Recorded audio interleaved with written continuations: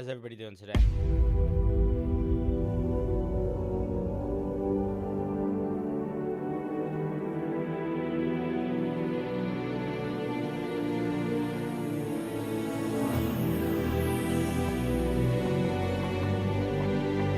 Boom. Hello. Who's here? What's up, Milky? What's up, Nova? What's up, Phil? AKA Bob. Artist, how you doing? Welcome to the show.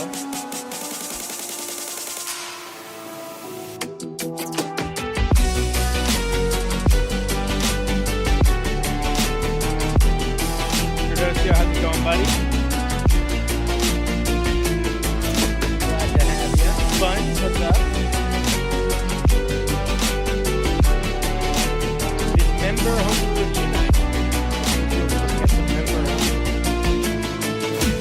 I got some kind of cool news that's not super D&D related, but I did want to share it with you guys because it is content related. Oh, let me let people know that I'm live. Probably should do that. Probably should do that. Probably should do. We live reviewing Homebrew.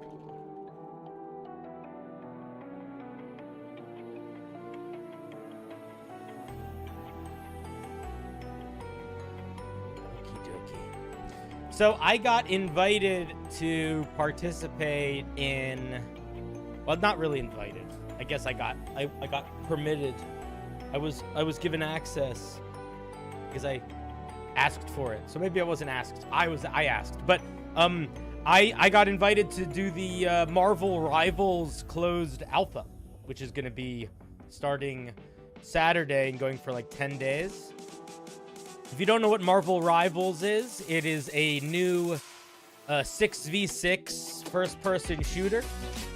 And I don't know if you guys know this, but I used to really fucking like Overwatch. Overwatch was like my favorite game for a long time. And I kind of fell off of it after a while. And I never really got into Overwatch 2. But I love superheroes and I love games like Overwatch. So I really wanted to get into this alpha to try it, and I did, which is cool. But I'm gonna stream it. We're gonna do it all live.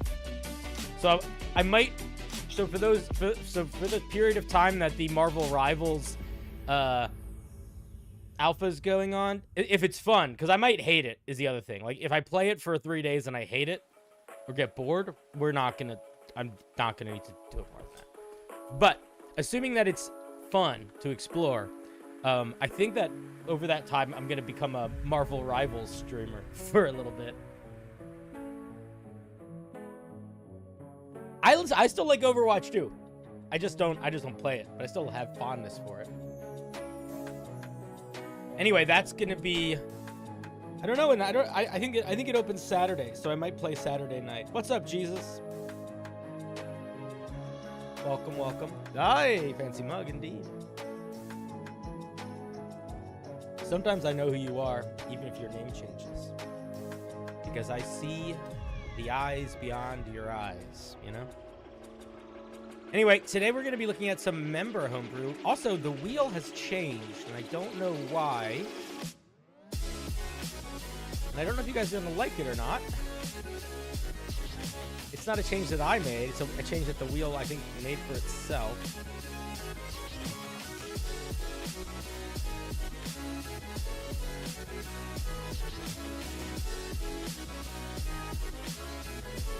Let me show you.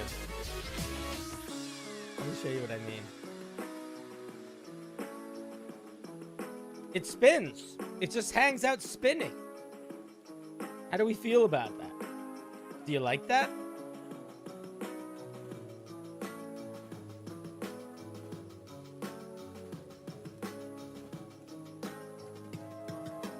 You don't? I could probably change it. Oh man, it's such mixed feelings. All right, we're gonna let. I mean, the thing is, when the wheel decides to take some agency on its own, I have to let it have at least a little bit of that agency. I mean, it's not that hard. You could always just hit pause in the video for a second. It's YouTube, so I think that's okay. It's dizzying. What if it's like this instead?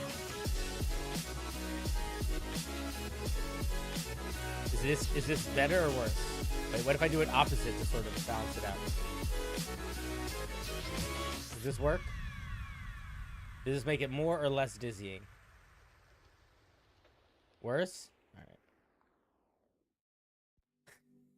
All right, I'll turn the spin off. Wait, that's the button, right? Why didn't it? Oh, save. There we go. Spin off. I'd rather you not be dizzied. I'd rather you be slowly bored to death. Anyway, how's everybody doing today? If this is your first time watching the channel, hello. Also, I don't know if you guys saw this. Oh, you definitely did. But I have a new YouTube video that's out. I think it's pretty good. I think it came out pretty nice.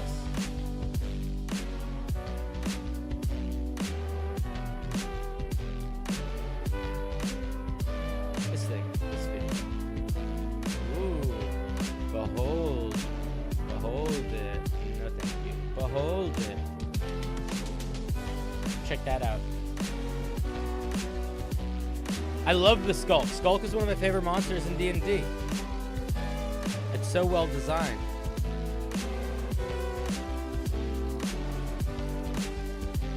You're spinning your monitor? Dang. All right, well, here's the wheel for today. Let's see, do we have anybody, any ladies? No ladies. Yeah. When am I gonna give Yugoloth some love? I haven't done like a lot of monster spotlight videos in a while. Like the one that I just made. It's probably the first one I made in a long time. But I could do, I've made Yugoloth videos before. My favorite fact about the Yugoloths is that they have one little arm and one big arm. And, you know, you could sort of flavor it like they have the little arm for writing the contracts and the big arm for enforcing them. I think that's funny. Does see invisibility work against the Skulk? Yeah, but isn't that a second level spell? Skulks are amazing, but the thing is, Skulks are really only amazing at very low level, because what makes a Skulk fun is, so here, let me just so you guys know what I'm talking about. So a Skulk is one of my favorite monsters in D&D. I talked about it in my most recent video, but here's a Skulk. It's a monster that's invisible most of the time, but just most of the time. So it's sort of invisible. And you can see it in a bunch of different ways. But what's cool about it... Actually, here, let me move my... What's cool about it is that it's CR 1/2. It's pretty easy to kill, like when you see it. It doesn't hit that hard. Really, the only thing that it has going for it is this invisibility. So when you put this monster up against like a very low level party, when they can't just like hit a button to see it, it forces them to engage with this mechanic. Oh, the music's really loud. Oh.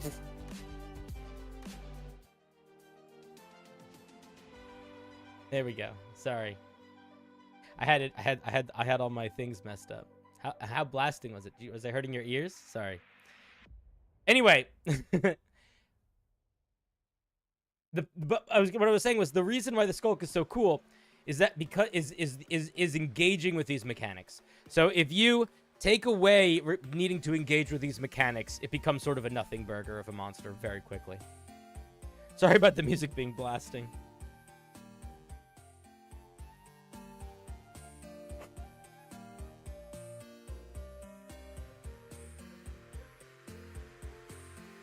No, I know. I understand. I had my volume wrong. I had my sliders in the wrong places.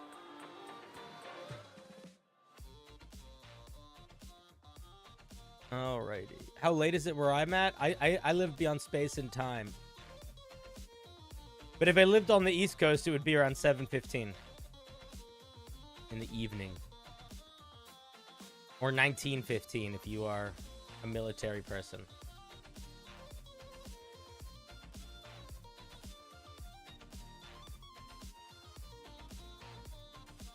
Alright, we got one more late submission, and then we'll give her a spin. Yep. Homebrew review. Am I more of a Marvel or a DC kind of guy? Marvel. Nova D, thank you for the 5. That's very kind of you. Oh, and we're starting with the Nightwing. Last to submit, first to get spun. I have to say Marvel. Okay, well, I guess you could ask... okay, let me ask it like... Let me say it like this. From the movie perspectives, Marvel is better 95% of the time. From a comic book's perspective, Marvel is better, I would say, 65% of the time. I think they're much more equal on a comics level. I think in a movie level, they are a night and day difference. Does that make sense? You did not miss the submission window. But this is a member review night. So in order for you to submit Homebrew for the wheel tonight, you have to be either somebody in my Patreon or somebody that is a member at the $5 tier or a Twitch sub.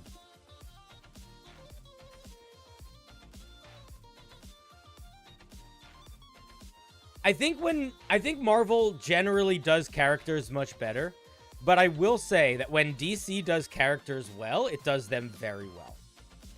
Like, the good DC comics are insanely good.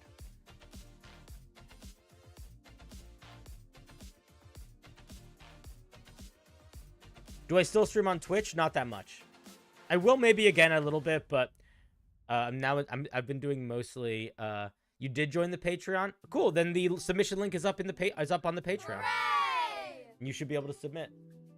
There we go. I knew something was going to happen, Nova. It just takes a while because my announcements are stupid. As starting DM, how do you like describing travel for your players? You just say it's been a few days. Usually, I'll either just say it's been a few days, or I'll say you guys have to travel. You guys have about a week of travel. If there's anything you'd like to do during that time, what would it be? And just sort of let them dictate what they do. And then I might also throw in like random encounters and stuff if I want to. But you can basically do any of that stuff. I think travel is a really good opportunity for moments in the game that feel a little bit less, where like the players have more control.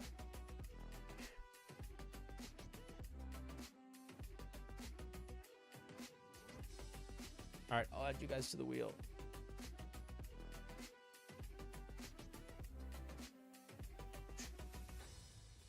All right. What do we got for us today, DC Nightwing? I'm making illusion spells for my School of Illusion Turtle Wizard and wanted some help on power levels and radius of an illusion. Let's take a look.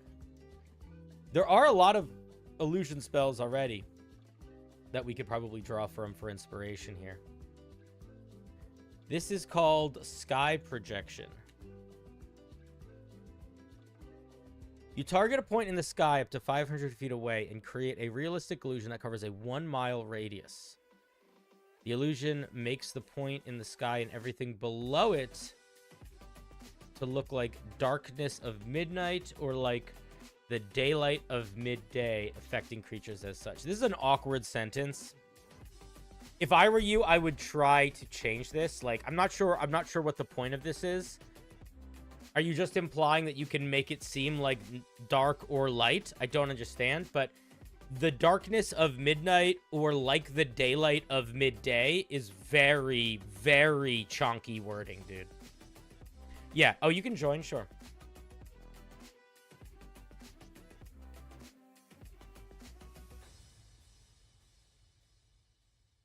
Hello, how's it going? Hello? Hey, can you hear How's it me? going? I can hear you. So what are you trying to accomplish with this sentence here? The illusion makes the point in the sky and everything below to look like the darkness of midnight or like the daylight of midday. What does that mean? So I was trying to get the idea of the daylight spell or the darkness spell, um, sort of over a blanket. Sort of you throw this up, and almost an entire city can be either blanketed with daylight or with sort of like darkness or dim light, in the way that it would be at midnight or in the middle of the day. That way, if you need to go in the darkness of night, and you want to confuse your enemies, you can throw it up in that way. For an hour after dawn, it's still dark and it throws off their stuff. Okay, so the thing that you have to decide, and there's not really a right answer here, but it will have a big Mm. impact on how powerful this is you need to be very specific with how dark you want to make it. Like, you keep saying sort of like the darkness of midnight, or sort of like the darkness spell, or dim light. All of those are very different things that have very different implications of gameplay. So what do you want this to do? Do you want this to create a mile area of magical darkness akin to the darkness spell? Or do you want to make it just cover the sky so that it makes it like nighttime? I think it just cover it like nighttime, so I'd probably want to say dim light, Yeah. because darkness would make it either too powerful for certain classes, or would make it just absolutely impossible for some of the party if they don't have like an eldritch location. So you want to cover a mile area in either bright light or dim light. Yes. So that specific language needs to be there because those are Right. that's mechanically what's happening. So make sure you figure out how to get that specific language in, because if that language isn't there, it's a little unclear. And to that point, you can see how it's unclear in the questions people are asking in the chat. Like, Yeah. does it affect sunlight with vampires, either blocking the sun or make like all of that kind of stuff? And if you clarify it, what mechanically is happening is it either shrouds a mile area in dim light, or it shrouds a mile area in bright light. That makes it so those questions don't matter quite as much because it would not affect a vampire if that is how it would work. The other question Uh, that I have is it illusion? Is it an illusion in the sky? Like, yes. So it's like, 500 feet up in the air. So if you go fly above it, you wouldn't be affected by it anymore. Um, I was thinking, just changing the entire, sky and world would be too much. so is it an illusion that you can make look like whatever you want? Yes, so you can make it look like any constellation that you want. So it doesn't just have to be offense or defense. You can throw it up to, just like any of the illusion spells. Is it But limited it to has to just be, looking like the sky? yes. So And I that should language clarify that. probably needs to be in here. So when you describe what's happening at the very beginning of the spell, I think that you probably need to just change the way that you are expressing what this thing does, because yeah, basically this is this is basically hallucinatory terrain for the sky. That's what this hmm is. So hmm except it's much larger area.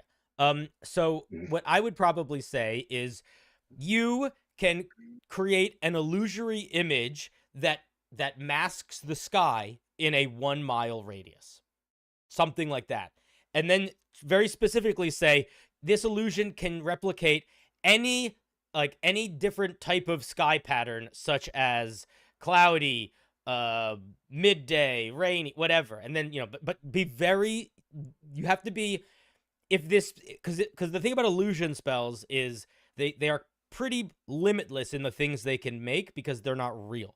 But which means that if you don't clarify that it's not super specific at what it can make, anything. So you have to really Yeah. think about that when you're getting that wording in.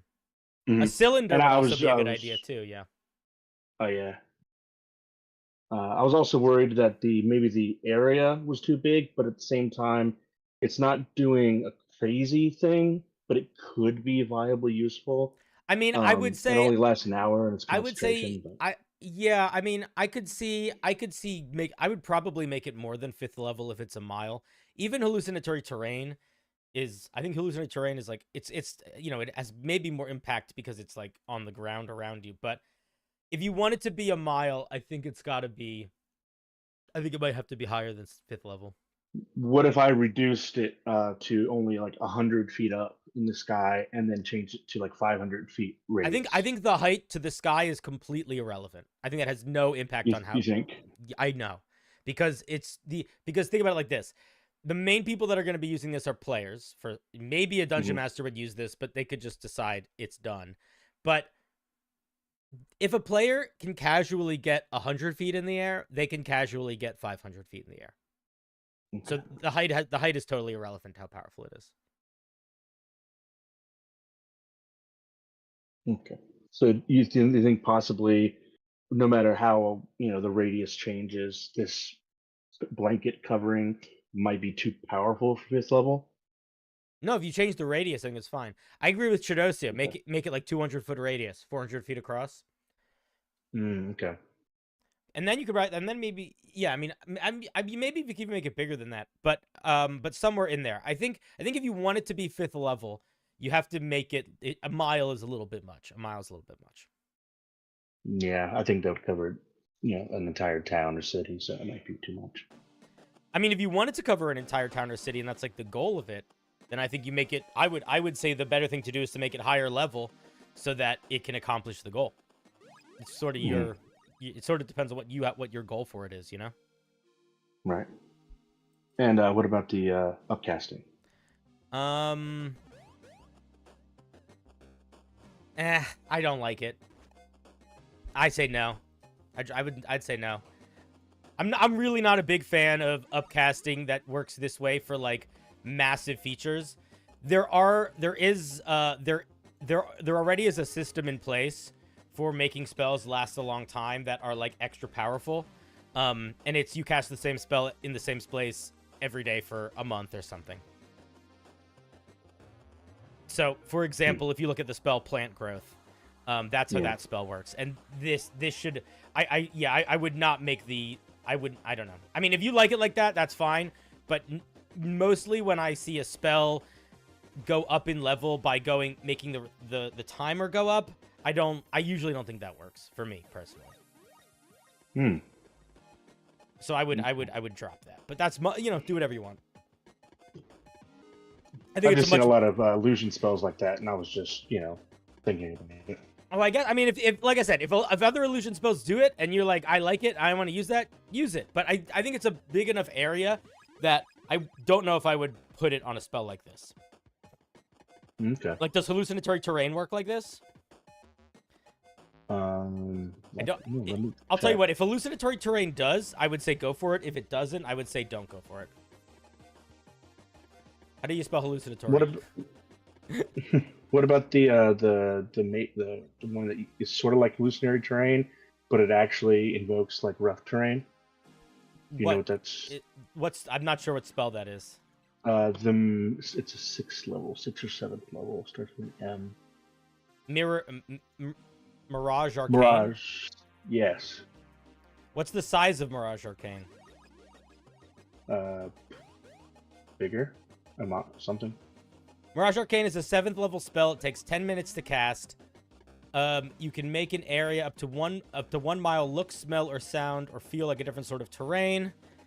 Similarly, you can alter the appearance of structures or add them where they're not present. Creatures with true sight. Where is this making difficult terrain? It is.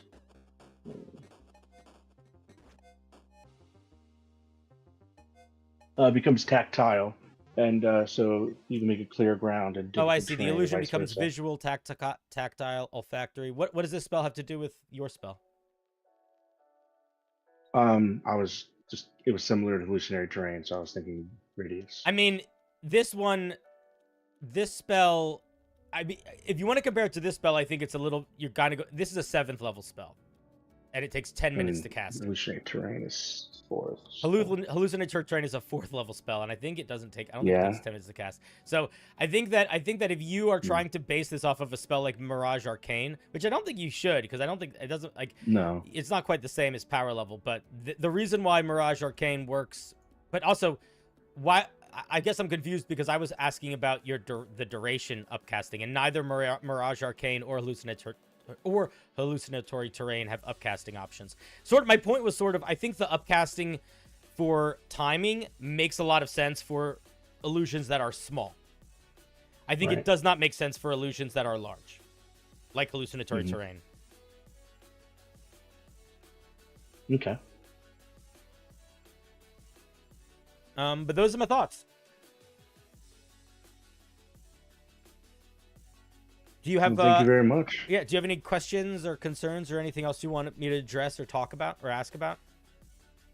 No, I mean, you basically covered the complete thing. Do the classes, do you think, work?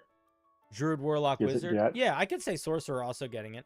I think if you, I'll tell you what. I think what would make this work better, honestly, is if it wasn't any action to cast. If you made it a minute to cast, I feel like you could get away with a much larger radius.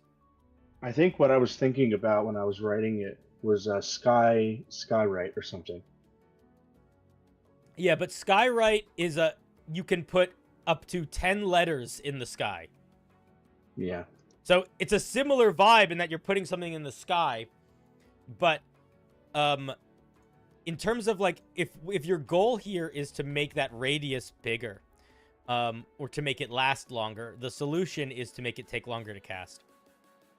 Okay. All right.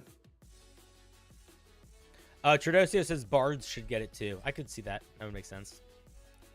Okay. Longer to cast,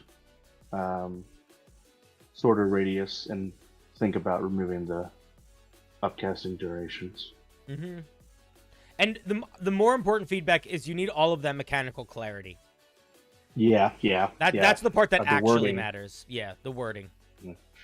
Yeah, I would say make it a minute casting time, maybe 500-foot radius, and then you'll be good. Yeah, because illusions are tricky. Like, if you don't specify what they can exactly do, then people sometimes think they can do other things when they actually can't. Exactly. And somebody would see that darkness and think they could cover an area in magical darkness. Or somebody would see that daylight and think they could kill all the vampires in the city. Mm-hmm. Cool, man. Thank you very much. It's a fun spell. Thank you. I think if you get all of... I think it's not a lot of work you have to need to do, honestly, to get this thing ready to roll. And I think if you do those little tweaks, it won't be like a showstopper in terms of like, I wouldn't see this as a spell that would be like, this is my go-to spell, because it's a very niche spell.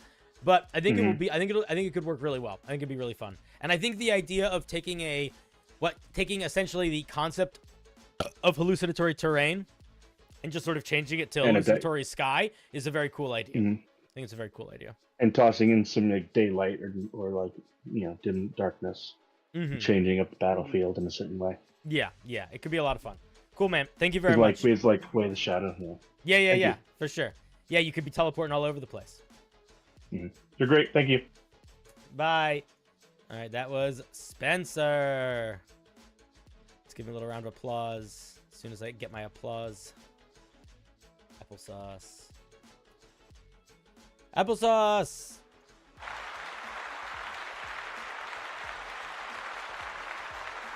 Applesauce.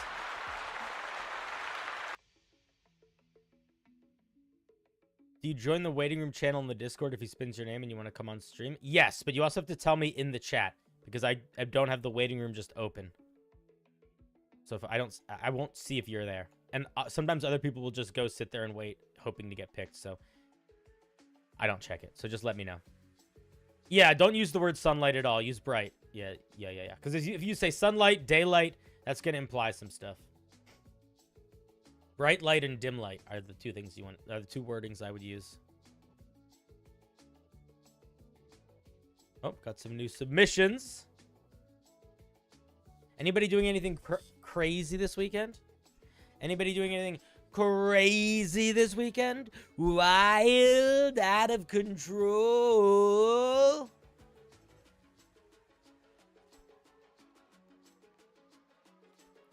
Dylan. Working? I'm working a bit this weekend too. I have a little bit of free time Friday, which is nice. But Saturday and Sunday, I'm working. You're going skydiving? That's crazy. I should take you off the wheel? Why? You are off the wheel. All right, it is Dylan. Could you please review the guardian gnome? Oh, the garden gnome. I couldn't find any cases where a cursed item didn't also require attunement. Would you recommend I add attunement here?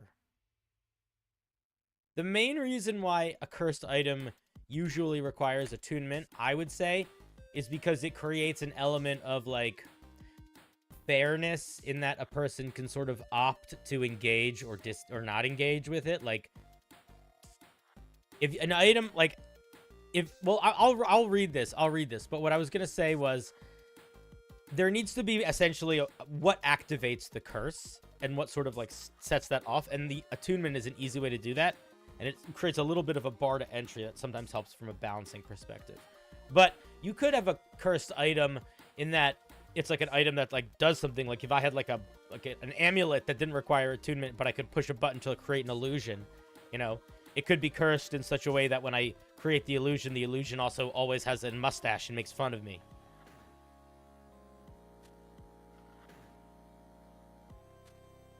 You've never been skydiving? I've never been skydiving. That's one of those things I have no need to do. Garden gnome. The garden gnome is a small statue with a red hat whose point has been filed smooth. As an action, you can activate the gnome by speaking a password. When a creature comes within 10 feet of it without speaking the password, the gnome shrieks loudly. The shriek is audible out to 100 feet. The gnome is cursed. The gnome has a speed of 5 feet and can move while not being directly observed. It will attempt to hide bladed weapons and other pointed objects. Huh.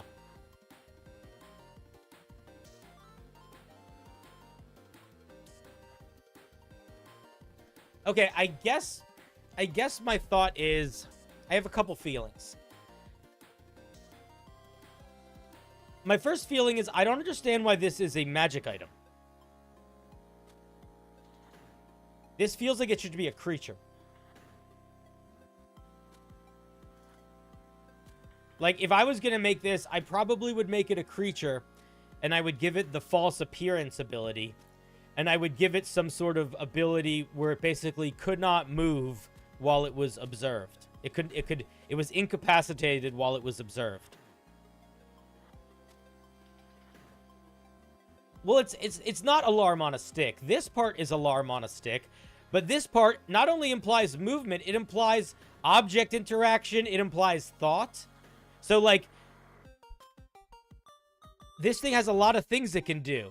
The ability for it to think about sharp objects, go find them, investigate where they could be, interact with them in such a way to pick them up, survival its way into hiding it somewhere, or stealthing it into hiding it somewhere. Either you need to figure out essentially writing it that way here, like, the gnome is cursed. While it is not observed, it animates, and it gains these stats, and it will actively seek out sharp objects to hide them. And I might look at something like the animate object spell for that to see how you could sort of get the wordplay in for giving it some basic stats without having to give it a stat block. If you don't want to write a stat block for it. Yeah, weeping gnome.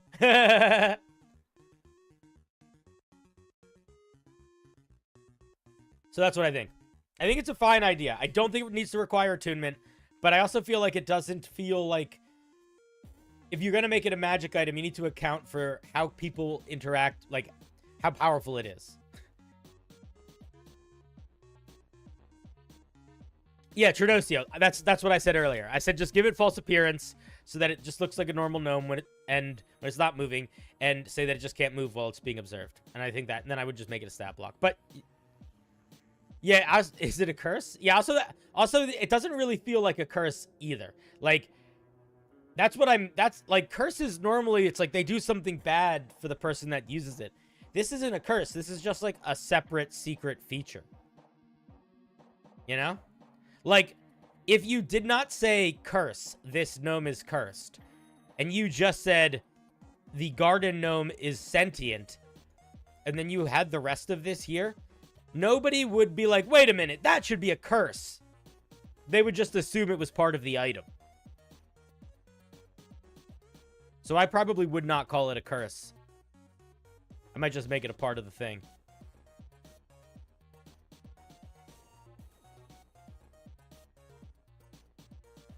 You just don't have it noticed. You just don't put it there. I mean, I guess that if you're trying to like make this something that is like secret in a way that you want somebody else to use this, there's not like a system for that, but I might put in like a apostrophe note thing or something, because yeah, I mean, I guess it could be a curse. It just feels weird as a curse. It just feels weird as a curse. I like it. I think it's a cool item, but it does feel, it feels more like a creature than like an item.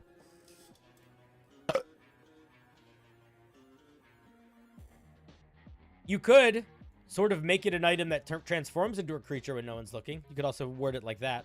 While no one is observing the gnome, it gains a strength of this, a dex of this, 1 hit point, an AC of 16, and it can do stuff like a creature. You could write that if you want to. Anyway, I think it's a cool item. I like it. Thank you for sharing. I think it's a very fun game mechanic. The game mechanic of this thing can only move when it's not being observed is a lot of fun. And it totally makes sense to do it on something that is not really intended for combat, because it's very easy to just defeat a monster that, because then in D&D there's no like rules for blinking. So putting it on a monster that does something kind of like jokey, where it like just hides bladed objects, is really funny. Also, I think it's really funny when you think about how you would actually use this in your game, because the way you would use this in your game is that one of your party members would like buy a garden gnome because they would think it was funny. And then people's weapons would start going missing, and it would turn into this thing of like figuring out where your magic sword is. You know, like, it would really be shitty. This feature is a silly thing, but it could lead to some really interesting and fun encounters, you know? Yeah, exactly, yeah.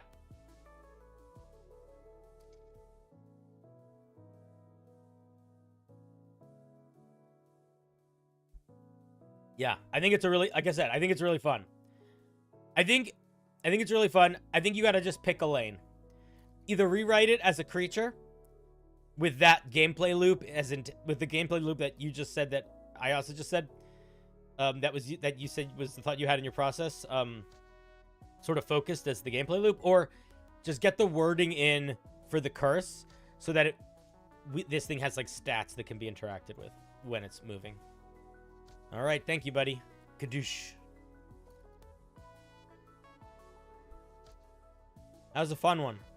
That one would be really good for like a creepy... that one would be really fun for a game, for a session, especially if you have a party that's like very jokey and very silly, and you want to surprise them with something kind of scary. Or vice versa. If you have a kind of dark game and you want to kind of get them in with something kind of silly. The next piece is going to be from Bildo. This is an item I wanted to try to buff the worst class in the game. It's to be given around level 6. Oh, I'm so curious what you think the worst class in the game is. My guess is it's going to be an item for a barbarian, because you're going to try to turn this into some sort of punch at me. Yep. Listen, man. Traditionally, here's what I'll say. If I can see your joke coming, I don't think it's that clever. Mantle of the Storm-Wrought Hero. This rugged cloak is made from the hide of a mythical thunder beast and adorned with stormy motifs. It crackles with static electricity and occasionally discharges small sparks. It's not a strike. I just would call it yeah, I guess it is a strike because it's a miss. I was gonna say it's not a strike, it's a miss, but those are the same thing. It might not be a miss for all people, but if I see the shot coming, I can dodge it. Thunderous Rage. When the barbarian, don't say when the barbarian, Bildo. Jesus Christ, you're so much better than this. Come on.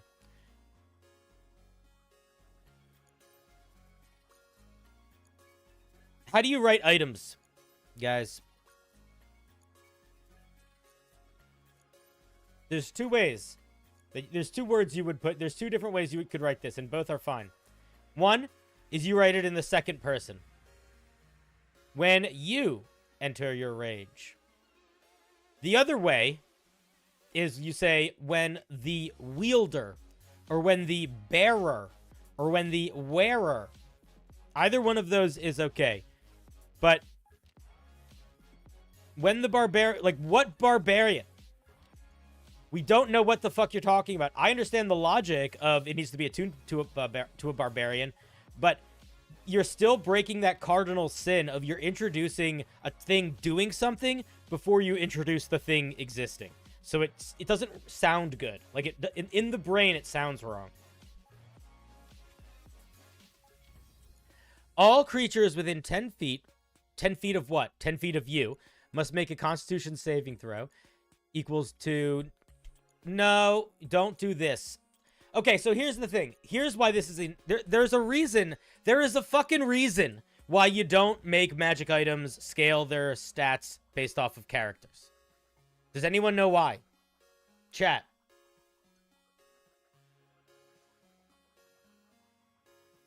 Why don't you? Or rather, why shouldn't you most of the time? Because you can't properly discern their balance.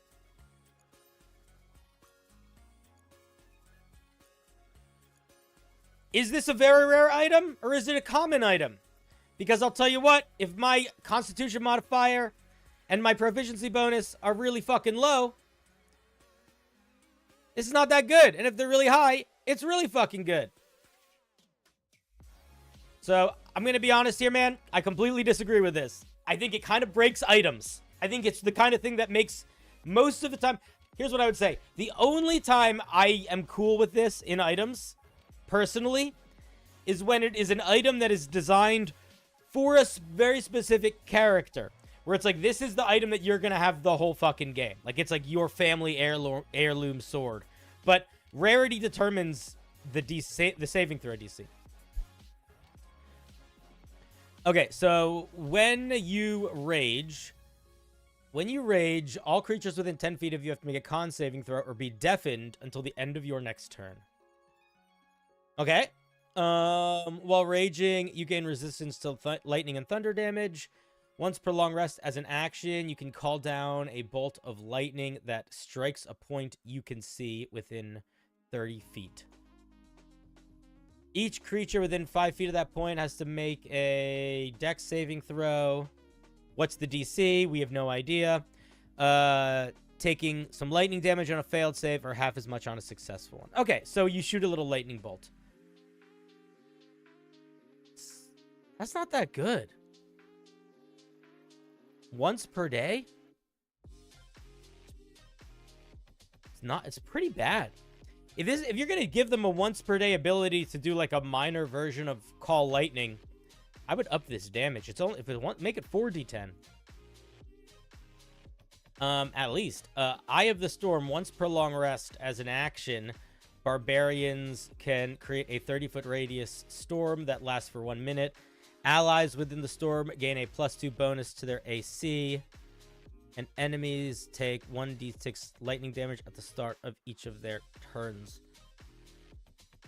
Okay, first of all, Bildo, you keep fucking doing this. And at this point, it just annoys me. I feel like you do it to annoy me. Maybe you do. I don't know. Magic items don't recharge on long rests. Magic items recharge at times of day. Also, a 30-foot area around you that gives everyone around you a +2 bonus to their AC and makes all creatures take damage is really strong.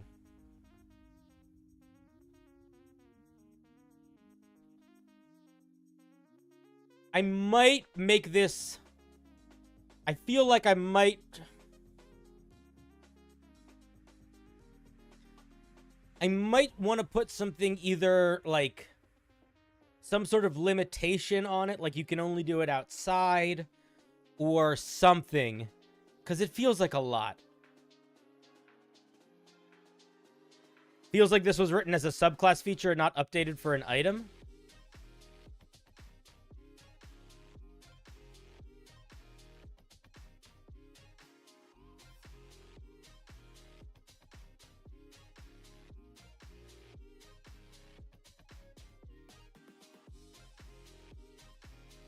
It does, you know what? It does sort of feel like this was a subclass that was turned into an item. I wonder if that's what that was. I think that's what happened here. Look at this. Here's a 3rd level feature. Here's a 6th level feature. Here's a 10th level feature. Here's a 14th level feature. Maybe that is what that is. But if that's what that is, it doesn't work. You have to fix it. Because it feels really weird to get features that have, like, very different levels of balance. Like, this feature doesn't feel like it... I don't know. This feature feels so much stronger, like, absurdly stronger than this feature, and they're both once per day. I don't understand why. Unless I'm missing something about this.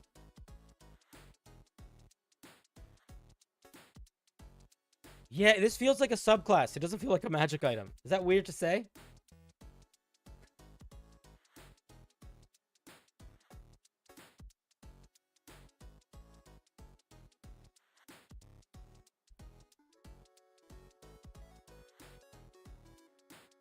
Kind of like a Storm Barbarian Plus, yeah.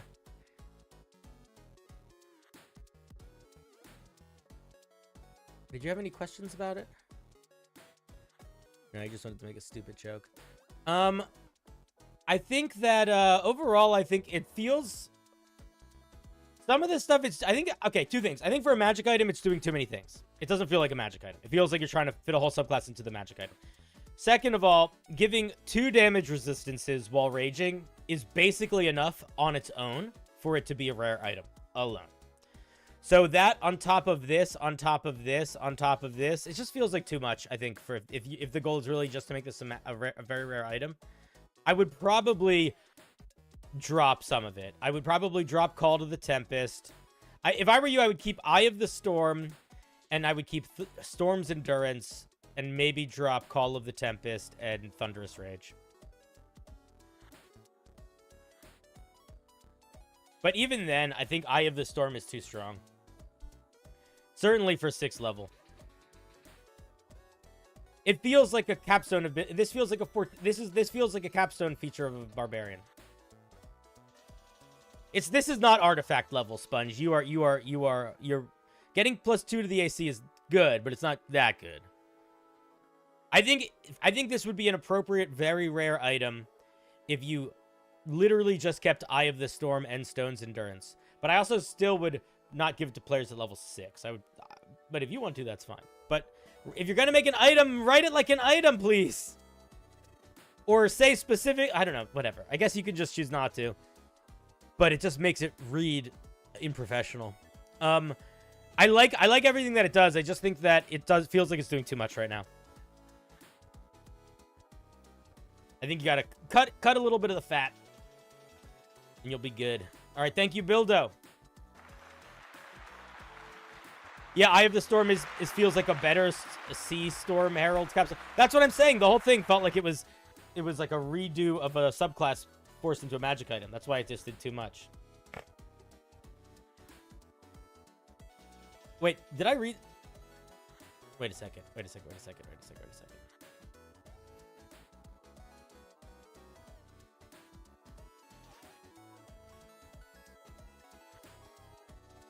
30-foot radius. Holy shit, I did not realize that. I thought it was just 30 feet of... No. 30 foot, that's 60. That's so big. That's too big of an area. 15 feet. Max. Holy shit. Yeah, I missed that. Oh my god. That's crazy. Alright, yeah. Tone it down!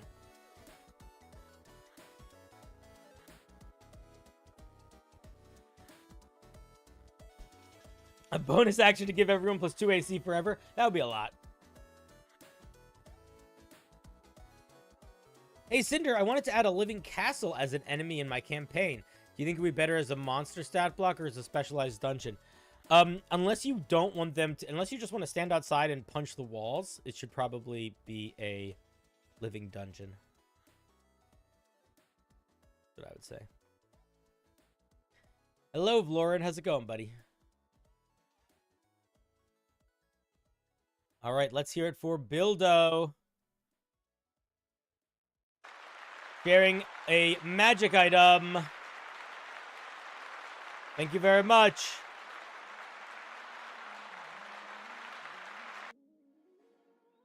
That's true. It was, yeah, even if you made it 15 feet, that would still be, like, much better than a paladin aura, which they would barely even have at the other point. Yeah. Little strong. Just a little strong.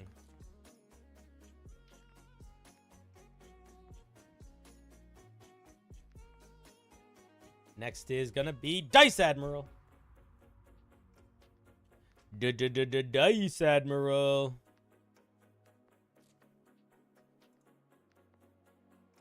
This is from my useless compendium. Features that are unintended to be or appear to be mechanically useless. I think this one might be a little too good. I'd like to tone it down a bit. I'm going to tell you something, Dice. I gave you some very specific feedback for the last one of these. And it will apply to this. And if you didn't follow it, I'm going to be annoyed with you. So let's see. Armor of Unseen Resistance. Love the art. The armor is imbued with magical defenses designed to protect the wearer from undetected threats. The armor of Unseen Resistance can be generic, whatever. Okay, what does it actually do? If you haven't seen a creature of the designated type for 10 minutes, you have resistance to all damage caused by attacks and spells or abilities of that creature. Type. What? That's such a... Why did you decide to... Okay. Honest fucking question. What the hell were you thinking? Yeah, if you're blind, it just works, first of all. But also, I totally get the idea of trying to make armor that protects you specifically against unseen threats. How the fuck did you get to this decision to express that mechanically? What an insane-o way to express that mechanically. Do you want to come on stream for a second, or do you want to just talk in the chat? Like, what is going on here? This is such a... This is not doing what you wanted to... This is so... Yeah, okay, so completely... This is one of those things where you take the whole thing and you hit delete. And then you write it over. What a mad, insane-o way to write this. I love you, but... Oh my god. Okay. So how about this? How about this? How about this? How about this? How about this? Is the goal... Just clarify to me... I see you in the... I see you. Clarify to me if this is the goal. Is the goal that this specifically helps you against things that you don't see? If that's the goal, I think there's another solution here. Because the goal shouldn't be if you don't see a certain creature type for 10 minutes, you have resistance to all damage by that creature type. That's crazy.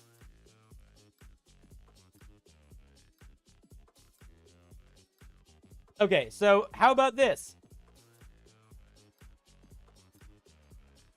You have resistance to damage from unseen attackers. Or you have resistance to damage from unknown sources.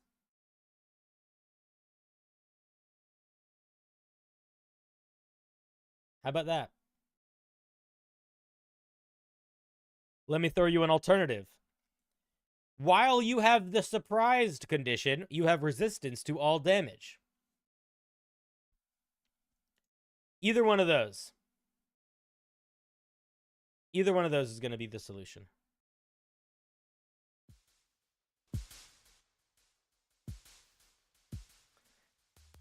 I think tying it to creature type is just gonna overly confuse it.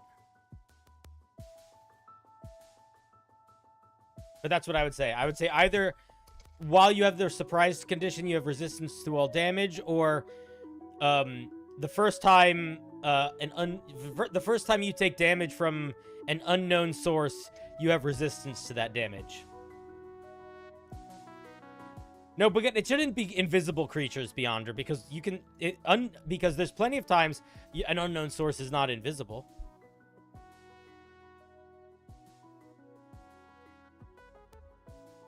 Feel like it should be worded like this: if you haven't been seen before the start of the combat, you gain resistance from all. So that's Greg. I love you, but my goodness, you are taking something that's semi-complicated and you are making it more complicated. The goal is to make it less complicated. You do like resistance from unseen attackers? Yeah, maybe that's the move.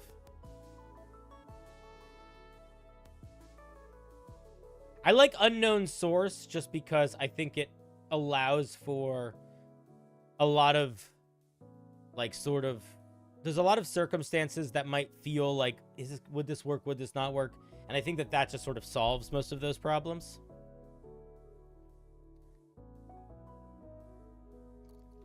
You like the balance because unseen attackers have advantage on attacks against you? Yeah, that is kind of there's a little bit of poetry in there. That is kind of nice.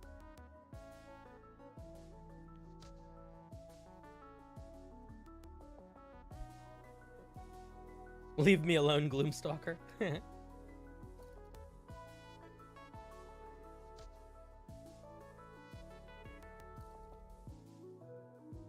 Armor of leave me alone, yeah. What if you don't see the ground while you're falling? Well, the ground isn't an attacker. So I think that solves that problem. That's why I'm saying you should say unknown and not unseen. Because unknown does not matter about blind sight. It matters about you being caught off guard. You could make a subclass called the ground. And it would just all be about using... My weapon is the ground. That would be a really cool way to describe a grappler. Those are my thoughts, dude. I think if you focus it... I was screaming at you when we started because I was like, what are you doing here? When it came to how you got it out mechanically. But the idea I like a lot. And I'm going to say, man, this one is, I feel like, much more useful than the last non-useful one. There was a piece of feedback that I had in the last one, which was, if the thing that makes it useful is like a tricksy game mechanic, you need to make that clear. But the thing that makes this useful is not a tricksy game mechanic. It's much more evident. So I don't think you need to worry about that here at all. I don't really have more thoughts. I think it's really good. I like it. I think the idea is really solid. I think it's a really fun, solid idea.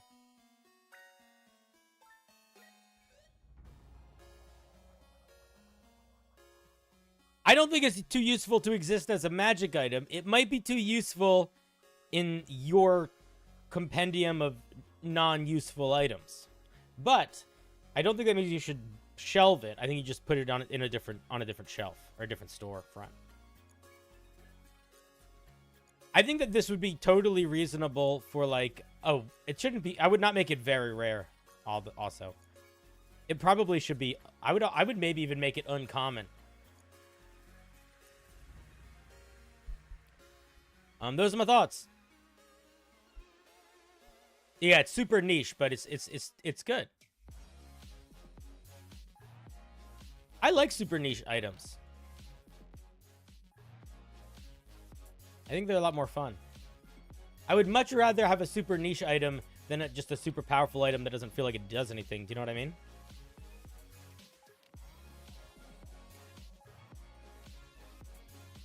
All right, thank you for sharing. Greg, what are you asking me? 1 second. Little round of applause for Dice. Thank you for sharing. The emotes that match the items is a little detail that Dice has been doing on every single one of his items. And I agree, it is fucking phenomenal. Hey, Cinder, can a person become a member for the next member review when stream, when they already are in the Discord? Been racking my burnt brain on this. It's not about being in the Discord. The way that you get into the member streams is you become somebody that decides to give me money. either through becoming a paid member on YouTube, a Twitch sub, or a patron person. And then if you do that, you get access to the member section of the Discord, which has its own little sub homebrew review section. And that's where Project Beastlands is, if anybody wants to do like collaborative projects. Although I don't think they're taking on any more projects. And it's also where I post stuff that's just for members. Yeah. If you have you can Amazon, if you have Amazon Prime, you can just Prime sub to me, so you don't have to spend any of your own money, and you can just do it on Twitch. Yeah, Beastlands is closed now. I know. All right, thank you, Dice.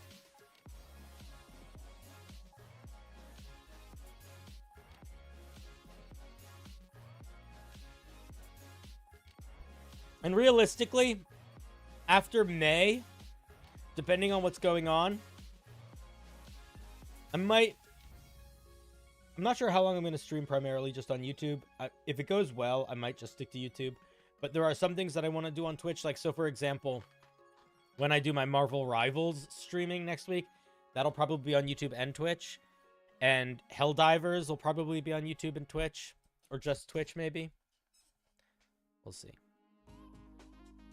I really like playing Helldivers when I can listen to, like, classic rock music. So that might be something that I do just on Twitch and maybe just for members, because the video will get literally shut off if I do that on YouTube. Milky Boy is up next.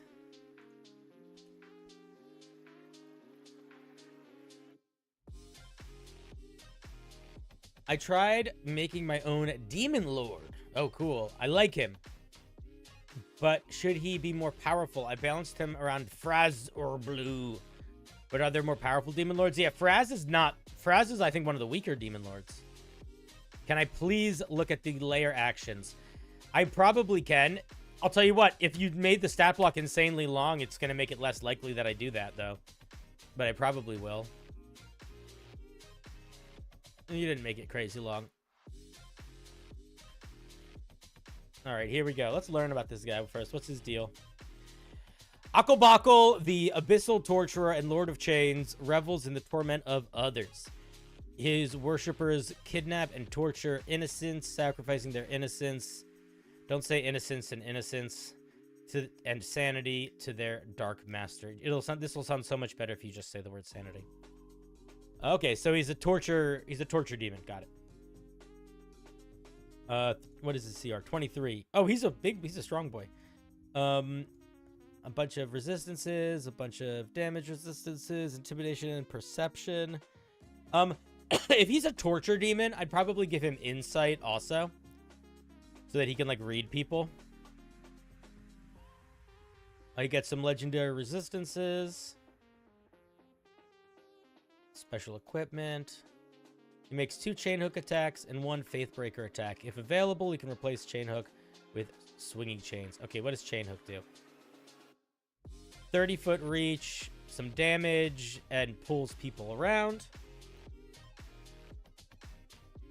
And then faith breaker, he's just a big punchy move. You get some spells. Then he gets swinging chains. Each creature within 30 feet must make a saving throw or take some magical slashing damage. I don't know how I feel about the spell list, if I'm being honest. I get Force Cage, and I get Fear. I would say nothing else makes sense to me, based on this guy being a torture demon.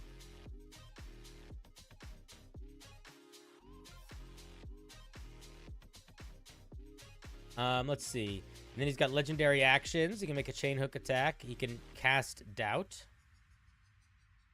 Creature has to make a saving throw. On a failed save, they take damage and are incapacitated.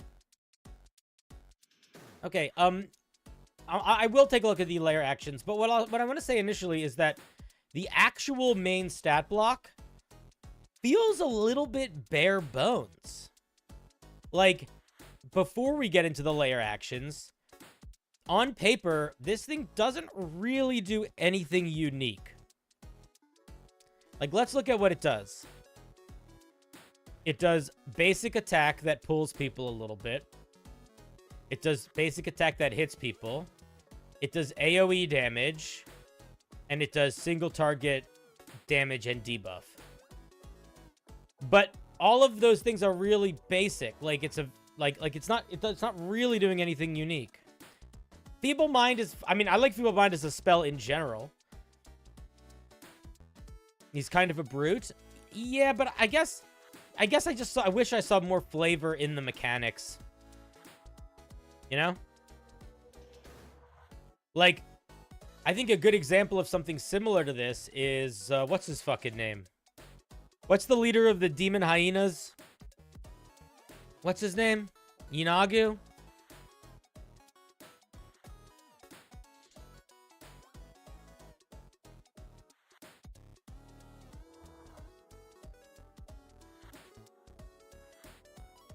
Like, Inagu is not that complicated of a stat block either. If you look at what's going on, it's fairly simple. But he really feels like he's Inagu. His powers really build him up to... Like, he's got this weird evil... He basically has a torture flail. And he can do all these different things with it. His spells also are kind of like... I guess all the Demon Lords just have kind of whatever spells. But it's not that complicated of a stat block either, right? But his flail is interesting. That's important. Rampage, while it's not a unique monster outside of... It's a unique monster to gnolls. It's not like... I mean, it's not unique because gnolls have it. It does feel unique on a Demon Lord. And I'm going to say something else here.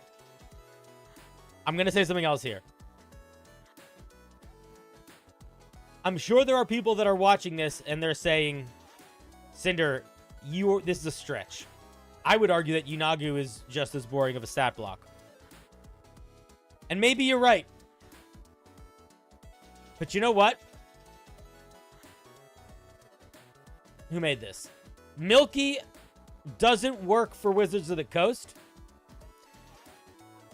If Milky wants to be seen in any public way as a creator, the bare minimum of what Wizards of the Coast does to get by is a lower bar than what his bare minimum can be for success. You need to be better than those that you want to stand out amongst. This is not a Demon Lord that anyone's ever heard of. It's one that you've made up probably, or maybe it's from mixed fiction or something. But you gotta sell it. You gotta sell it. If you invented a new type of soda right now, and it tasted a lot like Coca-Cola, probably wouldn't be that successful. And you might be able to point to Coca-Cola and be like, but they're successful. It's like, yeah, but they're established. They built it. That's kind of how I feel about this. I feel like this doesn't feel like it sells enough of a specific fiction right now. I will take a look at the layer actions. On initiative count 20, it can take one of the following layer actions. It can cast Hold Monster. Each creature that can see it has to make a saving throw or be frightened. A large wound appears on one creature that he can see within 90 feet of him. They have to make a saving throw or they take a bunch of necrotic damage. Same feedback, man. Hold Monster is good, but it's not unique. Frightening a creature is good, but it's not really unique. This sounds like it's going to be a unique feature, but it's not. It's literally just damage. It's single target damage. So I like the idea of a torture demon, but I think this needs to feel like it's doing torture demon stuff in a unique way.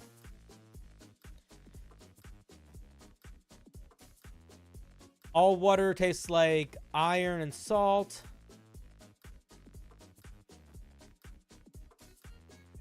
Chains hang from the cavern ceilings, carrying bodies of people. People have disadvantage on the frightened condition. I mean, they're fine. From a flavor perspective, they're fine. but they're also nothing, Milky. Like yes, they are unique, but that's like, man, the sandwich has to be unique. It doesn't matter how unique the sticker is on the sandwich paper. Like, regional effects are awesome for setting tone and for building anticipation and for, you know, inspiring the environment and how you want to build encounters in the environment around the demon. It is great for that. But none of that is for shit if when we get to the demon, it's not doing stuff to sell what's been built up. So I would probably say that's what you need to build out of this. This demon on paper works. It works. If you wanted to run this demon tomorrow, as written, I think you could, and I think it could be a very fun encounter. I also don't think it would be particularly memorable compared to any other demon of this danger level. I think it would be a lot of fun. Like, it works. Like, mechanically, it works. Everything works, right? And it gets a bunch of different types of attacks. It gets single target attacks, AoEs, debuffs. Like, it is covered from a... If this was going to be a monster fight in a video game, it would have the full moveset needed to play well. But now I think that... But that's not enough anymore, is what I'm saying. Doing that, having it have enough of the moveset to play well, for us, for the creators that are trying to build in a world where there is already so much built... That is the bare minimum. The bare minimum is that it works well. Now we need it to be memorable. Now we need it to tell a story. Now we need it to be unique. I think the regional effects are unique enough for it, but they're not enough. They're not enough. So, I think the questions to ask yourself is, what sorts of ways would this monster fight in unique ways? What is something that this thing would do that no other demon would do, or could do that no other demon could do? And try to build it some features like that. And you could even have those features tack onto other things, like the swinging chains could have other effects. It doesn't need to just do damage. The gaping wound, seeping wound doesn't need to just deal damage. Break will doesn't need to just frighten. Like, you can stack features on top of each other, and if you do, it'll often, I mean, that's, if you look at any of the really high CR monsters, that's what a lot of them do. A lot of what makes them work is that they're stacking a bunch of features. So yeah, it's frightening you, but it's also frightening you in a way where you have to drop all your items and, you know, stick your head in the sand or something, you know? I'm not saying it should be that specifically, but that is that is what you should be thinking about from a gameplay perspective. You have officially covered all of the grounds to make this thing work well. Now you need to cover the grounds to make this thing memorable and make it stand out in a crowd. It doesn't even need more flavor, dude. It needs more flavor in the mechanics. It needs to be mechanically unique. Because the flavor is good. The chain hooks, thrashing chains, all the names are excellent. The flavor text is well written. Like, the regional actions feel like they set a good tone. So it's less about giving it more flavor and more about expressing the flavor that you've already put into it through mechanics a little bit more. Because I think it works. I think it works well. Anyway, those are my thoughts. I like it. Torture demon. Who doesn't like a torture demon?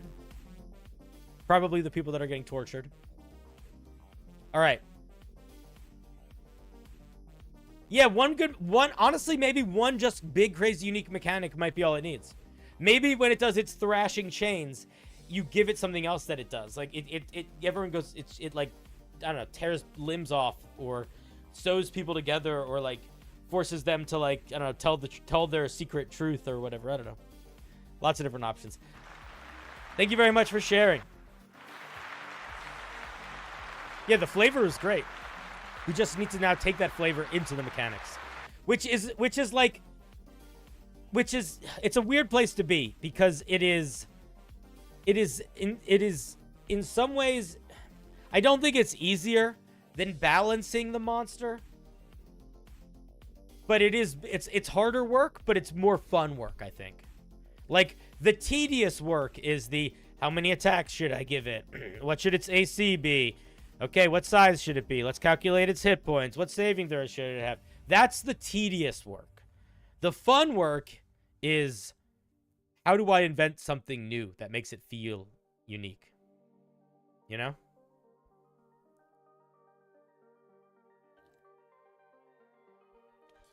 Ryan, the best way to submit homebrew is to pay attention to either my Discord, where I announce when I have homebrew streams, or in my YouTube community tab when I announce that I have homebrew review streams. I usually do 2 to 3 to 4 a week.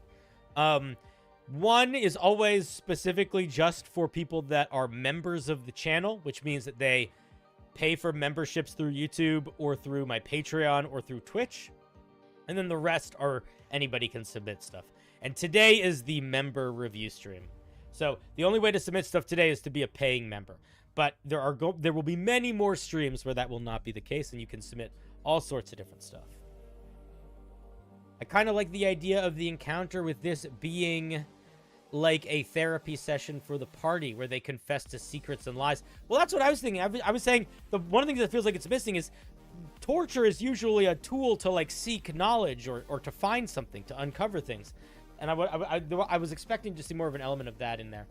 Yeah, Ryan, realistically, my next homebrew review stream that will be anybody will probably be Monday or Tuesday. But just keep an eye on my YouTube community tab or just be in my Discord. I make announcements in my Discord pretty regularly. Okie dokie. Thank you, Milky. Really fun monster. I just want the mechanics to match the fun of the idea.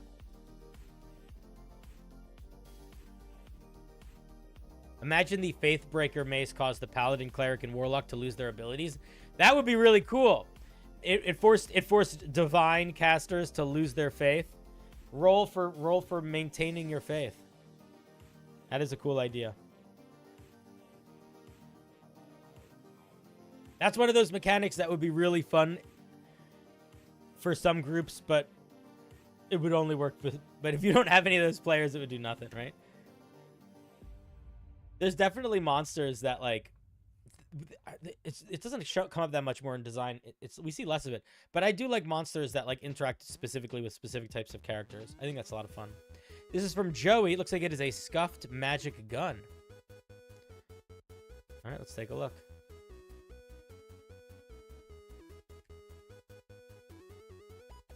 The Mecca Shift musket.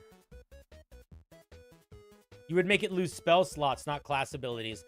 Oh, that's a smart idea. That's a way to do it. Yeah. If the creature hit by the mace has the ability to cast any cleric or paladin spells, they lose 1d3 spell slots. That's probably how I would word that. Because that way it would affect things like Divine Soul Sorcerers also.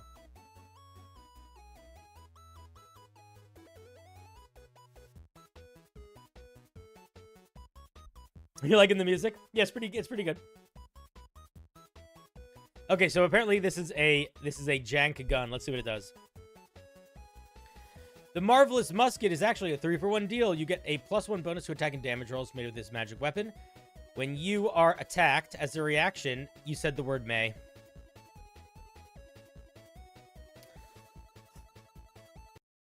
People don't read. People don't read.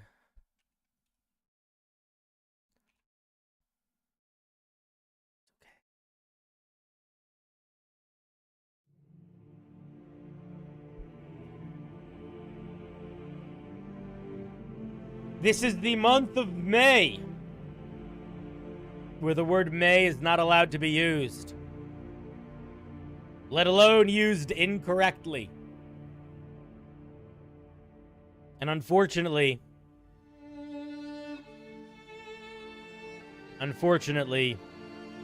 we must say goodbye to this piece. Because for the entirety of the month of May, if you use the word may in your homebrew, we have to stop looking at it. Now you might wonder why this sort of rule would be implemented. What madness has befallen the channel? Well, The madness comes from two places. One, all of you misuse the word may all of the time, and it annoys me. And normally I put up with it, but I'd like that to change. This is an improper use of the word may. But beyond that, even if you are saying, no, I don't care about being grammatically accurate to the way D&D is supposed to be written, it's grammatically accurate for regular life, so it's grammatically accurate here. Even if that's true, and even if you're right about that being true, the point of no Mayvember is it is of value for you to start thinking about your words with more focus and more intention and more power. If you go out of your way to make sure you are following a rule when writing, even if that rule is completely nonsense, it is gonna also force your brain to think more about everything about your writing. And your writing is going to improve. And that is why we have no Mayvember, and why we must say goodbye to this piece. Who was this? Joey, if you are here and you are watching right now, if you fix your piece, if you change it, I will put you back on the wheel today. But you have to change it, and you have to let me know that you changed it. But if you do that, you shall be given a second chance, because we are nothing if not kind or forgiving. Anyway, thank you for sharing.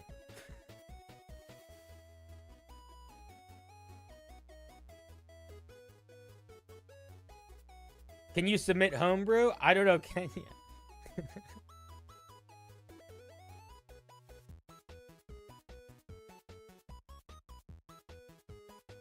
You've gotten used to the word magic cards where the word may can change a card. Yeah, man, good. That's good. It's good to make... You should think about every word you use. It's why I get really frustrated when I see people writing homebrew that has such a cool idea, but their sentence structure is so bad.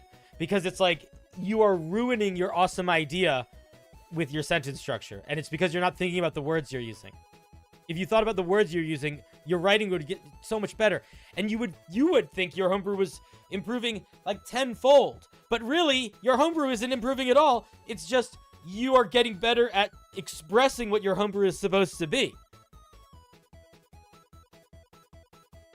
A lot of the homebrew that you guys send me is really good homebrew.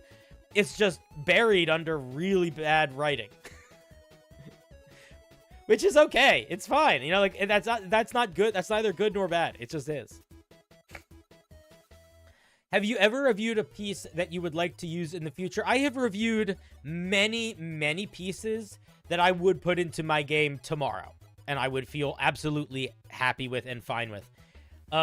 I don't think I have used any in my home games recently, but that is less because there haven't been any I would use, and more because my home game is very weird, and it is very non-traditional in its setting right now, so I'm very limited by what I would put in it because it has to fit the setting. But there's dude, every single stream we bump into a couple pieces that I would put into the game. Usually I maybe make a little tweak or two, but I do that with regular D&D items. I do that with everything.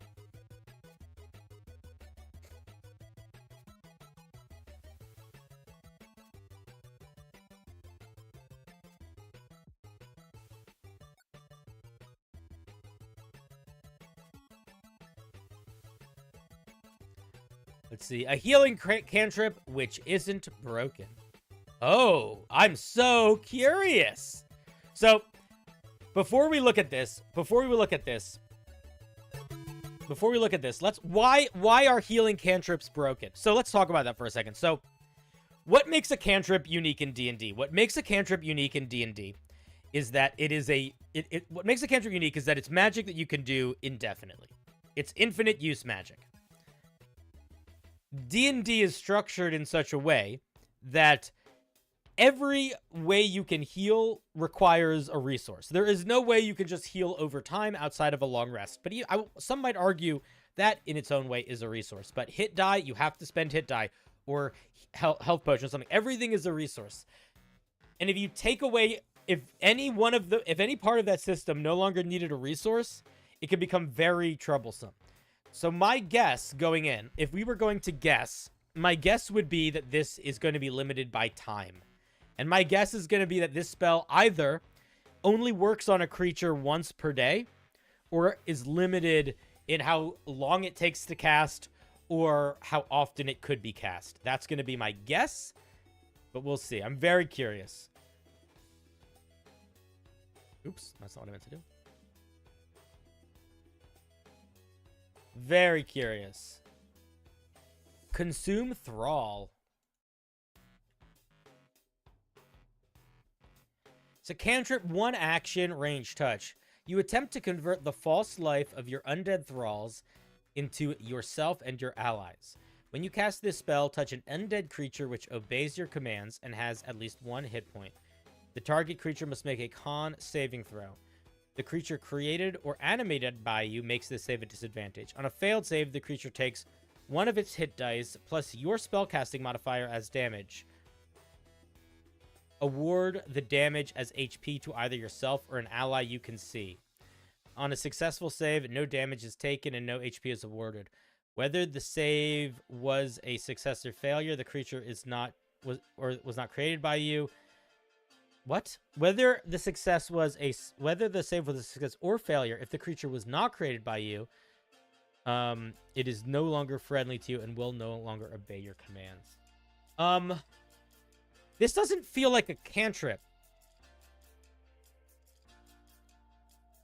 Okay, there's a bit of a problem with this as a cantrip, and I'm curious to see if anybody can tell me what they think it is. I'll give you a clue. When somebody said this is a subclass feature, not a cantrip, I think they were correct. Why is this a subclass feature, not a cantrip? What's missing about it? I would say there's 2 big issues. I think there's 2 big issues here. Baba is correct. The broad answer is cantrip should be broadly applicable. But why is this not broadly applicable?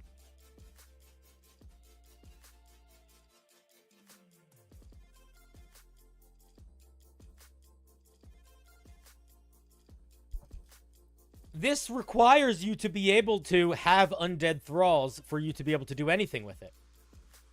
There's no possible way that you have undead thralls before level 3. Maybe you could get them beforehand. Like, maybe level 5, I think, right? Animate Dead, isn't that level 5? Isn't that 3rd level spell? And there's only like 2 or 3 things that can create this. It's sort of like... It feels a little overkill to make this a cantrip. This should be a magic item. This should be a subclass feature. I also want to say something here. I also think that this is overpowered. Because this does sort of just allow you to translate another creature's health into you or someone else. So I would say it is overpowered. The thing is, you just made it more complicated to get to usability. But as soon as you get to usability, it's still overpowered because you can still do infinite healing.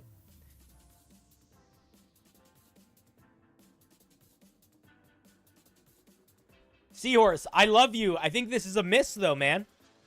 I don't think overcomplicated solves the problem of the overpowered. I think the overcomplicated just creates a new problem of you're trying to fit a cantrip into something that's the shape of a 10th level feature. This would make a lot of sense if this was the 10th level feature of the Necromancer Wizard. Or the 6th level feature of the Necromancer Wizard, maybe.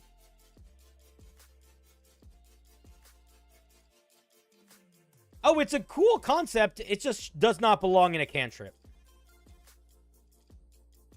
And I think that, unfortunately, if it were to remain in a cantrip, it continues to not solve the problem of infinite healing or cantrip healing being OP.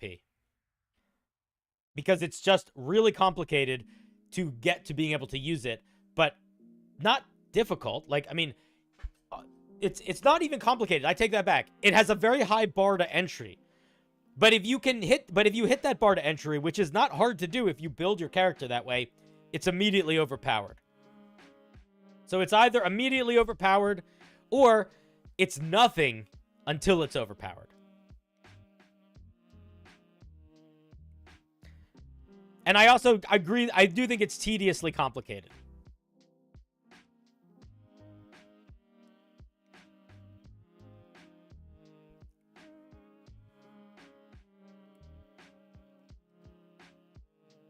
No, there's literally zero in between. It's just overpowered and overcomplicated, or useless and overcomplicated. So I would say find somewhere else to put this that isn't a cantrip. Make it part of the alternative necromancer wizard subclass or something like that.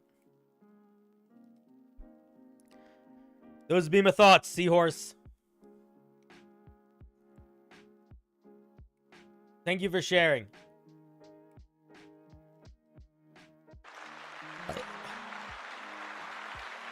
Excuse me. By the way, no shade at all for it not succeeding at the goal. You're shooting to do something very hard to do. So it's a success to just try. I don't expect anyone to solve infinite healing or cantrip healing, but I think it is an exciting thing to try. You gotta respect the attempt. You gotta respect the attempt. Man, I would much rather read 30 different attempts at exploring a idea that people thought was impossible than a million, than even just one more fucking, it's a monk but more monk, or it's a rogue but more rogue, or a barbarian but more barbarian. Like, people, I would send me broken stuff that's crazy and new over balanced stuff that's boring and the same any day of the week.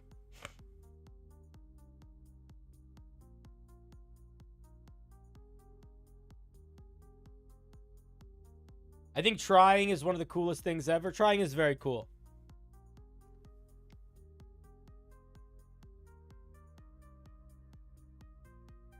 No, it's a brute rage. Exactly. I don't mind artificers when they're good. I've seen a couple good artificers lately. I just got a bad taste in my mouth around them because there was like a spat last summer where I saw so many bad artificers and they were all so bad.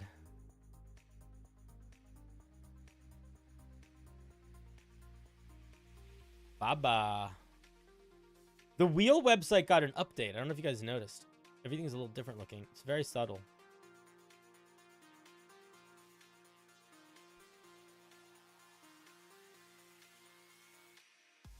A piece for my Artificer spell compendium.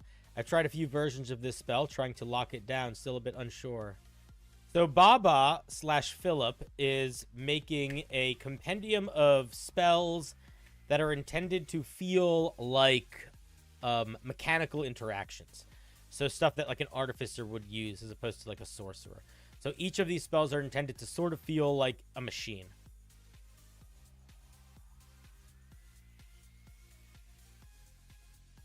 You can hop on? Alright, cool. This is called Piston. We'll read it while you figure your shit out. 4th level spell, 1 action, 60-foot range, 1 minute duration. A massive steel cylinder measuring 20 feet high with a radius of 10 feet appears, centering on a point sorry, I lost my words there for a second. Centered on a point you designate within range. It has an AC of 20, 200 hit points, and is resistant to non-magical bludgeoning, piercing, and slashing damage.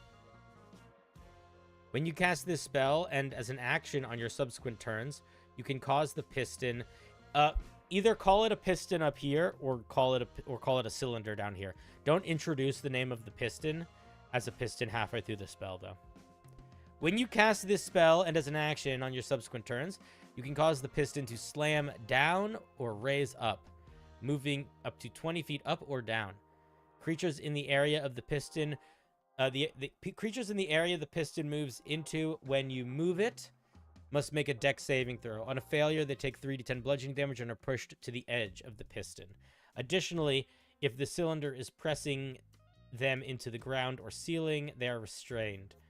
Escape DC. What the fuck, man? What are you trying to say here? You're missing something. There's I feel like there's some big missing. Do you see one? Do you guys see it? Additionally, if the cylinder is pressing them to the ground or ceiling, they're restrained until you move the cylinder away. On a success, a creature is pushed to the nearest unoccupied space. Okay, there's a couple things to talk about here. I want to say two things. One, I think it is a real fucking miss that you don't expressly write mechanics for the piston slamming down on someone or up on someone. You just infer them. I think that is a big mistake. That is a big mistake.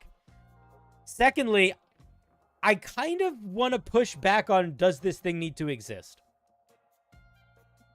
This feels sort of random. Like, why is this a spell?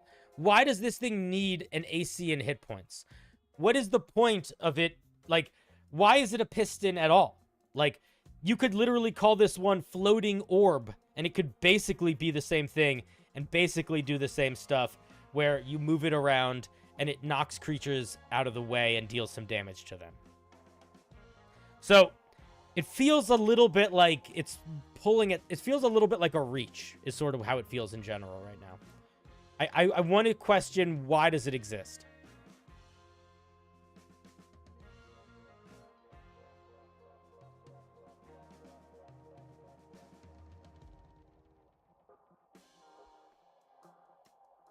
The way that I read it is that because if you move it into a creature, they have to make a saving throw or take damage. That also implies the going up or down. But I think it's a big miss to not make the slamming of the piston up or down the main thing that this does. That's the whole point of a piston. The point of a piston isn't big metal bar that you can swing around to knock people down. The point of a piston is doof, doof, doof, doof. It should be doof, doof, doof, doof. It shouldn't be boof, boof, doof, doof, doof, doof. It's not a flying elevator. It's a piston. Yeah, it's just a different version of Bigby's hand. So, Baba, if you want to come on stream, I would love to chat to you with you about it a little bit. I don't see you in the waiting room. But those are my main thoughts. I don't really have more thoughts than that. Like, I think that mechanics-wise, it's probably okay, but it doesn't feel like a piston. It doesn't feel like anything. It feels like a big object swinging around. Hello, Baba. How's it going? Hey. Did you hear my thoughts? Yes, I just caught the end of it. Yeah, so my main thoughts is it doesn't feel like a piston. Yeah, you know, an earlier version of this, I had it automatically going up and down, which I think might get the piston fiction better. I also think I think it's a big, like, why is there not more of a mechanical focus on the piston slamming up or down? Because it feels like the main mechanical focus is moving the piston around. But why do we even need to move it up and down? Do you know what I mean? I guess I'm kind of missing. So you mean like you can move the piston up or down only? Oh. That was not clear to me. Okay, so you can only move it up or down. Yeah. You can cause the piston to move, slam up, slam down, or raise up. Oh. Moving 20 feet up or down, yeah. But no, I mean, I think that... Okay, I guess that makes a little bit more sense. I guess it makes a little bit more sense then. Yeah, it is still only going up or down. But what I think what I was trying to...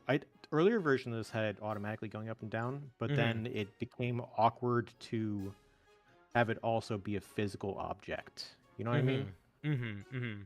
Because it can't really occupy space and be. It's hard to like have a perpetually moving object that occupies space also. Yeah, let me ask you a question. No. What taking away? Let's pull back a little bit from the mechanics.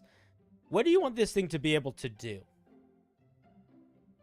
Slam up and down, squish creatures, and also be physical. So, do you want part of that physicality to be there being a mechanical benefit to the positioning of the piston, whether it is up or down? Or do you not really care about that? Like, do you I want think somebody to that- be able to use the piston to like block a corridor by keeping it down, for example? I think I do want that kind of function, or I want Or it like to riding be, it I up want like you an to be elevator able or to something. riding up and down. Maybe, I don't know. Like if you were standing on top of it, then it lifts someone up Yeah, 20 you feet. could- Like that could be helpful in that You way. could turn it into an elevator like this for sure. Yeah. Because you're not limited on how often you can. Okay, move so it if up you or wanted down. to do Yeah. that, and if you wanted to be able to have physical space where you could like have it up, people could run through, and then you could slam it down to like create a barrier. I think it does make sense to have it where you are controlling the piston going up or down, because if it's constantly moving up and down, then you lose that, and it's more of just an effect. Yeah. I wanna give you kind of a broader piece of feedback though, and I think it's something that you should think about. That I don't know how much anyone is going to be able to help you with, outside of people that are like looking at all of your things in this compendium. I worry. I don't think it's necessarily a real worry, but it's something that I was just thinking about. When you said that you want this to feel like a physical object, there is sort of a pattern in all of these physical object type spells that I've been seeing. And it's the kind of thing where on any one of those spells, it is a good thing. But if it's on all of those spells, it starts to make them all bad.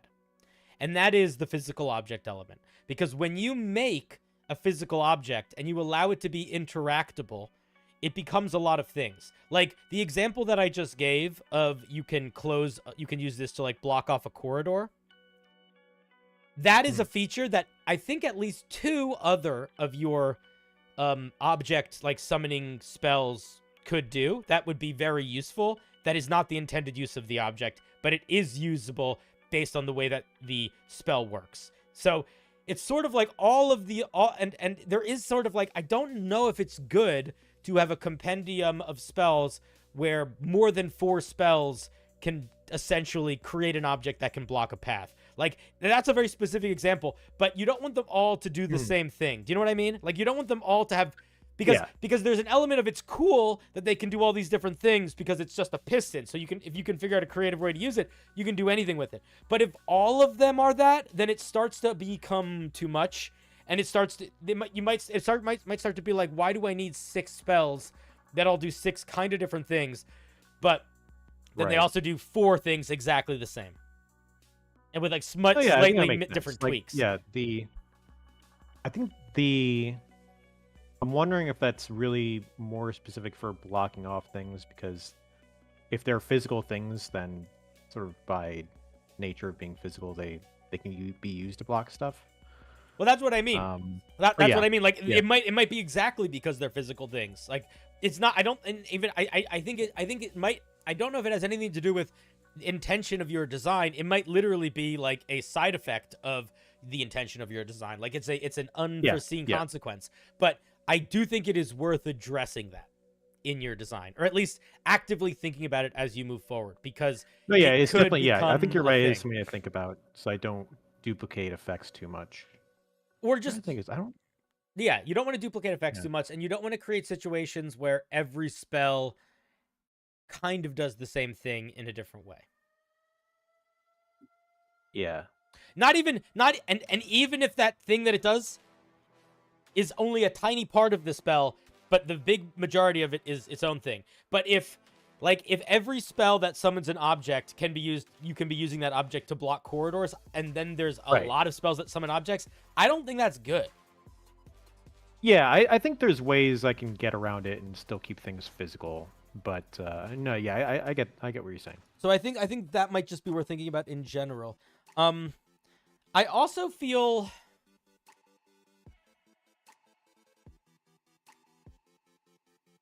don't know how I feel about the wording. I might have just been reading it weird. It was a little bit... it doesn't read like it is a piston crushing creatures. It reads like it being... I don't know. I might this might just be me, but I might reword this second paragraph a bit to just make it very clear that it's like, as an action, when you bring the piston down on a creature or up into a creature, this happens. I don't know why it doesn't read that way to me, but it feels a little bit disjointed. Yeah, I'll Maybe see it's if I the can- maybe it's the way that it's sort of split between the damage and the additional. I'm not sure. Gotcha. I'll try and One thing that's always useful in reviewing something that you write is to literally read it out loud to yourself. I'll give that a few tries. There's a spell called See if there's a better way to word Pillar this. of something. Pillars. It's Bones Pillars of the or, Earth? or Bones of the Earth. Yeah. How do they do this? Because that does push people up, right? Yeah. If a pillar is prevented from reaching its full height or seal because of a ceiling or obstacle, a creature on the pillar takes this damage and is restrained, pinched between the pillar and the obstacle. I might try to pull that wording. Pinched. Pinched is a weird way to say that. I think. But yeah. I don't think you need to use necessarily the word pinched, but that structure. Pillar, yeah, the pillar being prevented Of, like, from damage. reaching its full height. Yeah. And then Yeah. damage into restrained in the same sort of bubble. Yeah. Okay. Yeah, I completely misread this spell at first. I think it might have just been me. I was imagining like you were just swinging this rod all over the place, and I was like, "Why is it a piston? It's just a big floating." No, orb. yeah, that would be weird to call it piston. Yeah. Okay, cool. Those are my thoughts. I like it. I like. Here's the thing: is I like all these spells a lot. I want to push you though to try to make some of them. You don't want. This is what I want. I want somebody. If somebody was to take all of these spells as an artificer, I would want them to feel really different depending on what spells they took. So I don't know if they should all just feel like slightly different versions of Green Lantern. You know? Yeah. Yeah, no, I think I've got some in here that you haven't seen that you do other things. But yeah, I get what you're saying. Maybe I'll throw some of those in front of you. Well, it could also be, sometimes you can have spells that create physical objects, but the physical object is like sort of implied. Like I mean, I don't think you need to do this, but I could, like, there could definitely be one that I don't think you should make, but could exist, is you summon an armor man suit. Okay? That wouldn't necessarily need to be an object, even though it is an object. Yeah. Like your AC becomes this, you shoot lasers. Oh, for sure. You hang out with like even Sam Jackson. Even like the rocket spell, the rocket backpack. The rocket spell is a perfect using example of that one. That one doesn't feel like an object at all. Make an item. Yeah, that doesn't feel like an object at all. Yeah, I wasn't Yeah. trying to be like, they were all doing this, but I see it enough that it's just like, from a heady design perspective, I think it's worth thinking about. I also don't want to clutter, to make a situation where you can clutter a battlefield too much with like terrain stuff. I think some of that is good, but being able to just blanket battlefield might be too much. Why? Yeah. Okay, fourth level feels. I don't know if fourth level feels. I feel like this might Part be of lower that is than because fourth it's level. not concentration. It should be concentration. Why isn't it concentration? Because you have to activate it to use it. Yeah, but that's true of a lot of concentration spells. Any spell that summons an object that you have magical control over for a period of time that consistently does damage basically requires concentration. Spiritual weapon maybe doesn't. Maybe spiritual weapon doesn't, but that might be the only one I can think of that doesn't. I would think about that a little bit. I think concentration might be important here, unless you're like unless it's like that's really part of what's selling the fiction of it not being concentration. In which case, then I would say maybe it's a higher level spell, and maybe you tune it up a little bit for strength to make it 5th level, because being able to summon a physical object that you can control is pretty strong for not concentration. Gotcha. Yeah, yeah. There's not a right or that wrong answer there. It sort of just depends on how powerful you want it to feel, and then balancing it so that it sits in the right spot there. Right. Cool. Do you have any final thoughts, questions, yearnings, aspirations? I think I'm good. Cool. All right, buddy. Thank you. Oh, you hung up on me. All right. That was Baba. Let's give him a round of applause. For the piston that I woefully misunderstood for about 5 minutes. Sorry about that. I'm not perfect.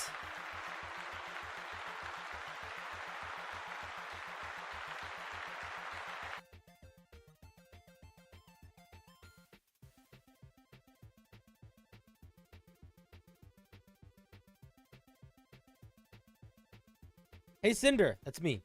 How do you feel about homebrew packed boons? Like Pact of the I think that would be awesome. I see them very rarely. I think I've seen maybe 3 ever. Or ever here. I've seen a handful just like on my own internet exploring. I think of the ones that I've seen, one of them was really cool, and one of them kind of missed the mark, but I don't remember the other one. That's okay. I think it's a great idea. You almost started clapping IRL? Next time. I think the only reason packed boons would be hard to balance is because we have such few examples of them. We have 3. Or 4, I guess. But I think you could make a packed boon. I think it would be a fun thing to do, to make a packed boon. The coolest one I remember seeing was one that I saw online, and it was a cowl. And it was all about a cloak with a hood that you could get weird sort of cloaky powers with. It was pretty cool. Next is Horror Dude Bro / the Dapper Wendigo.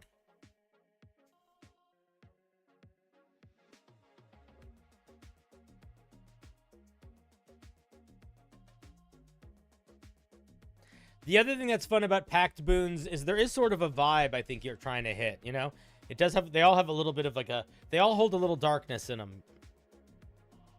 Skim Milk, thank you for the 5. I'm going to hear about it from the computer in 3 to 5 minutes.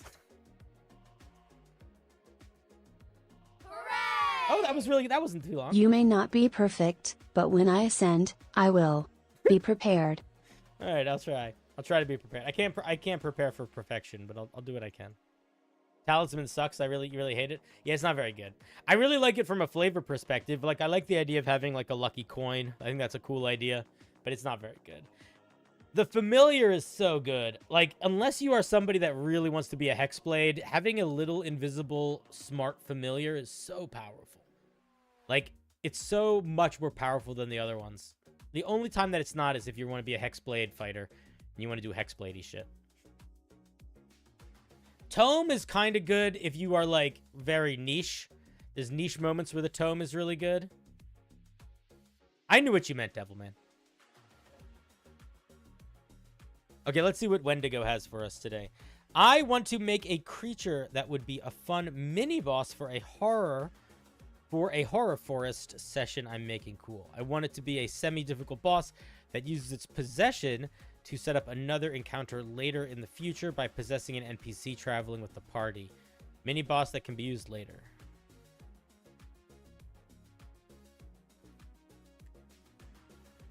Ooh, I like the art.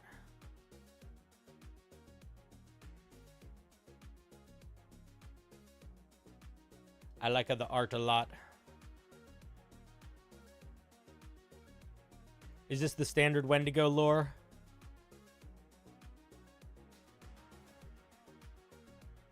Wendigo has control over the wild and the cold. These environments would tend to cause hunger. It also has the ability to possess humans. Okay, so we get our pretty standard Wendigo lore. It's CR 15.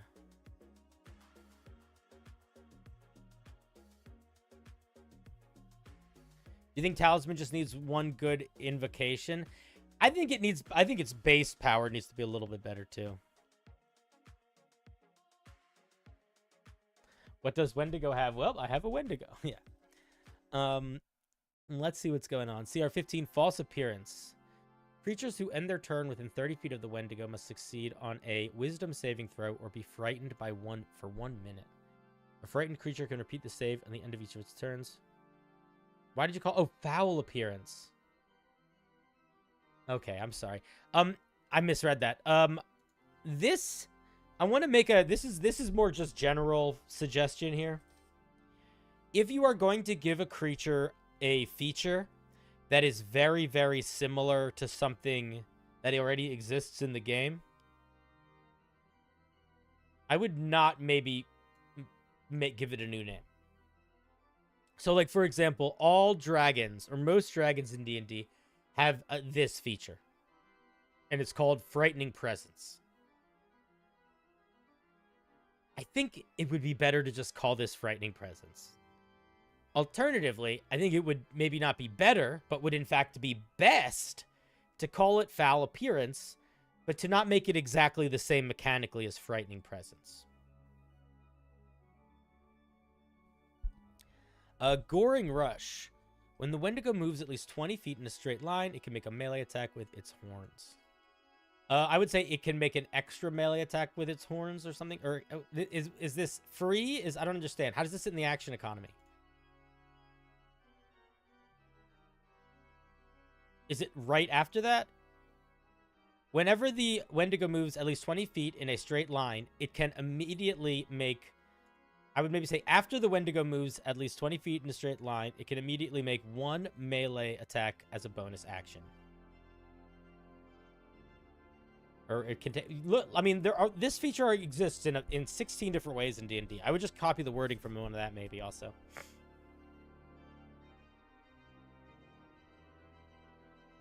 Right after.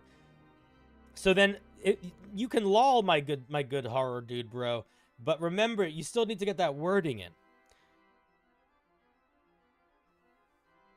Otherwise, I don't know when I can make that attack. You don't want to think about the way you're writing your rules like obvious things are obvious. You want to think about the way you're writing your rules as if you are talking to a computer where nothing is obvious.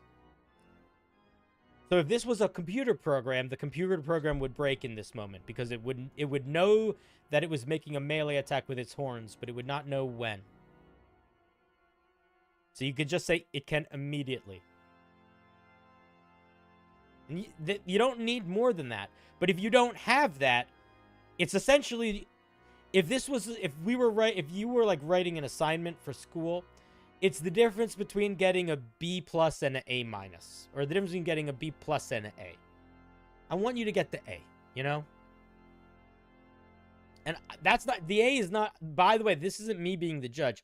The judge is the stranger on the internet that's reading your piece.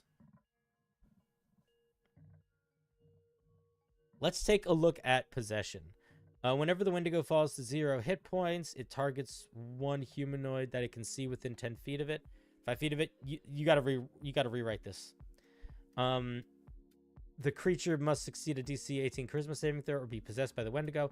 When the Wendigo then disappears and the target is incapacitated and loses control of its body, the Wendigo now controls the body but does not deprive the target of awareness.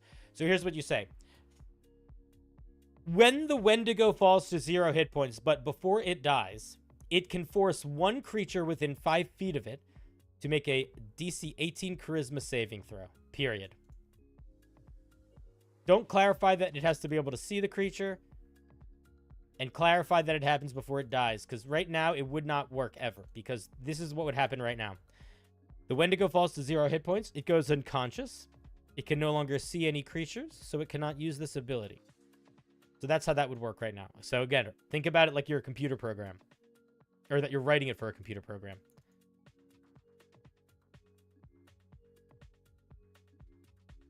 Copied directly from the ghost stat block minus the fall to 0. Yeah, but that's what I'm saying. That's the issue. The issue is the fall to 0. That's the part that you need to fix.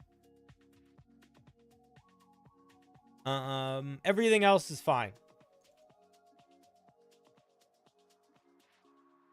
The other thing that I might do here is I might clarify what happens if the Wendigo like, does the Wendigo's soul go into this thing's body? Like, I think you need to clarify what's actually happening here beyond that. Like, for example, like, yeah, like, what is it? Where's the, what aspect of the Wendigo is remaining in the body that allows them to control the thing? I don't really know. And I feel like that might need to be a little clear. Like, what would happen if you touch it? Like, would this, for example, if the Wendigo dies and possesses somebody, if I cast protection from evil and good on them, and it knocks the Wendigo out, is the Wendigo spirit out and like wandering the world, or is the Wendigo just dead forever? I don't know, but that's the kind of thing that I think I would think about here, especially when it comes to possession. There is a monster. It's not in the official D&D monster. It's in Kobold Press, but there's a monster that possesses people. And then when it pops out of them, it's sort of its own thing. I guess ghosts kind of do that too. That's the issue, is though it's doing this when it dies. So you kind of have to kind of decide, there's more to the feature that answers it. Oh shit, I didn't realize. Okay, sorry. I thought that was the whole feature.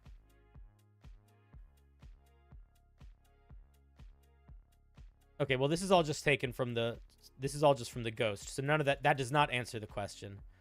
The possession lasts until the body drops to 0. The Wendigo ends. No, none of you don't answer any. When the possession ends, the Wendigo is destroyed. Okay. Okay. It does sort of answer the question. I still wish I understood what part of the Wendigo is in there, but that's okay. So it's basically word for word the ghost possession, except you added the element of it starts when the Wendigo would die and ending it kills the Wendigo. I gotcha.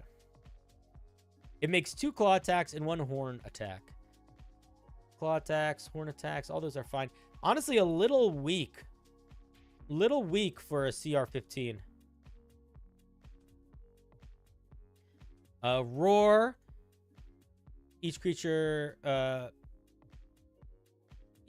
what's the radius on roar? Each creature makes a DC 18 con saving throw. Each creature what? So you gotta put a distance in here, and that's gonna have an impact on how powerful this is. The range is yes. And then it has some spells. Okay. And let me just remind myself what your main goal was. Horror mini boss to take over a monster later. Okay. I mean, I think the possession mechanic is definitely going to accomplish that goal. I think the possession mechanic is pretty simple, and I think pulling most of it from the ghost is a very smart idea. Saves you a lot of time. You know it'll just work. I want to say something. I want to point something out here, and I don't know if it was done intentionally or not. This feels like something. This feels like something that I would say is not really horror themed. And I want to just point it out. I don't think it means you need to change it, but I want to point it out. Let me ask you guys a question. What monsters in D&D have a fear aura and have their basic moveset is a handful of attacks, or an area of effect damage? Sometimes they have spellcasting. Yeah, this feels like a dragon. This doesn't feel like a Wendigo. There are plenty of monsters in D&D that follow that same structure, where they have a couple basic moves, AoE move. But because you also have the fear aura, it really makes this just feel like a dragon.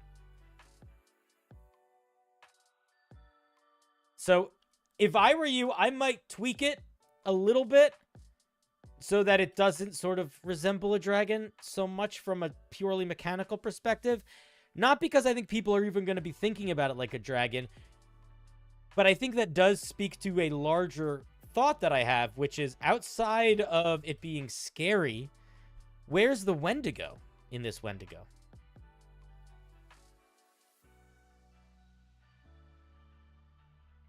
I just feel like we're not getting that much Wendigo in the Wendigo.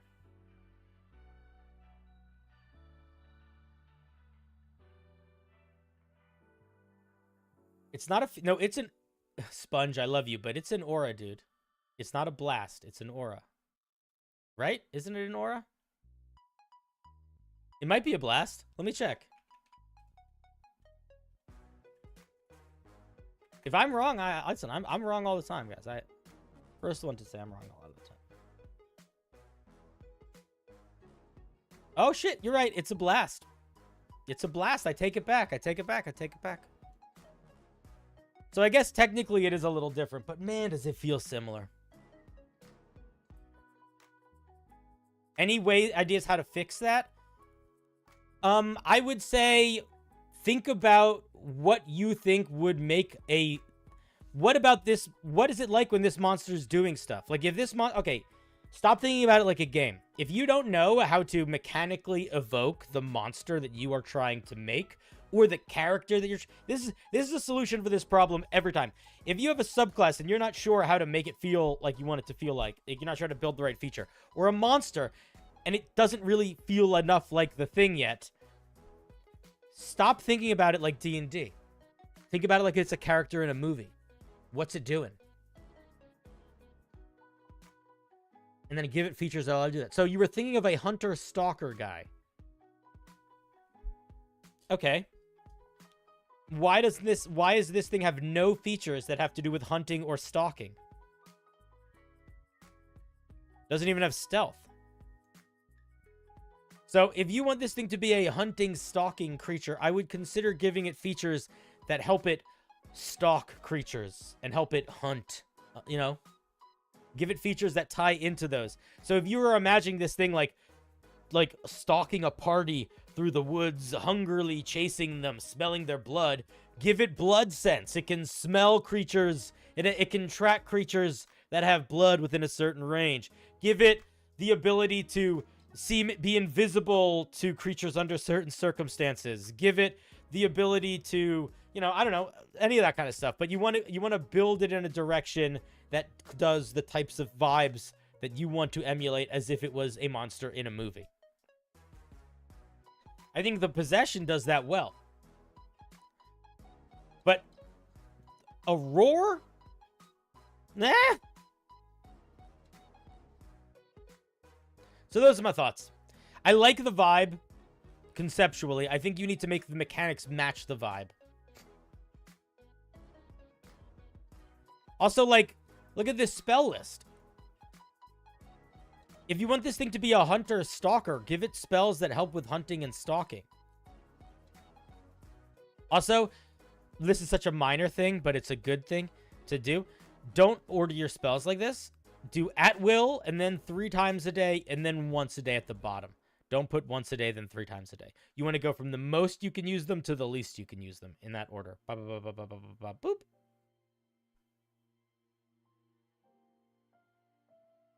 You think blood sense? Yeah, blood sense could be good. Also, like, if wendigos are all about, like, consuming flesh, maybe instead of giving it a roar, give it a bite. And maybe when it uses its bite, it can, like, be engorged or get, like, blood frenzied and get, like, special bonuses because it's just consumed some flesh. I don't know. That's where my head goes when I think about wendigos. I think about, like, a crazy person that gets empowered by eating other people. I would argue that at-will fog cloud would be a big part of its gameplay, except it has literally nothing going on to make it better at being in the fog cloud. I guess you could argue perception, but that's barely. There's a half an argument for that. It's still making all of its attacks a disadvantage in that fog cloud. It's still just as blind as everyone else. Yeah, I would make the Wendigo more like a gnoll, too. I think that's exactly what I do. Something that's like hunger ravaged with hunger. That's literally what gnolls are. You could take the blood frenzy feature from sharks, too.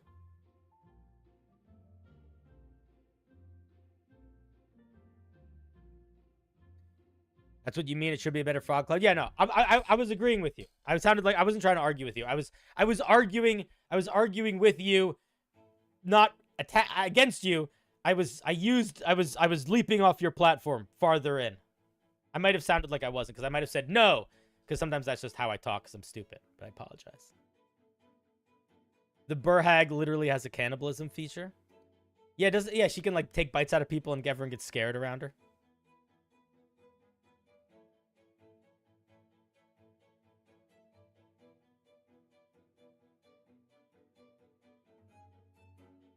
Maybe I would give it less spells. What if I gave it, okay, I'm gonna throw an idea out here. Give it way less spells, so there's more of a focus on it using Fog Cloud, and give it some ability to either detect creatures in the Fog Cloud or something like that. Option 2, completely remove foul appearance, and have this thing have an aura around it that it can activate or deactivate with a bonus action. And the aura around it is an aura of fog that it can see creatures inside of or through, and then maybe creatures inside of it potentially get frightened.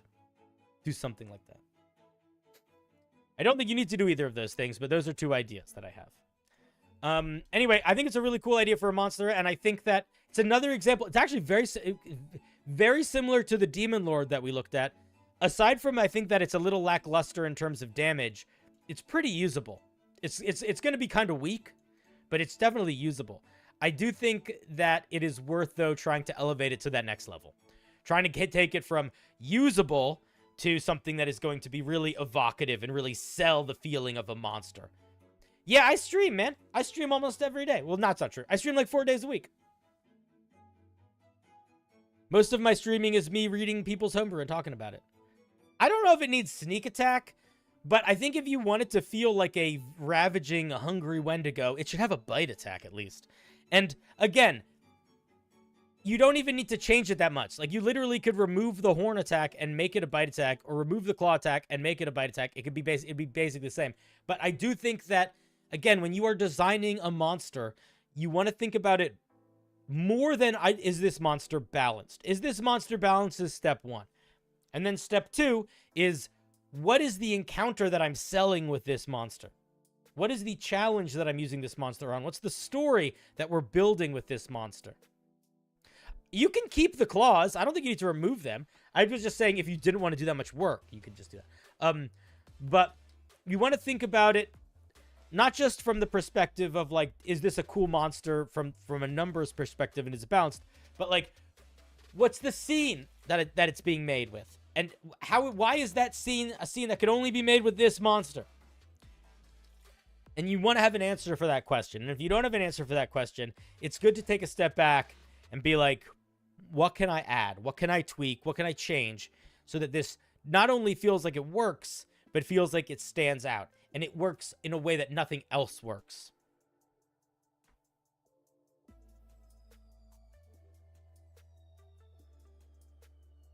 It's like a deer knoll instead of a hyena. Yeah, kind of.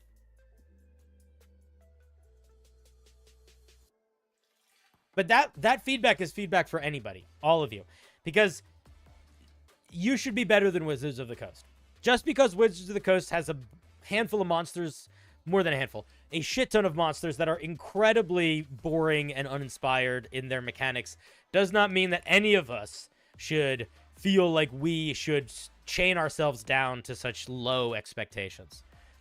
All of you are people that are going out of your way to learn the skill of writing and game design.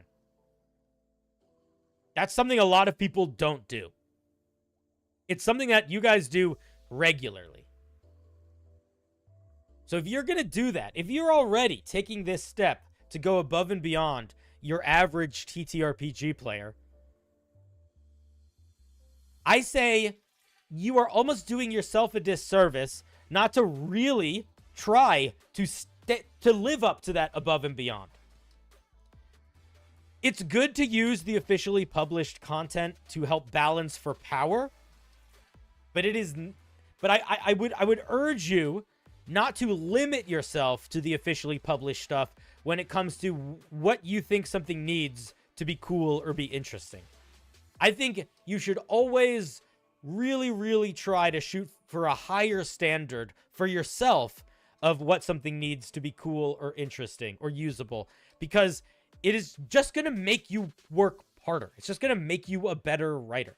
And like I said, you're doing that anyway. You are trying anyway. So why not try and at the end of that have pieces that are more elevated? Even if they're shitty, they're going to be more elevated. You are going to be more elevated. Yeah, hook horror is the go-to example of this monster's boring, don't be a hook horror. There's a couple monsters like that. There's a lot of monsters like that. Anyway, by the way, that speech was not directed at you, horror dude, bro, because I wasn't implying that you aren't doing any of that. That speech was to everybody. So I was trying to like call you out specifically because you are a very creative person. Okay, all right, let's give horror dude, bro, a round of applause.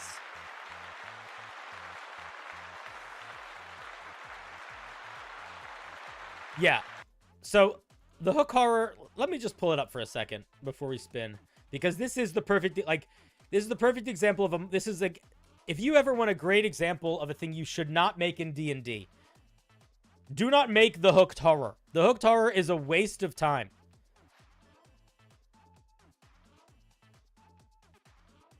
Like, it's fine to use this monster in D&D. And if you look at it, it does have some neat ideas. It has echolocation, and it has blind sight. But that's all. That's fucking all. That's it.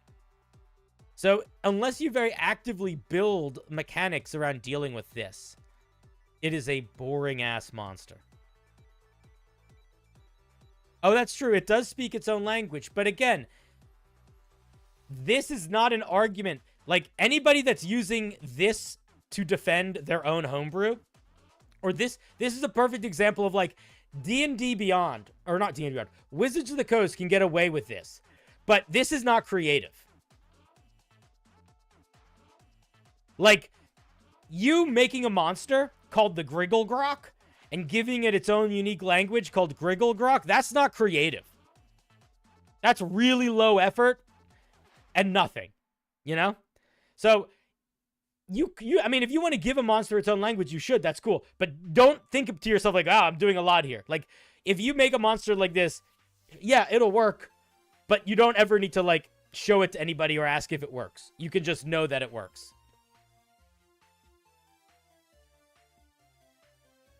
What I'm saying is you should be better than this. This is the bare minimum. The bare minimum is a monster that works.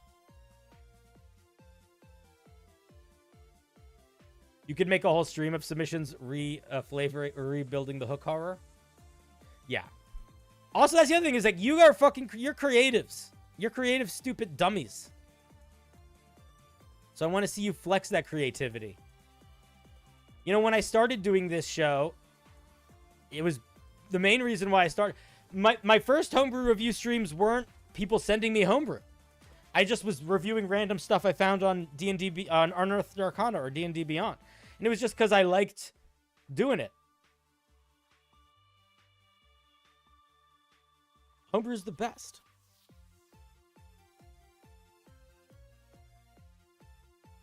But let's be better than those that built the building. Just because somebody else made the building doesn't mean they know how to maintain it. You know? They built the first floor. We're building the second floor.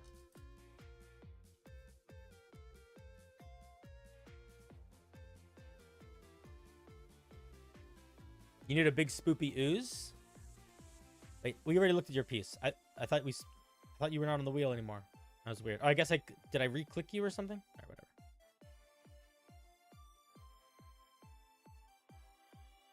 That might have been what you meant when you were like, take me off the wheel. Because you were still technically on it. Oh, very close. That was on the line. This is I'm a Moron. Whose name is I'm a Moron because they like hearing people say I'm a moron. You can talk about whatever you want. This is a piece from Project Nautical that I worked on and wasn't able to spotlight it. This is a calling card for other people in the Project Nautical. Feel free to put your pieces of work here. Otherwise, quick reminder, we are working on a project that's ready to be wrapped up called Project Arctic, which is set in the same universe. We're looking for artists and playtesters to help polish up our document. If you're interested, check out group projects in our Discord. Cool. So, for folks that don't know, there are people that like to put together their own special compendiums with other brewers in our Discord as group writing exercises. I do not run these, but whenever people do them, I do like to look at them on stream just because it's fun to spotlight them and show them off. So, if you would like to help Project Arctic, go to the group project section of my Discord and be like, hey, I saw Cinder gobbling about this. What are we talking about here? What do you need? And ask him what's up. It's a little late. It's a little late, I think, to be adding brew to it, but you could also ask people what they're thinking for the next project if you want to be a part of that.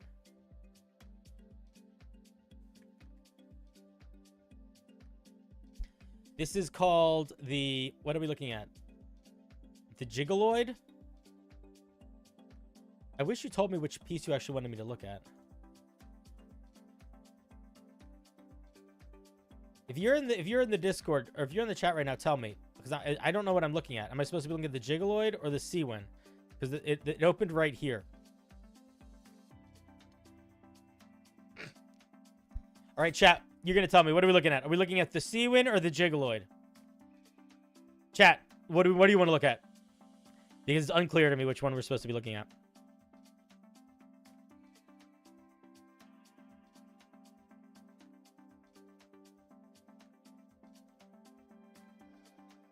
The cum one?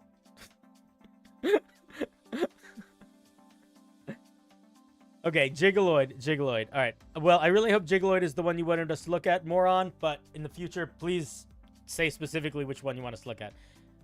Okay, this is the Jiggaloid. Jiggaloids often live very simple lives, drifting from... Oh, I didn't share it in the chat either. Oops.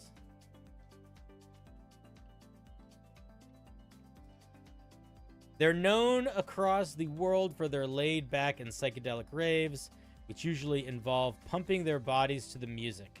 Jiggaloid range greatly in size and hue, but are usually very brightly colored with large rotund heads. Their bodies are squishy and translucent with long tentacle-like stinging limbs. They got ages. They can't die of old age. That's kind of cool. They got stats. They got sizes. What are you, medium or small? You got a walk speed of 30 feet and a swim speed equal to your walk speed. You can breathe underwater. You got squishy. This is very similar to amorphous. Then you get stinging touch. Your touch is venomous, and it can enhance your unarmed strikes. When you hit with an unarmed strike, it can deal 1d6 plus your strength modifier poison damage instead of normal damage. Furthermore, when you start your turn grappling a creature or grappled by it, you can deal 1d6 poison damage to it. Interesting. You gain proficiency in stealth and have advantage on it while underwater. That's cool. I like that. I don't know how I feel about the grapple poison. It's probably fine. Feels a little bit like it's niche, but it feels strong. Like, I almost want to encourage you to make this stronger and limited in use.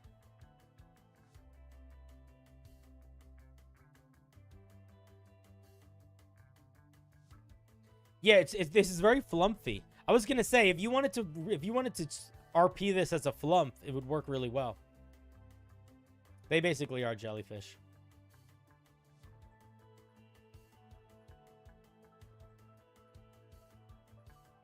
I feel like you should have made it harder to grapple them because it's a jellyfish. Maybe. The fighting style unarmed fighting allows you to deal extra damage to grappled targets, and I don't know if the grappler feat does, but it might. Oh shit. Music, chill out, please. That scared me. Turtles would love the taste. They would. But yeah, I think it's fine. I think it works pretty well. I think that I might tweak the stinging touch to make it feel a little bit more... to give it a little bit more of a weirder oomph. I like that it's poison damage. I think that's very interesting. But I think I would maybe drop the grappled thing and try to give them something a little bit more oomphy feeling. A little bit more oomphy and maybe on a limited use.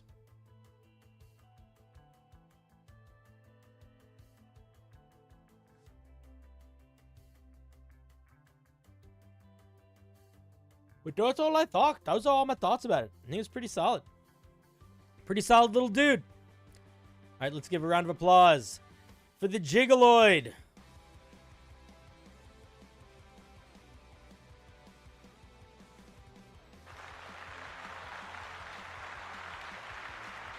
Is there a stream tomorrow? Oh, the video description says there is? That's my B. If there's going to be a stream tomorrow, it's going to be very... Here, I'll fix that right now. No. That was just my mistake. Nope. Tomorrow... Yeah, ignore that. The dates are... That's just wrong, sorry. No, if there's going to be a stream tomorrow, it's going to be very late tomorrow night. And it's going to be me playing Marvel Rivals, the closed alpha for Marvel's new first-person shooter game. Or Helldivers. It'll be one of those two. And it will be at like 11 o'clock or midnight tomorrow night. Which might happen. But I have a dinner thing with some fam. some friends.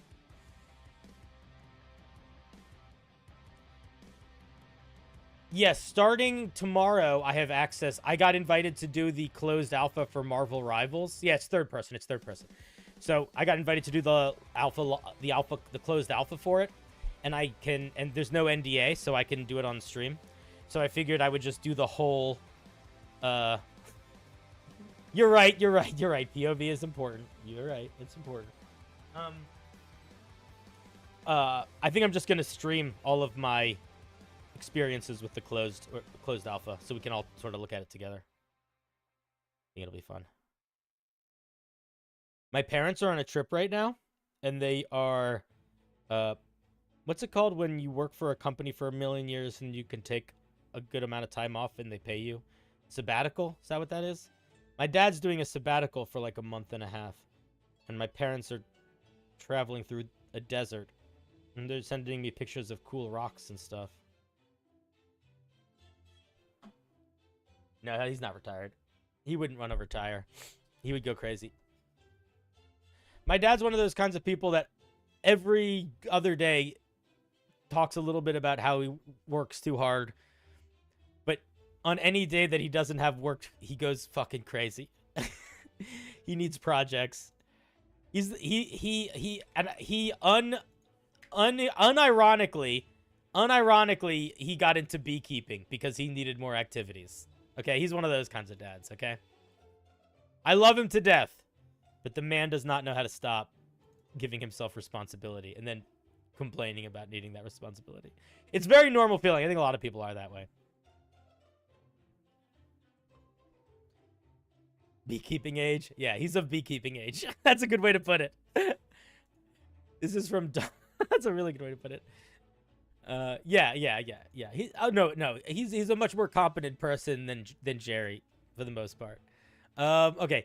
Dom says, just trying to make sure the mechanics seem balanced and the piece feels cohesive. Cool.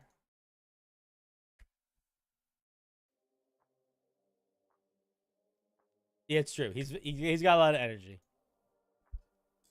Sometimes I wish he had less. All right, so we are trying to make a barbarian spellcaster. Now, this is possible. It's possible to make a barbarian spellcaster.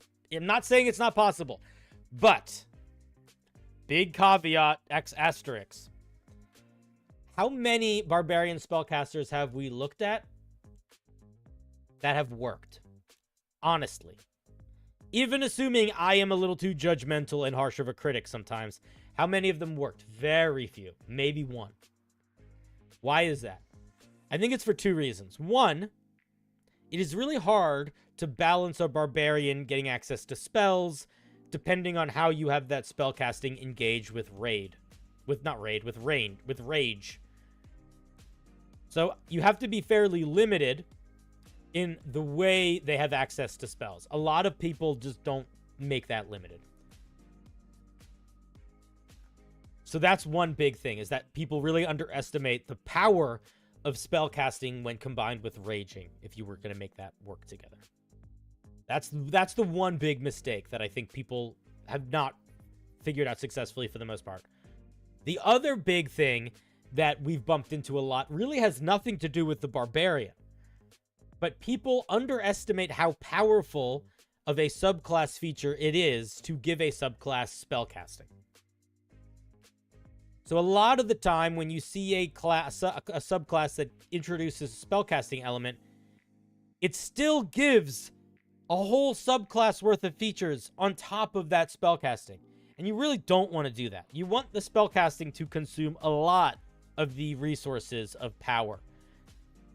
So those are the two main things that I'm going to be looking at when we're trying to figure out how to balance this barbarian. Are they being conscious of how powerful the other features are when compared to this thing getting spellcasting? And because it's a barbarian specifically, are they being conscious of the interactions of spellcasting and rage?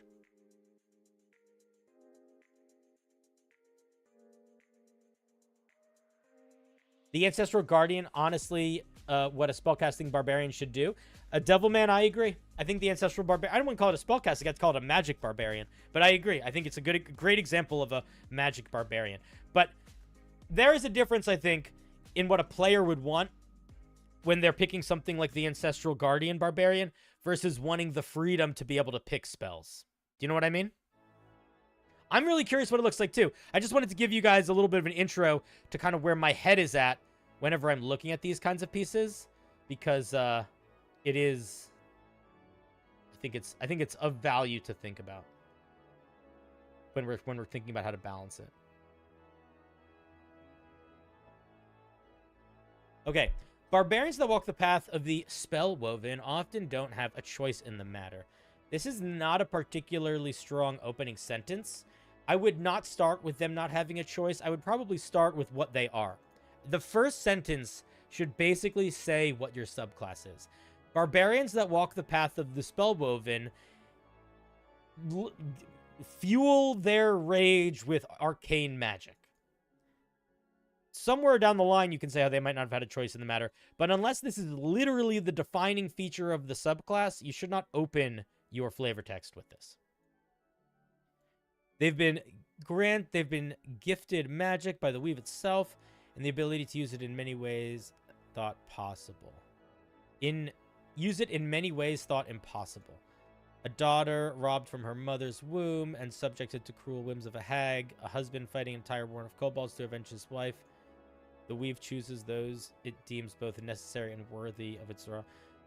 I understand that what you're trying to do here is you're trying to show examples of the types of people that might become one of these, but it doesn't feel like that. It feels like you're just starting random sentences. So I think you got to restructure this a little bit so that it feels like these lead into, like this thought leads into these thoughts, which then lead into this. It doesn't feel like that right now. Also, one of the biggest issues with a barbarian subclass that can cast spells while raging, for sure has to do with multiclassing. Yeah, exactly, which is why you have to address how it rages very specifically. Or how it's cast spells very specifically. You got to put big limiters on there. You learn 2 cantrips from the sorcerer spell list. You learn another cantrip if you trace the 10th level. Spell slots. It looks like we have a list of... It looks like we have basic... third quarter casters, which is fine. You have to expend a spell slot. I normally would skip this part, but I really want to see how you engage with these spell casting. You know 3 first level sorcerer spells. The spells known. It shows when you learn more spells. Each of the spells has to be a level you can cast. Whenever you gain a level in this class, you can replace. Okay. So this is all just pretty regular spell casting. So there's nothing unusual about this. Is all very basic spell casting.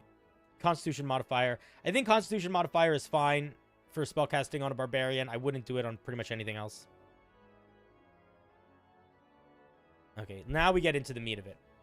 This is where we're going to need to hopefully find the path. Well, there might be protection from multiclassing. We don't know. Because technically right now, none of this says you can cast spells while raging. What's important is how do we cast spells while raging? And there needs to be big guardrails up on that. That's what matters. Is it limit what schools of magic we can learn spells from? You also might want to limit what schools of magic you can learn spells from. Every other quarter caster, like the Arcane Trickster and the Eldritch Knight, they can't pick any wizard spells. They only learn them from certain schools. I think the Arcane Trickster is Illusion and Evocation, or Illusion and Enchantment, maybe?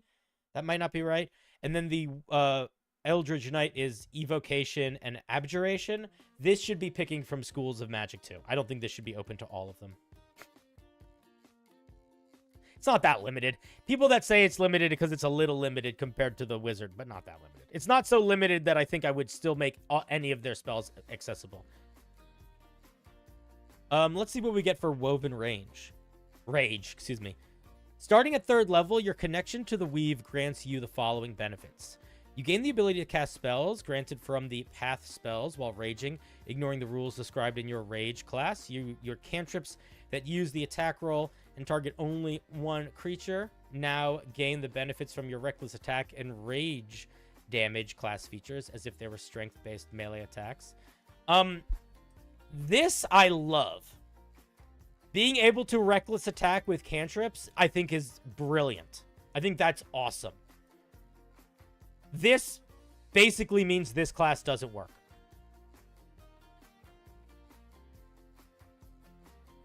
You have not put up any guardrails. I'm not going to go through all of the spells that can break a barbarian if you can just cast them, because there's a lot, and the reasoning behind them is all very different and often very circumstantial. But the long and the short of it is, if you aren't going to put up guardrails, this piece fundamentally doesn't work. So, here's what we're going to do. We're going to assume that you are not going to keep this feature the same. That you are going to find some guardrails. And then, we're going to read the rest of the piece. But I'm going to tell you right now, it doesn't matter what feedback I give for anything else. If you do not address the spellcasting, this will never work. Let's take a look at seamless spell striking and woven warding. Beginning at 6th level, your connection to the weave grows as your elements blah blah blah blah blah. When you use your action to cast a cantrip, you can now make one weapon attack as a bonus action. I think that's a fine way to do that as a barbarian. You're not getting cantrip extra attack. You're just getting bonus action attack if you attack with a cantrip. That's pretty good. I don't know if we need another feature actually. Let's see what this does.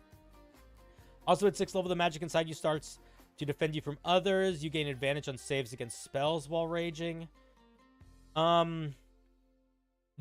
You should not get both of these. This is really, really strong. And this is really, really strong. You should pick one of these to get, and not both.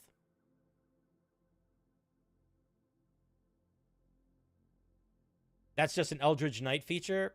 Yeah. When do the Eldritch Knight get that, I wonder? Oh, I wonder, wonder, wonder, wonder, wonder. What's in a wonder ball?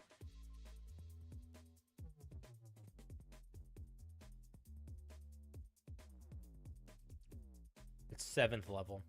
You're getting it 1 level earlier than the Eldritch Knight, which is not the end of the world, but that's the only thing they're getting at 7th level. So the fact that you are not only getting this a level early, but you're also getting an insanely good defensive power, it's a little too much.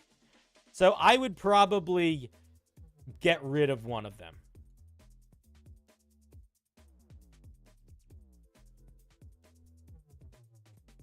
Cantrips are not going to beat out extra attacks. I agree. I'm not sure what the solution is here, but I agree.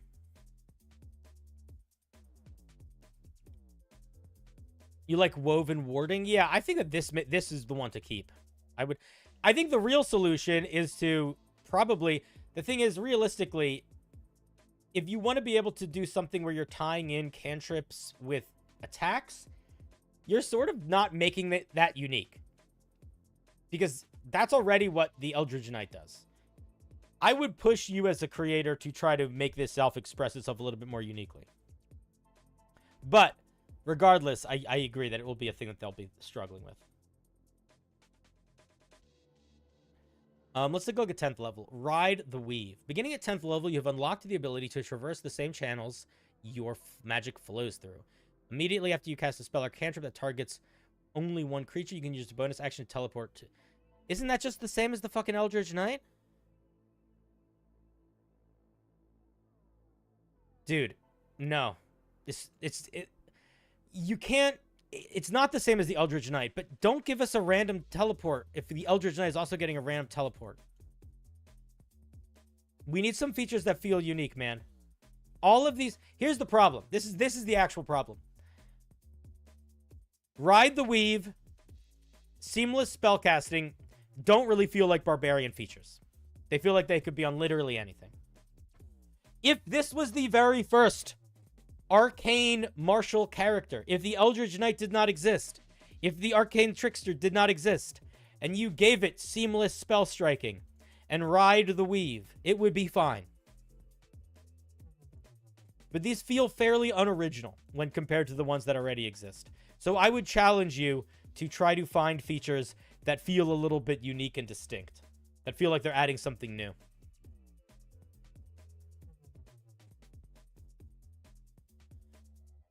Reflecting the weave. At 14th level, you've mastered your connection to the weave itself, gaining the ability to redirect it. If you're the only target of a spell and you make a successful saving throw against the spell, or the spell's attack misses you, choose another creature within 120 feet of you. You can use your reaction to reflect the spell and the target of the chosen spell. Okay, so it's spell reflection. I'm sure this is a feature that I don't remember if it's on any other characters. It might be on the Arcane Trickster or the Monster Slayer, but I don't remember. But I do... Feedback is the same all the way through. Literally, all my feedback is none of these feel like barbarian features. You know what I mean?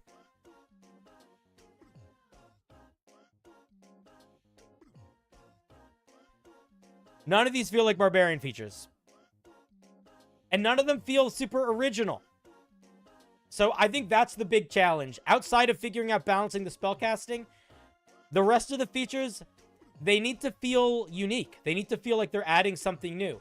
Maybe your logic was, if I make these very similar to the Arcane Trickster or the Eldritch Knight, I can know that they'll be somewhat balanced. So maybe that's why you did that. But regardless of your reasoning for emulating those things so much, it has ended up with a thing that doesn't really feel unique.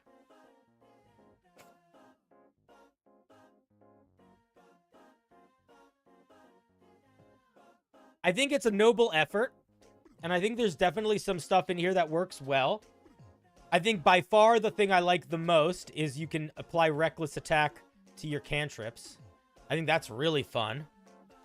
But I think that you really got to figure out spellcasting, because open-ended spellcasting in this way doesn't work. And then give us some features that feel like only this thing gets them. Give this some features that no other, doesn't feel like anything else gets. And then I think you'll be killing it. That was the logic. It makes sense. It totally makes sense. That's why I thought it was the logic, because especially if you are not sure about how to balance it, it's safer. But I don't think you should see that as an ending step. That is you practicing building framework. So practice building that framework. It's good to do. It's great to do. But then at the end of it, don't look at it and be like, I finished my piece. Look at it and be like, all right, I can build my piece. Because you haven't really balanced these features. You have taken other features that are balanced and applied them logically. That is a huge, huge part of learning game balance. A huge part. Analyzing the stuff that already exists, acknowledging where it sits in the piece, and then applying that same logic somewhere else to see, so, to equate it. Because then you're thinking about it. You're getting in that direction. But the other part of learning how to balance is making it. You got to make new stuff. If you don't make new stuff, you're never actually learning game balance. Well, that's not true. You're learning about half of game balance, but you're not learning the other half. And the other half is, like, really important. And learning the other half, which is when you're making up stuff, you're going to fail a lot more. Like, so much more. Like, you will make so many more unusable pieces when you are making up stuff from scratch or out of just your own head. Like, it's crazy. You'll feel like you go from a great writer to a terrible writer so quick. But it doesn't matter, because on the other end of that, you're going to be so much stronger. So that's my main feedback. I think that as far as in the realm of barbarians that cast spells, this goes in the basket of they did not solve the spellcasting issue. But I do think that there's some interesting ideas here. And I do think that if the goal was to make this sort of balanced and to emulate the Arcane Trickster or the Eldritch Knight, it accomplishes that goal very well. I just want you, as a writer, to start... Dom, my goal for you, Dom, is to take that foundation and now try to build it up and make something more unique. One of the best questions you can ask if you are trying to make something for a class that already exists for another class is, what does this class, how does this class get this power in a way that no one else does? So I'll use yours as an example. The Eldritch Knight exists, the Arcane Trickster exists. So what does the Spellwoven, why is the Spellwoven a barbarian? What things does the Spellwoven get that it's the only thing that gets it, and it's very fitting on a barbarian? So for example, with the Arcane Trickster, they get Invisible Mage Hand that they can use to pick locks and pick pockets from far away. The Eldritch Knight gets the ability to summon their weapon to them every single moment. But they can cast spells while raging is not unique, because the fighter can cast spells when it's an Eldritch Knight. The rogue can cast spells when it's being a rogue. So giving it spellcasting is not enough to make it feel like a unique subclass. That's what I'm getting at. So you need to think about all of these other features. You need to be thinking about it from the perspective of, why is this?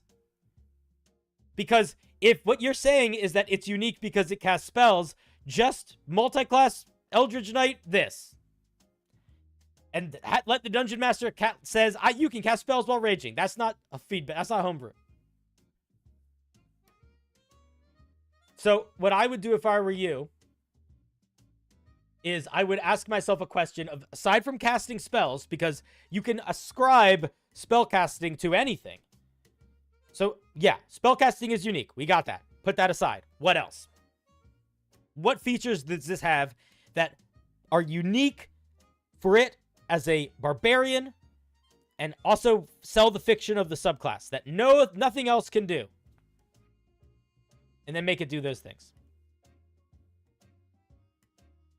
It's sort of what, like, the idea of it doing spellcasting is not enough, unfortunately, to make it feel unique. You want to, regardless of what your subclass is, you have to be answering the question, why is this on a barbarian? And the answer is, there's no reason why this is on a barbarian. This is not built for a barbarian. If you got rid of Woven Rage, literally every single feature here could be on literally any class in the game. And that's not the greatest. And you might be able to say, yeah, you could put any feature in any class. It's like, yeah, but you still could feel, like, there's still a sense of feeling. Like, if I look at most barbarian subclass features, maybe they could go on anything, but they make sense more on a barbarian. You know what I mean? Or at the very least, they sell a fiction. These features don't really sell a fiction right now. But that's okay. Like I said, it's a great start. It's a really strong start. Now you just got to elevate it. All right, thank you very much, Dom. I appreciate you sharing. One day, chat. One day we will encounter a spellcasting barbarian that works. One day. I don't know when it will be. But one day. Yeah, Joey, your piece did get spun, but you didn't follow the rules, so we didn't get to review it, unfortunately. But if you fix it and let me know, I'll put you back on the wheel. You got to fix it first, though.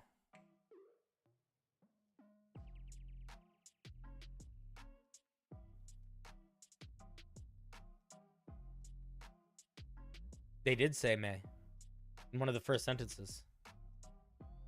How long do these streams typically last? 4 hours usually. Between 3 and 5, but usually 4. I'll probably go, realistically, I'll probably go for another hour. I'll tell you what, I'm going to go for another hour, and then afterwards, I'm either going to start working on my next long-form video, or I might go stream live on Twitch and play Helldivers. One of the two. I don't know about yet. But I can't do Helldivers on YouTube because I want to listen to licensed music the whole time. And if I listen to licensed music the whole time, I won't. That YouTube doesn't like that.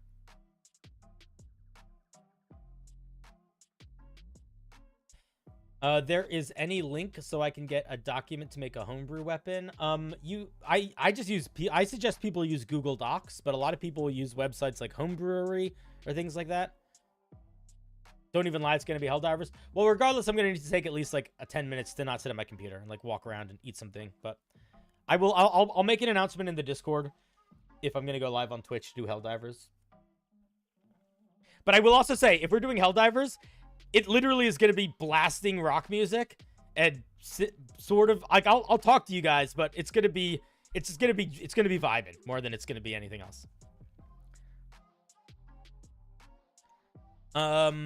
And I will also say that if any, I think Baba and Bildo are both friends with me on Steam, so if either of them are playing, I'll probably try to join them. This is Theist subclass.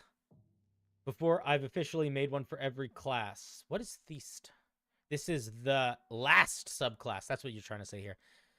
Okay, cool. This is the last subclass. See, I'm a detective. It's a cleric subclass called Void Domain.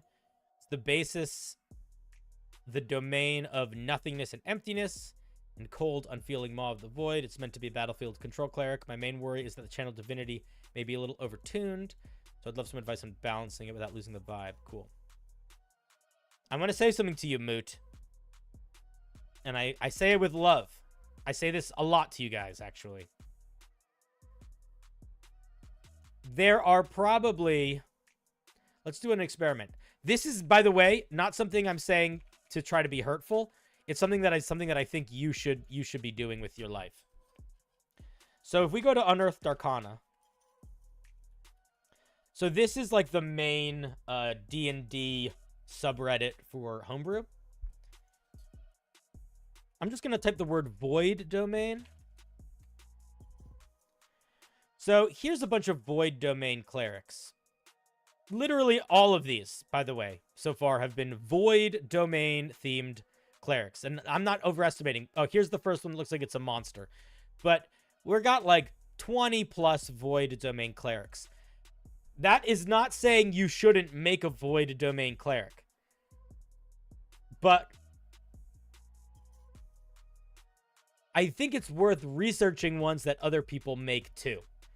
When you make a thing. Especially if it's the kind of thing that is very common. Like, I don't think you should decide that it's like, oh, I'm not going to make this. Let me grab you. Hey, Moot, what's up, buddy? Hey. Yeah, I did look at other Void Domain clerics, but all the ones that I found were not quite the theme I was going for. They were all like they're black hole or space themed. I'm going for like nothing, like time before time kind of thing. Cool. Yeah, and I wasn't implying that you shouldn't make it. Like, just doing that research is good, because exactly that. If you go do that research and nothing is doing what you want it to do, that means it's good to try to make it. But because also sometimes you'll just find something and you're like, oh, this is exactly what I want, so I will just use this. Cool. Okay, Void Domain. Entities of the Void Domain are often don't start with the lowercase, you silly goose. Ancient and incomprehensible. They don't govern death, but an absence of life. The void is nothing, nothing, true nothing. It represents emptiness, entropy, and the end of things. I think this is a very good description of the void. What we're missing here is a guide or description of how a cleric of the void might be in the world. Okay. The reason why I think that's important is because it's not obvious. Like, if I am a cleric of the harvest and I worship the harvest domain, and all of this was just talking about the cycles of nature and the harvest, it's kind of like, it's easy to imagine how you would be a harvest themed cleric, you know? Just like talk to farmers and shit. It's less easy to see how you'd be a void domain. I get it. Yeah, like aside from just killing people, right? So what I would do if I were you is I would put in a little language about how they maybe try to guide people towards nihilism or towards anarchy, like whatever they, because the other thing that's important to think about if you're making a cleric, this is not important from the mechanics, but I do think it's important from the flavor, is a cleric is very different than a sorcerer. A sorcerer, and they can be very similar. Like the difference between a divine soul sorcerer and a cleric is that the Divine Soul Sorcerer has powers because they are related to something powerful. The cleric has powers because the god wants the cleric to do stuff for them in the world, and the cleric wants to do that stuff. So you should always think of a cleric like a they are like on the job on behalf of their god. So from a flavor perspective, I would, and again, that's not something I think you have to express in mechanics. I should have included that in the flavor. You're right. It's very slightly themed around a specific god in my campaign setting, and the clerics of the void domain are all meant to be their whole goal, their whole thing they're trying to do is they're trying to stop afterlives from existing. They want death to just be death. So I think you could get that language in there, and you could even, if you wanted to make this sort of more open-ended, so it didn't have to be specifically for people playing with your game. I think you could basically say that exact situation, but then just say it as an example. If there are gods in, as an example, there could be a god, whatever, like, but giving something like that, I think will go a long way. The only reason why I'm saying any of that is because this is good flavor text, and it does it like I have no real feedback for the actual words here. Like, this is good. This is really evocative. And sometimes when I see somebody write really good flavor text that's like so close to being ready, I need to like, you're on the fucking finish line, like just, I want to get you there. Sometimes flavor text is like needs so much work that most of what I say is, I think you should just fix it. But, there's literally one thing to do here, and that's all. Okay, let's take a look at void spells. We get Frost Fingers, Armor of Agathis, Mind Whip, Silence, Hunger of Hadar, Slow, Black Tentacles, Private Sanctum, Anti-Life Shell, Cone of Cold. Okay, I like the spell list a lot. I don't really have any comments other than I might have comments after I actually look at the features. Right. But, if this is the vision that it sounds like you're trying to sell, and if this is not the vision, then change it. But it sounds like you're trying to sell the idea of like cold tied to emptiness. Yes. Okay. And then the only other thing that I would say is I could see an argument for getting rid of Hunger of Hadar and Everard's Black Tentacles for features that are more about limiting stuff or destruction than Eldritch Horror. Only because you specifically said at the beginning you didn't want this necessarily be super spacey and cosmic. And Black Tentacles and Hunger of Hadar have spacey cosmic vibes. I do think they work here. But if that is something you're really concerned with, I might look for stuff that is a little bit more destructive entropy. Yeah, admittedly, I wasn't really thinking that about Hunger of Hadar. I'll look into that, though. But yeah, Ever's Black Tentacles is the one on here that I'm the least confident in. Hunger of Hadar, I was looking for... if I remember correctly, it essentially is like the Darkness spell, except it's full of ancient alien tentacles that try to eat you. But I might be mixing up my spells. But yeah, other than that, I think all of it's solid. And even that is solid. I'm being nitpicky. Okay, we get heavy armor at first level, and then we also get Touch of the Void. You can imbue your touch with cloying emptiness of the void. Cloying is a weird word, but I like it. Is that intended? Is that a real word? Yeah. Yes, cloying is a real word, yeah. I need to look it means, sort of like constantly at the front of your mind, I guess, or like...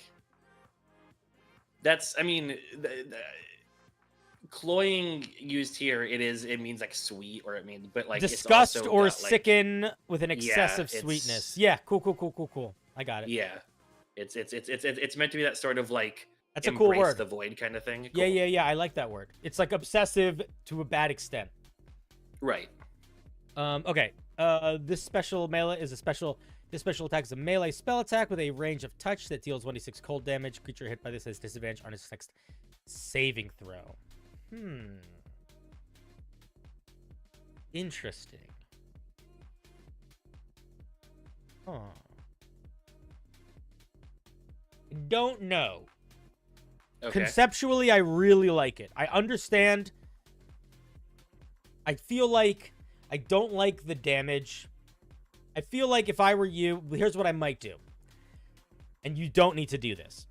I might tweak it so that it does more damage and the damage scales, and make it so the disadvantage is less extreme. Like, maybe treat it more like a bane than a disadvantage. But other than that, I think it's very fun. I also think that I genuinely don't know how I feel about an infinite ability that can impose disadvantage on a saving throw. I don't know. I think that probably is fine. It's range of touch, so that has that makes it very limited. You still have to hit them with the spell attack. I don't know. I would think about that a little bit. I could see this. Okay. I could see you making this do a shit ton more damage, and making it limited in use if you wanted to. But I also think that the more important part of it is the disadvantage than the damage. At least that's how I'm interpreting it, the way it's written. Yeah. So maybe it's fine. I don't know. There's a little bit of a bell that pops off when I see infinite use disadvantage on spells, but I do like it. Right. Okay. This is the one I'm worried about. Is the vibe is solid. Yeah. This is what I'm worried about. Is the channel divinity. I really like it, but it's also probably over-attuned. Okay, well, if it's overtuned, that's often an easy thing to solve, because it just means we have to find the shortest path through it. Exactly. Let's see what it does. At second level, you can use your channel divinity to create a void singularity, a pocket of the void's dark, nothing on the material plane. I think that you should not write a second half of the sentence that is explaining more of what it is. I would get rid of. I would cut this out. Or take this language and put it in this explanation, because we want to get to the mechanics quickly here. You create a circle with a radius of 10 feet centered on a point you can see within 60 feet of you. The area inside the void singularity has the following properties. Okay, so let me just visualize it.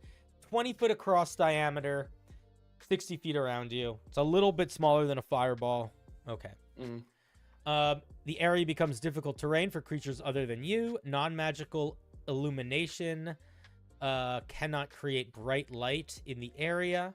Whenever a creature enters the area for the first time or starts its turn there, they have to make a saving throw against your spell save, or they take cold damage and can only take an action or bonus action and cannot take reactions. It lasts for a minute. After you dismiss it, fall unconscious, use this channel divinity to create another void singularity. Okay, so it's sort of like a combination of minor darkness mixed with minor slow mixed with damage. Yeah. And the damage is the thing I'm thinking about possibly removing if you think it's too powerful. I don't think you need to remove the damage. I think this thing could... Okay, first of all, this is not overly complicated. I think that it's overly worded, maybe, but I don't think it's overly complicated. Okay.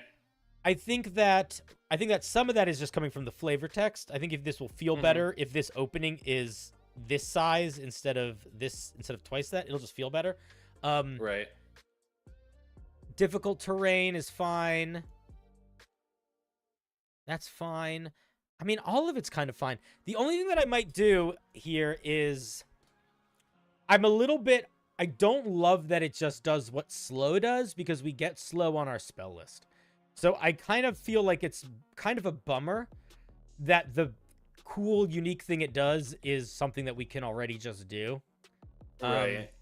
So I might play around with that and try to come up with some other way. Because the other thing is it's difficult terrain. So it really is just the slow spell. Yeah, it's right? AoE slow. Yeah. Yeah, but slow is AoE. Is slow AoE? Yeah. Oh, okay. Yeah, it's a cube. Oh, I thought it was a single target for some reason. No, slow is a cube. So I think that I might play around with not. So actually, with that in mind, if that was why you sort of built it this way, because you thought slow was single target, then I might rebuild everything in this other than the light and the damage. I think the damage is fine, the light is fine, but we get all of these features from slow already. I might try to rebuild the vibe of it, or I might take slow off the spell list.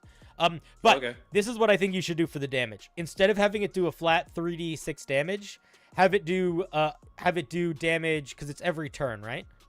Mm-hmm. Yeah. So it's every turn that yeah, it's every turn that it stays. The whole idea is that the reason the thing that I think is sort of the balancing factor is that the creature can just leave the area and they're not subjected to any of the effects, damage, or anything. Well, they're subject to everything if they're in it for the first time or start their turn there, which is guaranteed Yes. if you just cast it on them. So Yes. there's lots of spells that work that way. That's Right, fine. yeah. Like it's still very good. It's still much better than it doing the damage once. If it did the damage once and only once, I would say scale it sort of like the light cleric where they do like a big blast of damage. But I think it has to be quite a bit less than that because the light cleric only does that once. So I would probably make this number like your wisdom modifier cold damage. Oh, okay. Or maybe something like half your cleric level plus your wisdom modifier or something like that. I don't know. But I would play around with those sorts of numbers where it's something that gets higher over time, so it will improve. But it does feel like the main aspect of the spell is the slowing stuff right now. So I think that if you want to keep it that, the damage shouldn't be super high. But I also think maybe you should change that because it does feel... It feels a little bit like the same as slow. Fair enough. Okay. Yeah, but I don't think it's overly complicated. I think it's pretty straightforward. You would say the area is difficult terrain. You wouldn't say it is difficult terrain. Non-magical... And you would say non-magical light sources, not illumination. But other than that, man, it's fine. Like, you were overworried. You were overworried. It's too much damage. I think I agree with that. But I actually think that it's just also if you just reorganize the damage to a sort of better fitting of a channeled divinity, you'll be fine. But mostly I think it's fine. Yeah. It not requiring concentration is also pretty powerful. But I think that that's okay, but it's worth thinking about too. Let's take a look at the 6th level. Cool. At 6th level, you can make the darkness swallow those who threaten you and hurl them through the void. As a reaction to one attack made against you, you're doing passive voice. Stop it. Okay. So how would you how would you write this in active voice? Let's play that game. What is making the attack? When a creature makes an attack against you, yes! you can use a reaction to. Yes! It's so fucking stupid that makes such a difference, and I acknowledge but that you're it's right, stupid. though. But that difference that difference matters. It's not again. It doesn't matter for people understanding your homebrew. It doesn't matter as your homebrew balance. It matters for the little lizard inside your head that drives your body. But unfortunately, that lizard colors everything you experience. No, I get it. As a when a creature makes an attack against you, you can add +5 to your AC against that attack. If this causes the attack to miss by 3 or more, you can force that creature to teleport up to 60 feet to the center of your void singularity. What if your void singularity isn't out? Well, then the next part of the sentence explains that. If the void singularity, if there is no void singularity within 60 feet of the attack, or the effect does not occur. Do you know what's a much easier way of saying that? What? If your void singularity is active, and the target misses by 3 or more, then you have a whole sentence you don't need then. Oh, okay. You want to put all of the conditions that are required for a thing to work before you describe what that thing does, almost all the time. And a lot of the time doing that will actually make your writing come out a lot slicker also. Okay. But the main reason for that, it comes down to the lizard brain too, but it's a little bit more easy to picture with this. It's just a matter of like, if you have no idea, like if I say the gringle goes in the foreknot, you're like, I don't know what either of those are. But if I say this is a gringle, this is a fortknot, the gringle goes in the fortknot, I immediately know what you're talking about. Same logic can be applied to anything here. It's a little different because you're not like describing a new term, but I shouldn't be. I get what you're saying though. Yeah.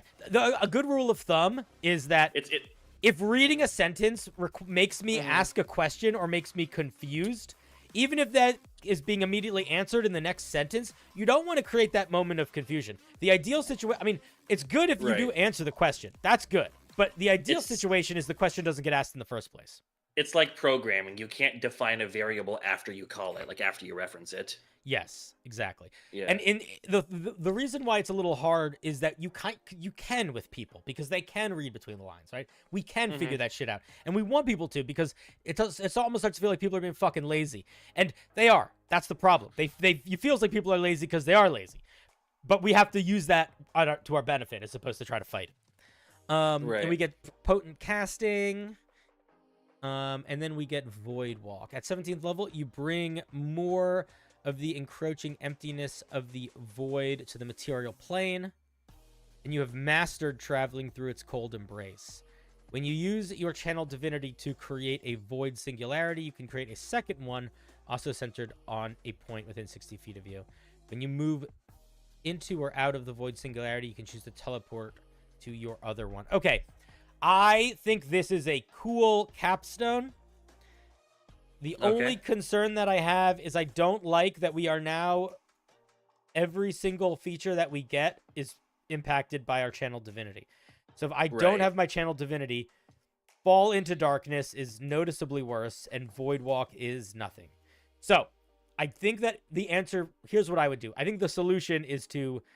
maybe change Void Walk. Maybe change Fall into Darkness. Maybe come up with something slightly different here. Or keep the basic mechanics, but don't tie it to the singularity. Like, what if you keep everything here about the block, but the teleport is... It's just 30 feet instead of 60 feet, and it's just away from you.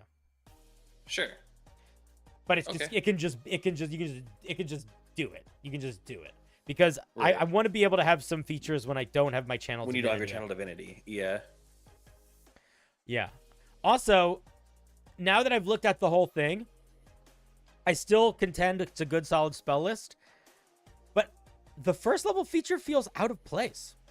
I feel like it doesn't feel like it mixes with the others for some reason. And I don't know why. Maybe, I don't know. It feels like it feels a little out of place.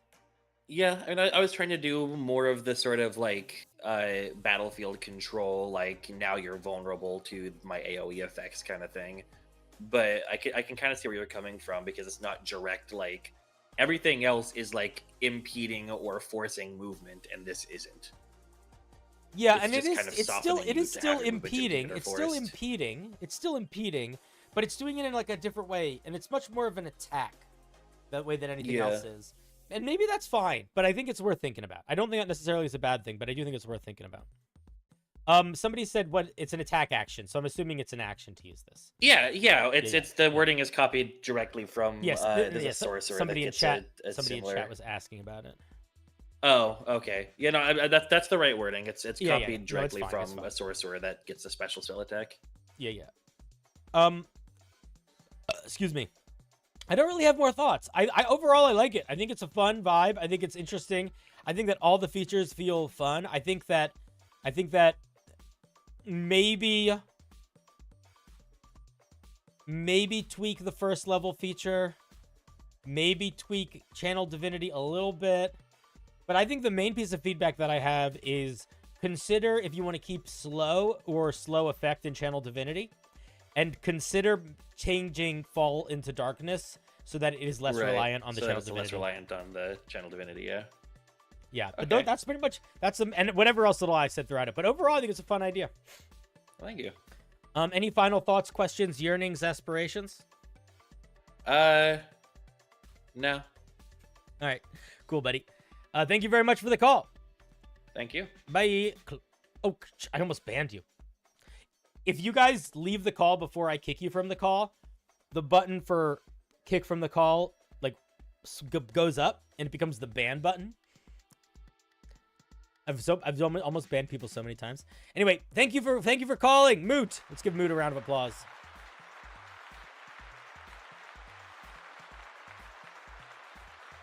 Hey Cinder, I think a good challenge stream would be designing a CR 1 to 5 monster, since most homebrew monsters are either high bosses or familiar type creatures. I think that could be fun. I think we did one recently, not recently, but we did one that was like CR1. We did a low CR1 before. Maybe we'll do like a really, I want there to be more of a gimmick than that. But I like that idea. But I want there to be more of a theme, more of a challenge than just their level. Joey, are you back? Did you fix your piece? Or is this you from before?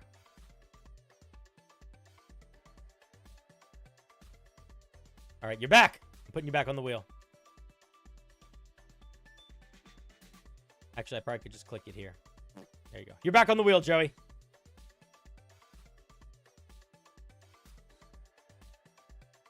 I am nothing if not a merciful whatever I am. Oh, it's going to be Fluffcopter.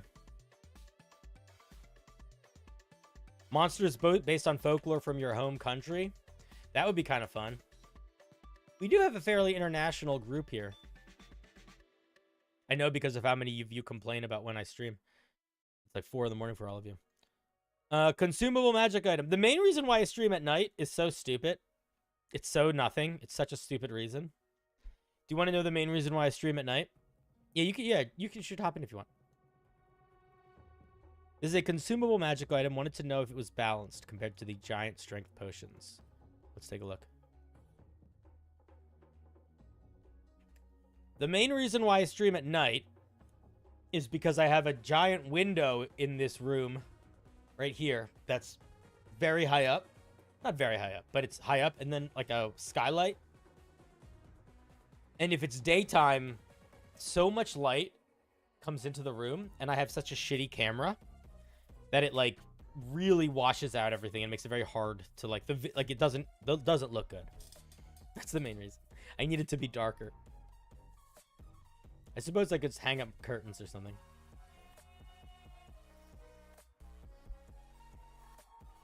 What's up, Fluff? How's it going, buddy?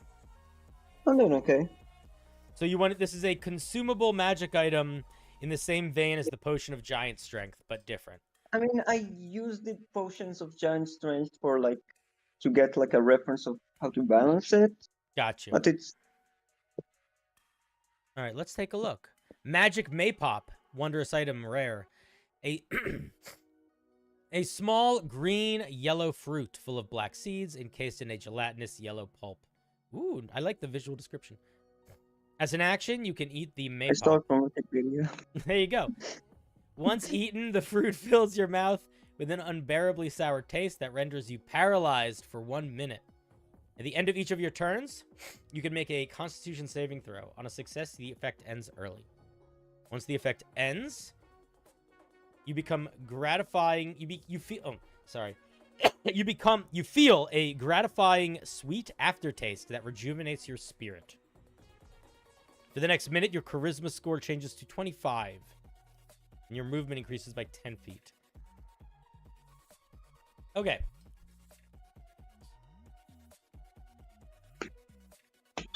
I think it's very rare. I don't think it's rare. That's fair. I mostly looked at the. I did get the idea that like increasing charisma is generally stronger than increasing strength. Yeah. I try to justify the rare the rarity mostly by the idea that like A, it's a minute instead of an hour, and B, it does paralyze you, so you can't just like pop it off like if you get ambushed or something. Can I push back? Can I push back right on that decision? Yeah, sure. I totally understand why you would think about that making it rare. But I would contend, I feel like that makes it not really usable in a way that is fun. Like, in order to actually get use out of this item, you essentially need to work with your party to create a circumstance where it is okay for you to be paralyzed for a minute, and then immediately after that minute, have an opportunity to start having a conversation where hopefully you can get to do a persuasion or deception check within that next minute. Keeping in mind that for the last minute, you had just been paralyzed, and that needs to, like, what you need to solve the problem of that being weird. Also, you know what I mean? How are you using this item? How are you using this item? I don't really know. I suppose like you're using this item like right before like you will like enter combat, where you like there'll be like something like scary in the next room. The only reason I think you'd use this item ever and get use out of it would be if you were a sorcerer or a bard and you would be using this to up your spell casting. But I don't think this works at all for actually using your charisma score for charisma checks. Because you don't have enough time. So for a minute, yeah, I suppose. Yeah, but that's what I. right, But dude, like I said, yeah, maybe it would work if you could just pop one. But you pop one. Think about it like this. Just make it like a scene. Okay, let's try to. I'll be as generous as possible here. Okay. The party goes to a tavern. Okay, they would decide they want to try to bargain with someone for a magic item. You have to sit at your table, eat this thing, be paralyzed for a minute, and then as soon as you wake up from that paralysis, you have a minute left.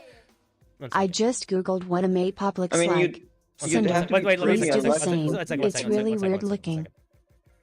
Frank the Tank says, I just googled what a maypop looks like. Cinder, please do the same. It's really weird looking. All right, fine. Oh, there's a picture right at the bottom. Oh. It's like it's on the thing. Oh, cool. Oh, okay. No, but let me finish what I'm saying. I want to try to convince somebody to. I want to be able to use charisma on somebody, whether to persuade them or deceive them. In order to do that, I need to be very close to them, but also in a position where it's okay for me to be paralyzed for a minute, because then as soon as that minute ends, I have to get to them, and then I have to be able to engage with them socially in a way where the fact that I was just paralyzed for a minute is not going to affect the conversation. Because that's fucking weird. Like, that's my point. My point is if I see somebody chew up a piece of fruit and then stand still for a minute and then immediately go up to me, I'm going to be like, that's fucking weird. So that, like, it's like even in the best case scenario, it feels hard to use. It really feels like it's intended to be used for combat, not for charisma checks. Is that, but I don't think is that the case? Or is that, maybe I'm a, like. I did have combat in mind when I made this. A couple of things to like push back on your pushback. You'd have to be really unlucky to like fail a DC 13 con save for a full minute. Like realistically, it's gonna take like 12 seconds. Maybe. Second thing, I think it's gonna be funny. Either way. I think it might be funny, but I think that regardless, it doesn't work as a rare item. The reason why I'm getting to all of this is it's not usable. It really is barely usable as a role-playing item. It's, like I said, it's usable, but barely usable as a role-play item. What it's very usable as is a combat item. And a combat item that would allow a spellcaster to get their stat up to 25 in spellcasting for a minute is not a rare item. That is a much higher item than a rarity of that. The only reason why the giant things work is because it's not tied to spellcasting. You can't juke it with spellcasting. If you could juke those with spellcasting, that would be much higher in rarity. So yeah, okay. I think you got to build this not from the perspective of those items. You got to build this from the perspective of this is an item that supercharges a spellcaster. And an item that gets your stats above 20, that's very rare at a minimum. At a minimum. Yeah, that's fair. But those are my main thoughts. My main thoughts are, I think that you might want to tweak it if you want it to be, if your goal is for it to be used for roleplay, but if you don't care, that's fine. But you are underestimating how powerful it is, because it's really powerful. Yeah, probably am. Yeah, there is a suggestion in chat to make it 10-minute duration and like adjust it based on that. Like very rare or legendary. I think if you made it last for 10 minutes, it could be legendary and it would work fine. Yeah. Or maybe just like lower the charisma score. I mean, if you like that, if you like it making the charisma score 25, I don't think that needs to change. I think you just need to be realistic about where it sits in power level. Which is also why I was trying to explain to you why I don't think this works as a roleplay item. And it's like, if you want it to be a roleplay item, I think that needs to be addressed. If you don't care about that being a roleplay item, then I don't think it needs to be addressed. I didn't think about it being a roleplay item when I made it, but I think I should start thinking about it being also a roleplay item when I only make because it, charisma is such a roleplay focused stat. Yeah, that's fair. Like if you don't care about it being a role-playing item, you just want it to be for spellcasting, it doesn't even need to be tied to charisma at that point. You could literally make it, if a spellcaster eats this fruit, this all happens, and their spellcasting stat becomes 25 for a minute. You know, it could be anything. It could work for anybody then. Like if you don't really care about it being tied to charisma, I would say maybe don't tie it to charisma. Maybe just make it a spellcasting juicer. I don't know, it feels more thematic to be tied to charisma. Okay. At least like the way it like sits in my head. Yeah, for sure. Cool, man. I don't have a lot more to say. I think it's fun. I also feel like it doesn't need the movement increase. I feel like that feels sort of randomly extra. But if you really like it, I would say there's nothing wrong with it, aside from it feeling like kind of extra. It feels like I ordered a cake and I was sent a cake and a soccer ball. I'm not upset that I got the soccer ball, but I am confused, you know? That's fair. Those be my thoughts. Okay, cool. All right, buddy. Thank you very much for the call. Any final thoughts before I say goodbye? No, I just like that we managed to say the word "may" like 50 times doing this.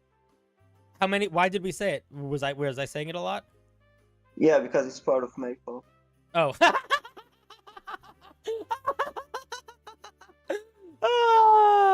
Oh my god, I didn't even listen, Fluff. Listen. I may say a lot of things, but don't ever let me call you anything other than a cheeky son of a gun. You hooligan. You're a champion. Thank you very much. I appreciate the little. I appreciate that. Yes, you. I award you 3 points. Yeah, very good. Very good. All right, buddy. See ya. Bye. I didn't even notice that. I do really like the idea of a piece of fruit that you can eat that supercharges your spellcasting. Most of the main contentions I had about this was because I didn't really think spellcasting was the focus. But if spellcasting is the focus, then I think it works fine. Mostly. But I think it's a pretty solid item. I really like items like this, by the way. The items where it's like little risk, little reward for one-time use thing. Yeah. I think it could work really well. If I was going to make this item, Fluff, you don't need to listen to anything I'm saying right now. But if I was going to make this item, this is what I would do. I would completely drop the charisma element, and I would make it like this. You eat this magic fruit. You paralyzed for a minute or forever how long, and then when you are done, you have a +3 bonus to your spell attack rolls and spell save DC for a minute. That's what I would do. Or maybe +5 if you want to be crazy. But that's what I would do. I wouldn't have it affect my stats at all. I would literally make it a spell juicer, and it would just be like, this fucks you up. And I probably would also make it stun you afterwards. So it might be like you're paralyzed, and then you have a supercharged minute or 10 minutes, and then afterwards you like are drained. It would be like V from what's-a-who's it? From The Boys. It's like taking V. But you don't need to listen to me on that. That would be a pretty big change that I don't think is necessary if you don't want it.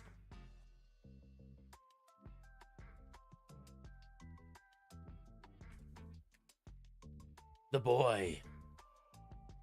The boy! The boy who lived. Amazon's The Boy. That show would feel very different if it was called The Boy. That S does a lot of work in terms of making it have a specific vibe. The Boy sounds like a BBC original historical piece about like a child in London. This is the story of The Boy. Hey Cinder, hope stream goes well. It's Frog Warlock time. All right, let's see it. Frog Warlock, I'm here for it.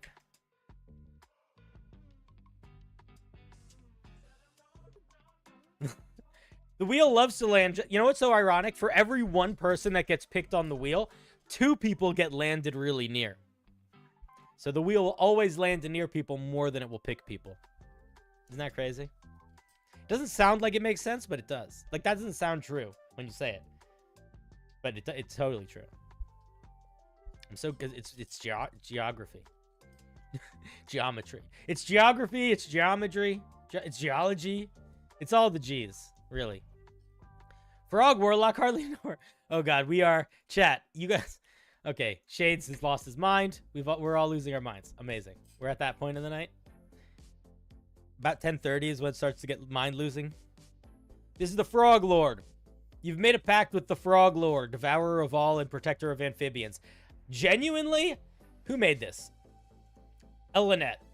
Oops, wait, Elinette. Quite genuinely, if this was the only thing you said about the patron, that would be fine. You don't need, like, I'm not saying that you shouldn't say more, but this is so funny of a sentence that if literally the only information was about they are the devourer of all and the protector of amphibians, and they're called the Frog Lord, that would be enough. Because that is such a silly opener. I accept that you said more, and I'm sure it's good, but I'm just saying, I think you are underestimating how much work the phrase Frog Lord does. Because it does a lot. In the deepest swamp, he croaks his noble song, calling out for new subjects. It's a good sentence, but I almost think it's funnier if it's not explained. But I accept.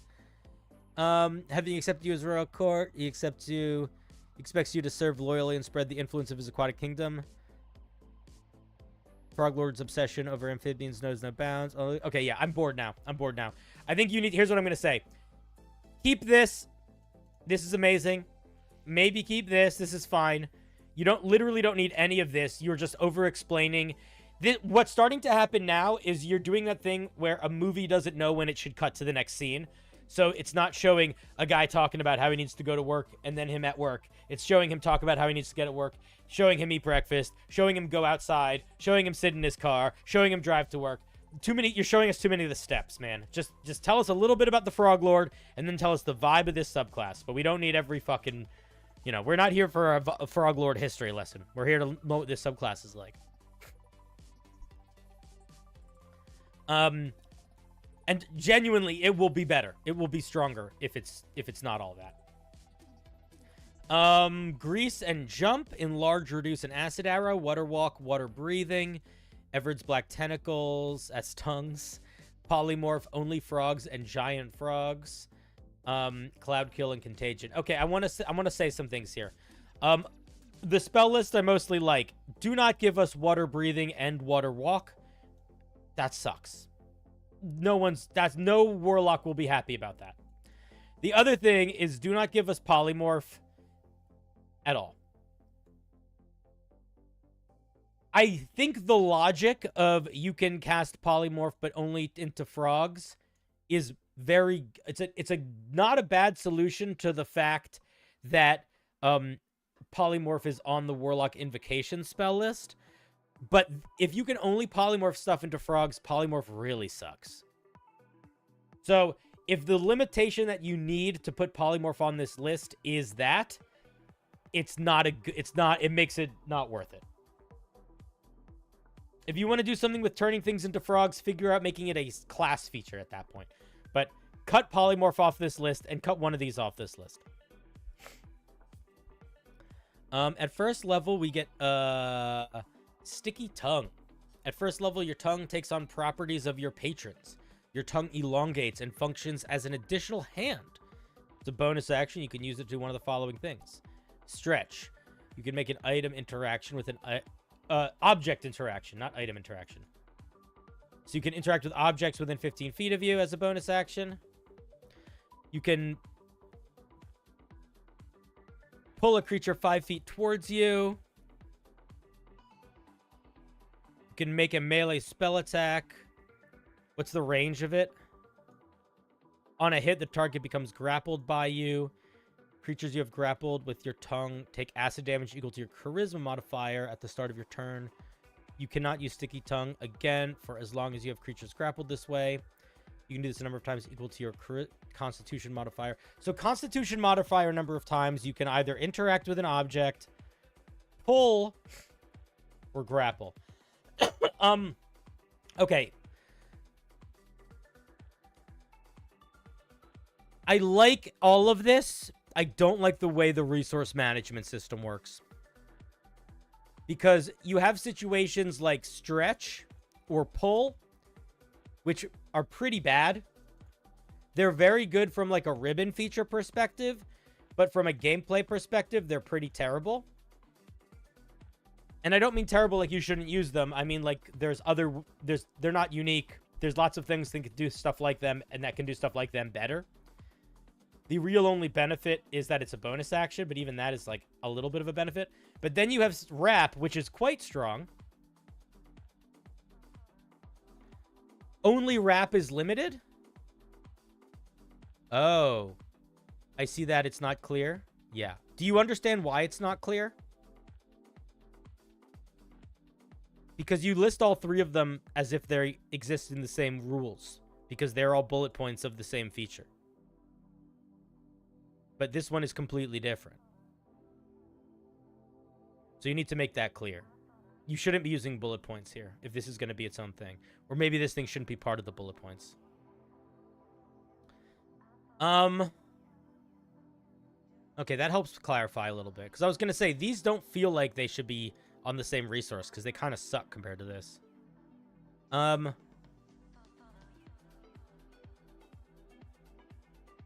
I would say, if I were you, I would strongly consider pretty dramatically changing this feature. I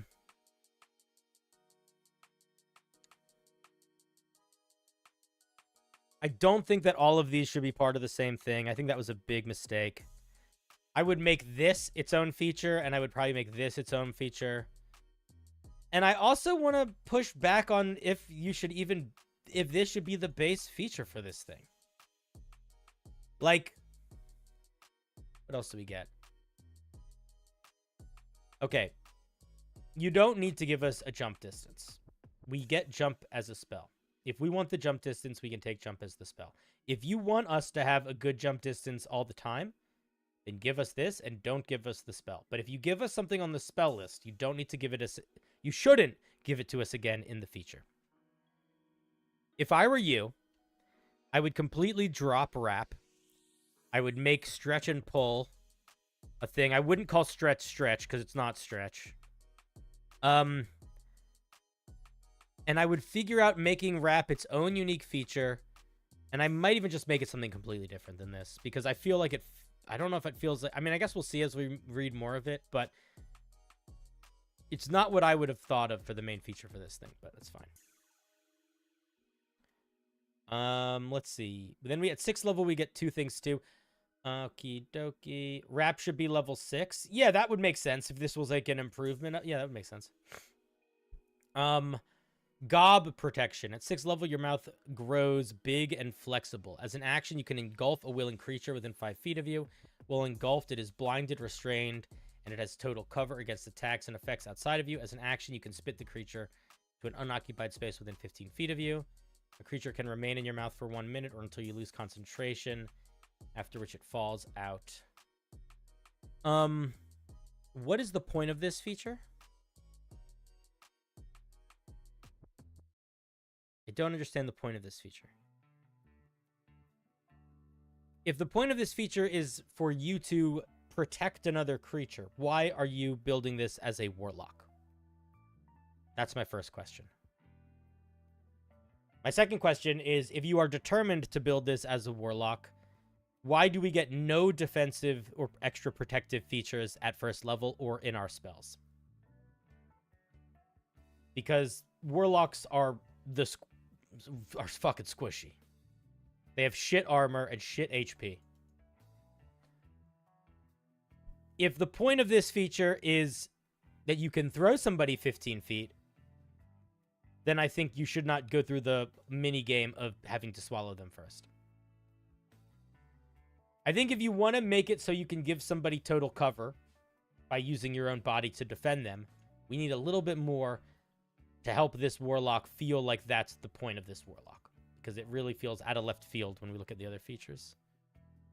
Like, we don't really have anything that helps make this good.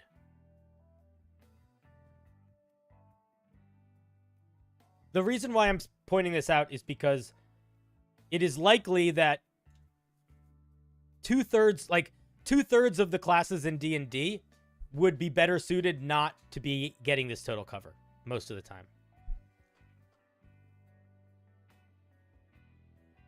If you want to tank for somebody as a warlock, you're going to have some features that increase AC or something. Yeah, exactly. You're going to have to have something. I think the idea of you being able to, like, sort of Yoshi style spit somebody is cool, and I like that.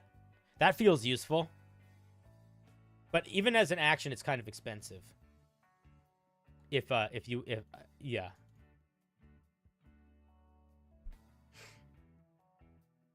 Let's look at the other feature.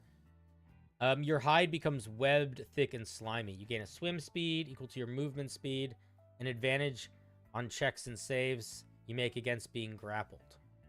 Okay. Why are we going so grappling heavy? Like, this is a warlock. It feels like the subclass is fighting its class somewhat. I get this as like a ribbon feature, but there's like so many features that have to do with like grappling and grabbing creatures here. It really feels like it's like the intended vibe of this. I feel like this feature would feel like it fit better if there wasn't so much stuff relating to grappling already.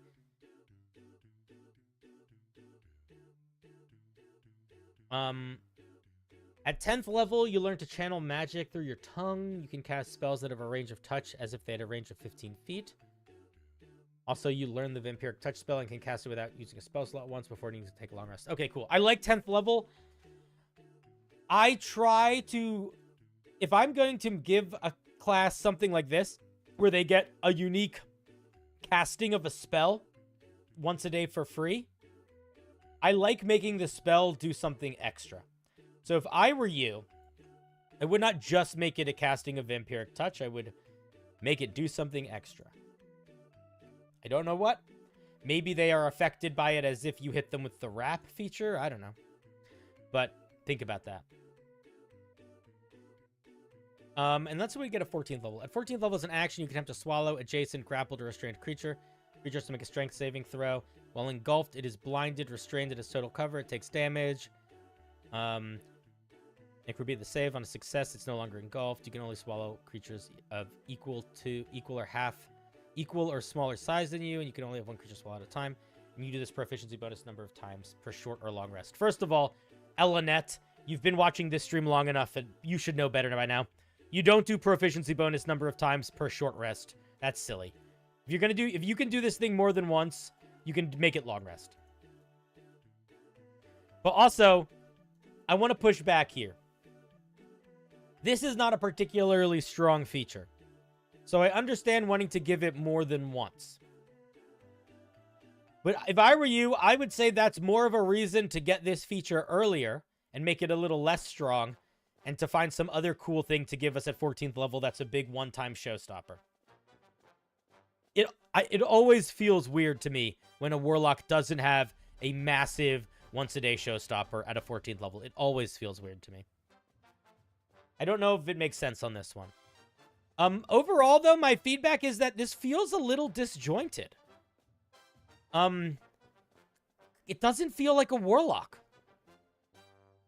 Like, I feel like if I took these features off of this class and put them on the monk or the rogue or the fighter, they would work a lot better. You know? And I don't love that. I don't love feeling like this warlock subclass feels like it would be better as a fighter subclass. I think if you want this to be a frog warlock, I think you should build it more with... It should have more warlock in mind. in its core design. Not even saying, like, I'm not saying you should, like, reference warlock features or something, but you need to be thinking about how warlocks sit in the world, you know? Those are my main thoughts. Those are my main thoughts. I think it's fun flavor. I think a bunch of the features are interesting, but I think they don't really work together right now. It doesn't really feel like it's building something cohesive that works on a warlock. I think you got to make this thing feel more like a warlock. Those are my thoughts. Oh, the first sentence is amazing. The idea is fun. A lot of these features are fun. I just think that the collection, the totality, it doesn't work right now. But I think there's a lot of really, really fun ideas in here. Yeah, there's some invocations. We're not going to read them right now. If you want to check them out, you can. There they are. Thanks for looking at it. Thanks for sharing. Let's give Elenette a round of applause.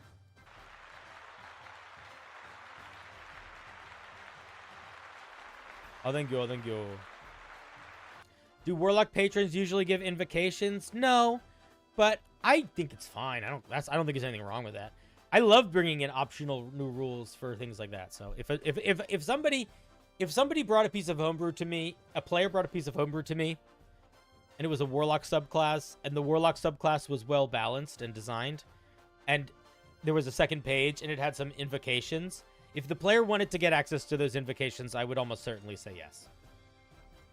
Somebody including some optional invocations with their subclass is not a reason to be like, that's weird. It's a reason to be like, cool, that person is not only making me a subclass, they're trying to make me even more stuff.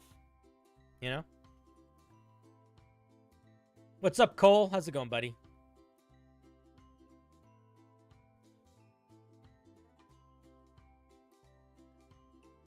Because the other thing is that those sorts of things are usually a little optional.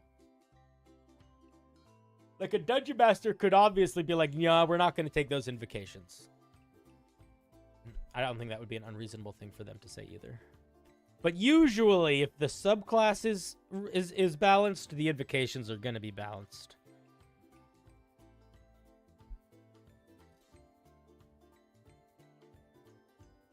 Often, the balance of the subclass is foreshadowing for the balance of the invocations. Beyonder is up next. This is a simple feat that rounds out medium and heavy armor master feats. I wanted something that is useful but balanced with how good dex stat is. That's going to be tricky because medium and heavy armor feats are bad. So this feat can't be that good.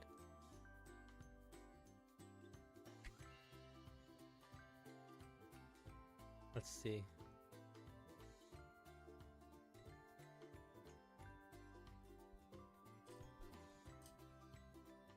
It's just atypical. Yeah, it's atypical, exactly. But that's, again, it's totally fine. Light Armor Master. You've mastered moving in light armor, using it to deflect attacks. You increase your dex. While wearing light armor, attacks of opportunity made against you have disadvantage. While wearing light armor, when you are forced to make a dex saving throw against an effect that deals damage, you can reduce that damage by your dex modifier. Okay. Couple things here. I know that heavy and medium armor... Do heavy and medium armor masters give you bonuses to stats? Oops.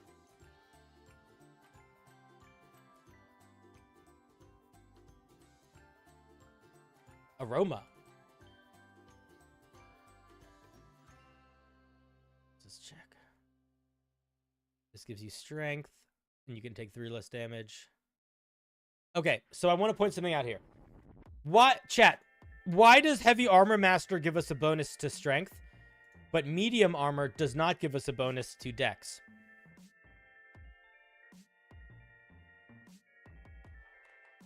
Why? Why is that? There's a reason for that. Can anybody tell me why? It's very subtle. And it has nothing to do with flavor and everything to do with mechanics. Because Dexterity directly affects your AC for Medium Armor.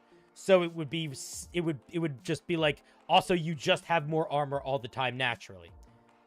That is the same problem here.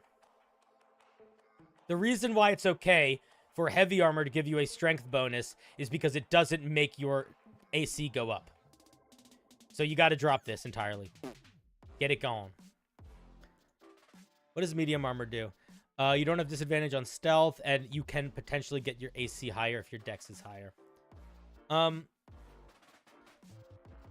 I think the second part, when you have to make a dex saving throw, you can subtract your dexterity modifier from the damage. I think that that's cool. I think it's fine. I could also see an argument for it being the number 3 in the same way that heavy armor doesn't allow you to reduce damage by your strength modifier. It just reduces it by 3. I could see a big argument for this number being 3. I also feel like opportunity attacks being made against you having disadvantage is fine. I just don't remember if there's anything else that does that. But I think it's probably fine. I think you just need to drop this. That's the main thing. Cut this out. Maybe tweak the number of how much you can reduce the damage by.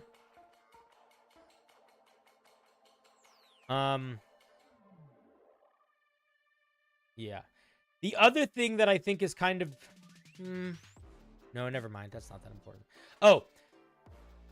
Is this before or after the damage? Are you reducing the damage that's coming in, or are you reducing the damage that might be half that damage? Or are you reducing, like, the end total? I don't know, but that should be clear.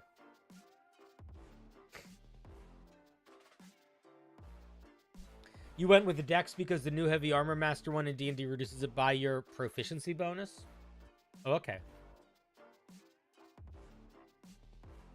But overall, I think it's fine. I don't think it needs a movement boost. I think these two features are both pretty good. I think you might just want to clarify where the damage reduction happens here, because there already is often damage reduction associated with specifically dexterity saving throws.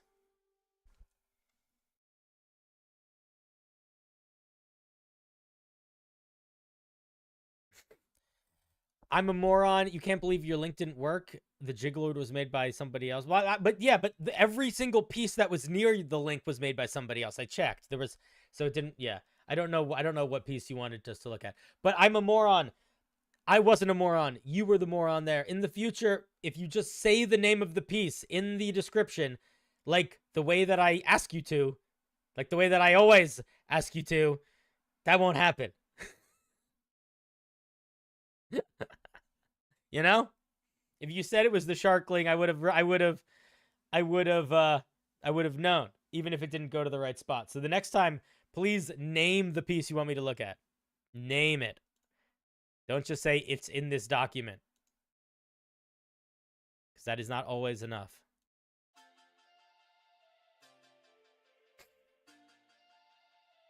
Okie dokie.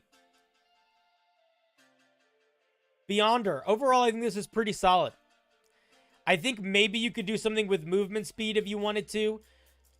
Maybe you could do something with fall damage also if you felt like it needed something else. Like maybe you took reduced damage on fall damage too. I don't know. Some weird stuff to play around with. But overall, I think it's pretty interesting. I think it's pretty solid.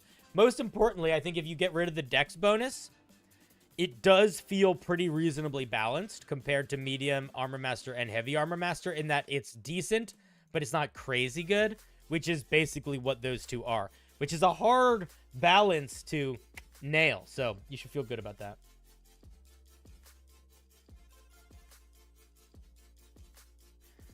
Alrighty.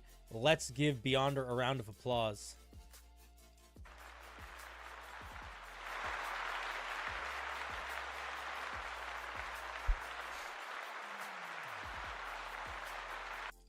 Thank you, thank you.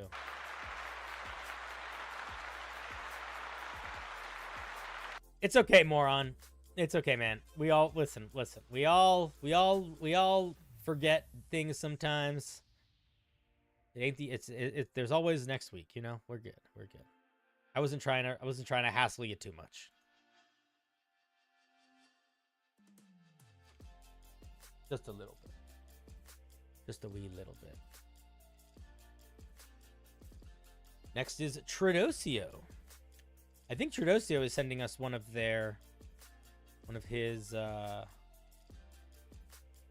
subclasses inspired by Overwatch. Howdy, y'all. Today I bring a uniquely built paladin based off the character Reinhardt from Overwatch. What I think makes this paladin unique is that it doesn't get an aura, since one of its channeled divinities provides an effect that benefits those close to you. I believe it can act in place of that aura. So at 7th level, you get a new way to use that channeled divinity if you had no more uses. Interesting. Okay, so this is an intentional shift of thing. I think this is the whole document also. So if any of you guys want to just explore, or maybe it's not. Yeah, it is. Here's here's them all. If you guys want to see any. Okay, I am curious. I want to check a couple things here. Moira's a warlock.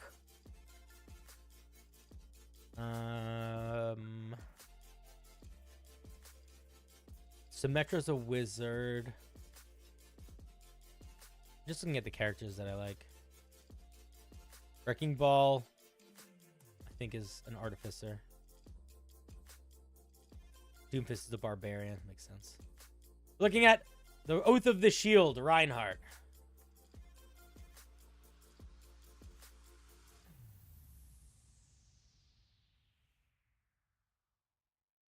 Vlorin, I do not believe your piece got looked at. Yeah.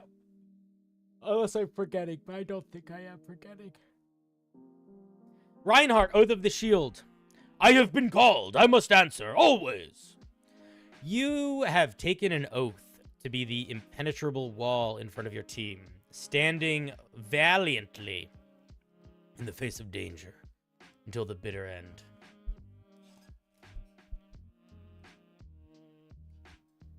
Be the shield, live with honor, die with glory. These are good. These are fun.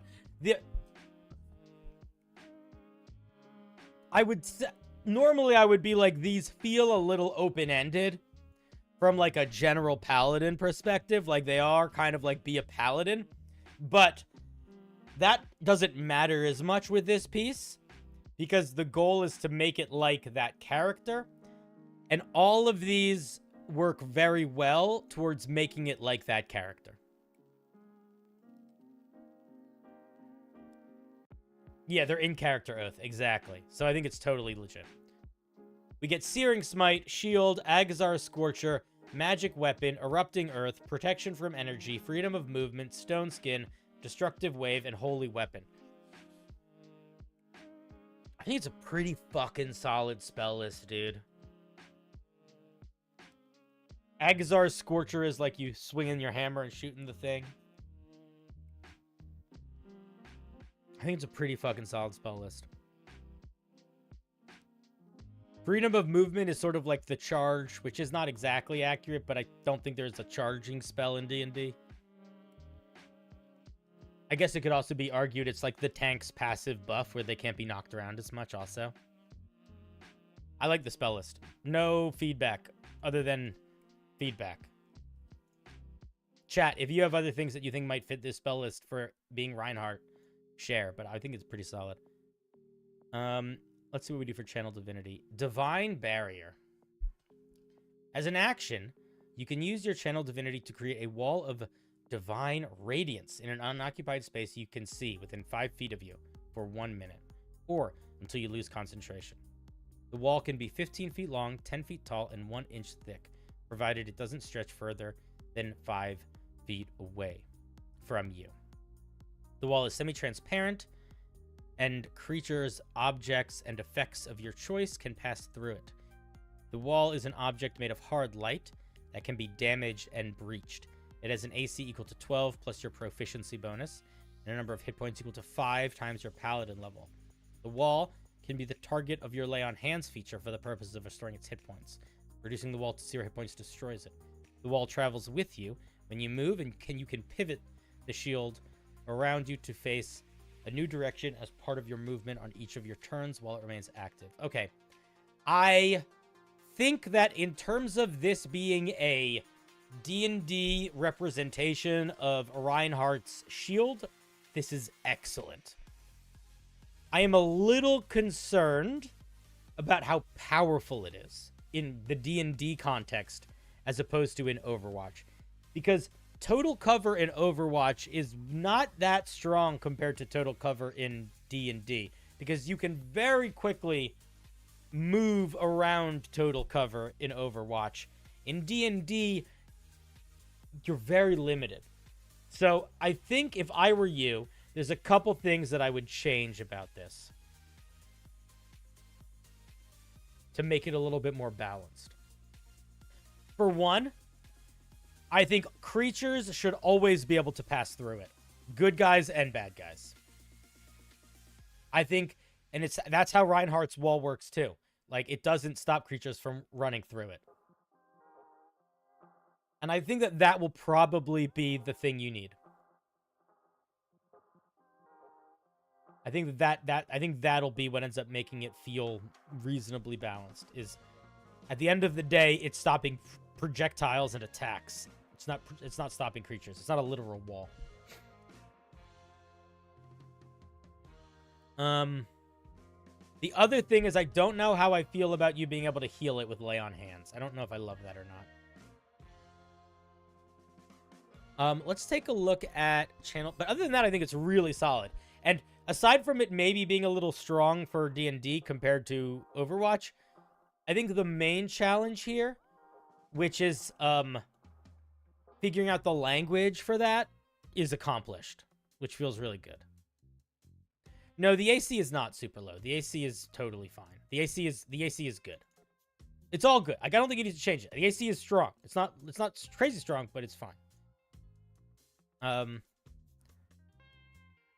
right, let's see what we get for the other channel divinity. When you take the dash action on your turn, you can use your channel divinity to empower yourself with heroic strength before the end of your next turn. While empowered, your movement speed is increased by 15 feet, and you can attempt to grapple another creature as a bonus action, and grappling another creature does not impede your movement speed. Genuine question that I don't know the answer to, and I don't even need you to answer it, but I think it does need to be clarified in the text. What does it mean when your movement speed increases by 15 feet? Because if I dash, I can double my movement speed my turn. So, am I getting 30 extra feet of movement, or am I getting 15 extra feet of movement? I don't really know. But that's a question that needs to be answered in the text.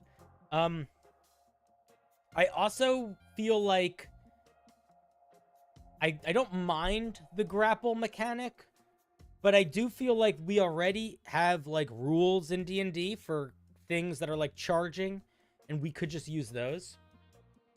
Like, I'm a little curious why you went with this direction instead of you can launch yourself forward 60 feet, and the first creature that you hit in the path has to make a saving throw, or you can grapple them and pull them with you to the end. Do you know what I mean? If it's a total of 30 extra feet, then just say 30, then say that. Then don't make... I think that's an extra step that I don't think anyone should have to take. And I also think it's not obvious that it's 30 extra feet.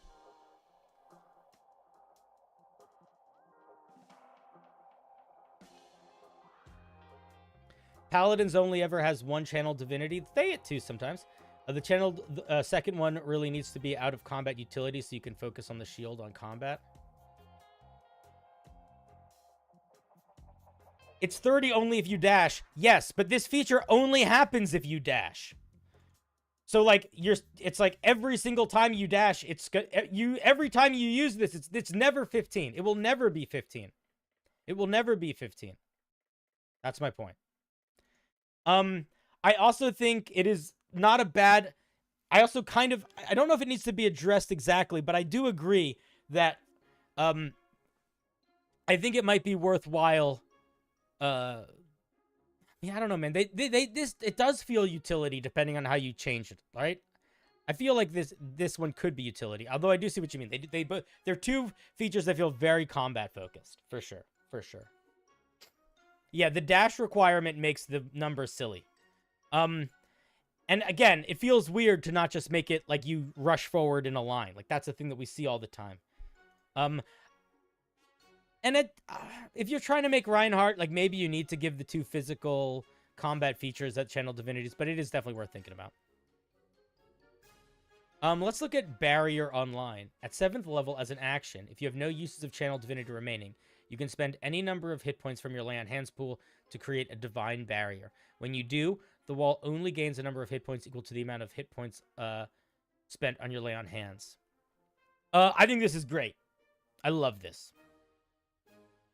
I think this is really cool.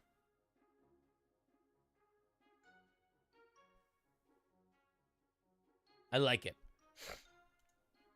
I think this is a really nifty way of cleaning up your...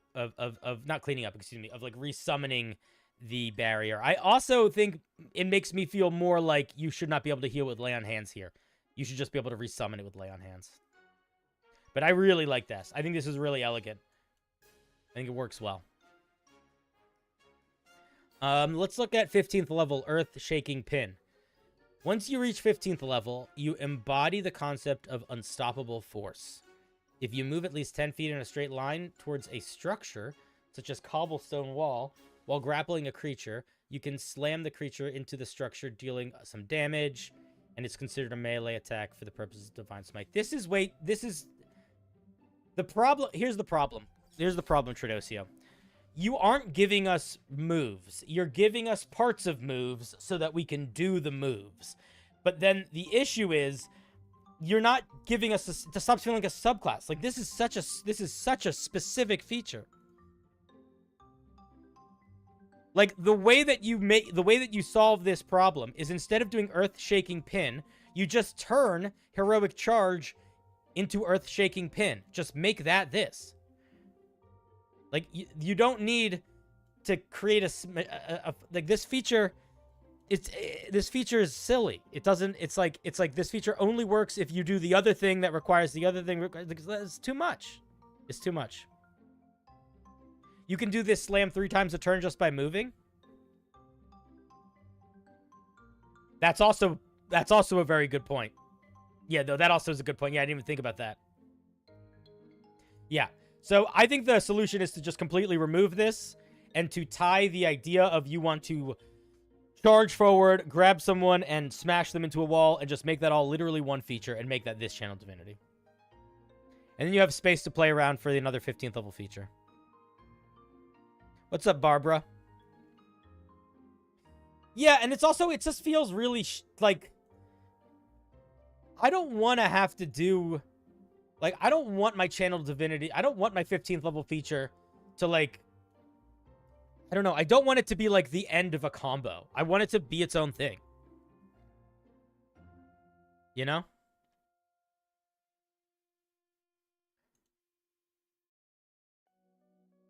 Yeah, I don't know. I feel like if I were you, I would do that. I would take the idea of you slamming people into walls, just tie it into the charging thing, and I think you'll be good. Let's look at 20th level. Hardened Crusader. At 20th level, you can empower yourself with your shield, and your shield, with the strength to stop any foe.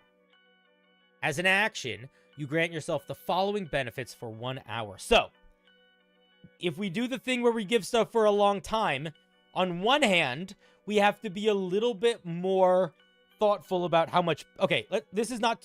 I haven't read what this does yet, Tradosio, so I'm not talking about this in reference to you. This is more for everybody that's watching.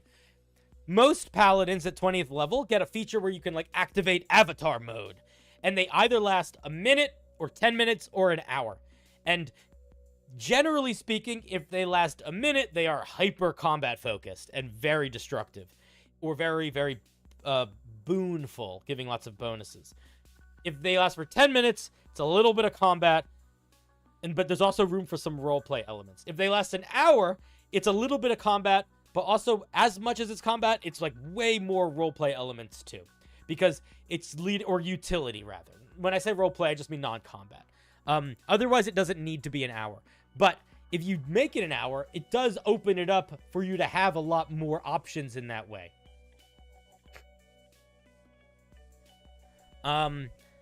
If you wanted to make the feature less combat focused. If this is very combat focused, then I might push back on it being an hour. Whenever you deal damage to a creature with a weapon, you deal extra damage, and you can push them back 5 feet. When you lose lay on hands to create or restore a barrier, its number is tripled. Why is this... Why is this an hour? You should make this a minute. Yeah. So here's what you do. You give it another feature. You give it a third bullet point, and you make it a minute. It's not... It's an hour now because it's not that crazy strong. It's strong, but it's not crazy strong. So I think the way you do it is you make it last a minute, and then you balance it by giving it another feature. I don't know what that feature should be. I'm trying to remember what else Reinhardt does. Maybe you could do some sort of ground pound stun.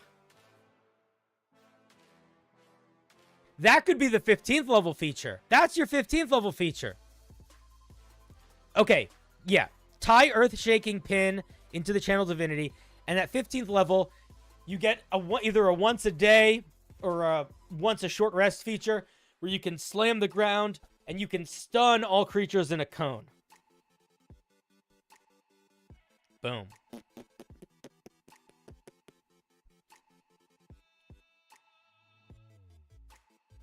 That's true. You could make the lay on hands to restore the barrier a bonus action as opposed to an action when it's done in this way.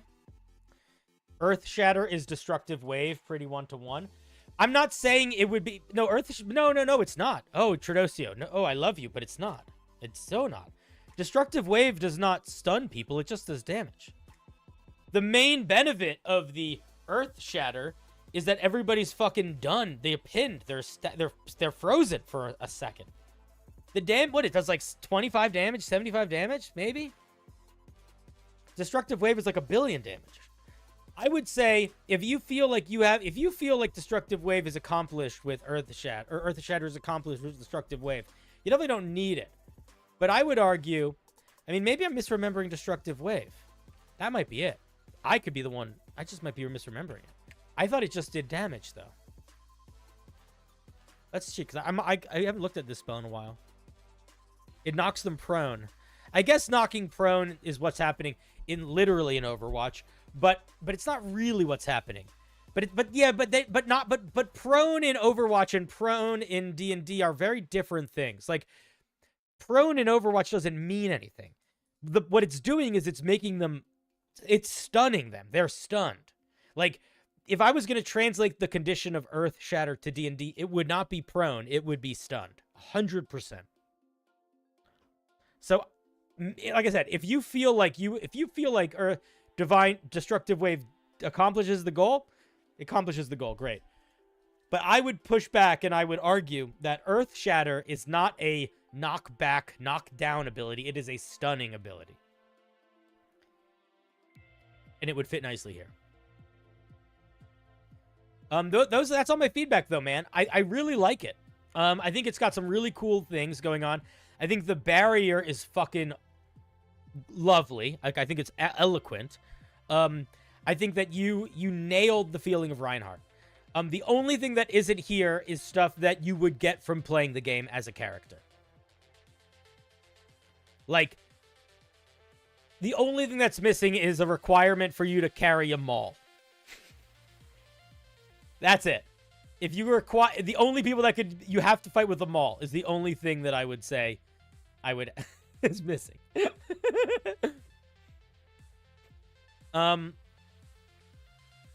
Everything else I think is pretty fucking eloquent.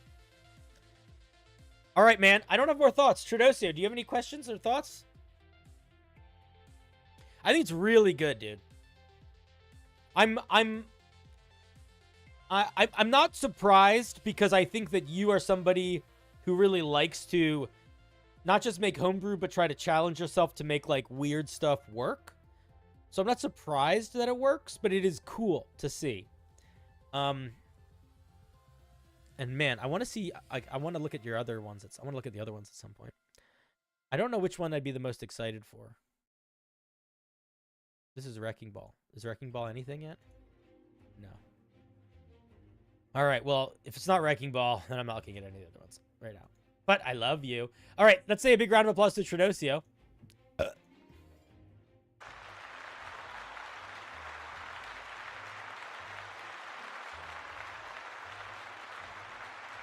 By stun in this context, I mean the stunned effect. What I would do if I was going to create that feature, what I would do is I would make it probably a once a day feature where you could slam the ground and you could stun all creatures in a 15-foot cone. That's probably what I would do. Maybe make it a little bit more usable than that, but that's what I would do with that. No, it wasn't a bland subclass for a common concept at all. It was solid. Wait! All right, I've waited. What am I waiting for? I'm waiting.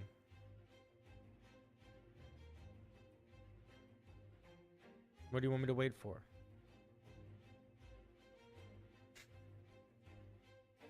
The Tenants of Ramatra?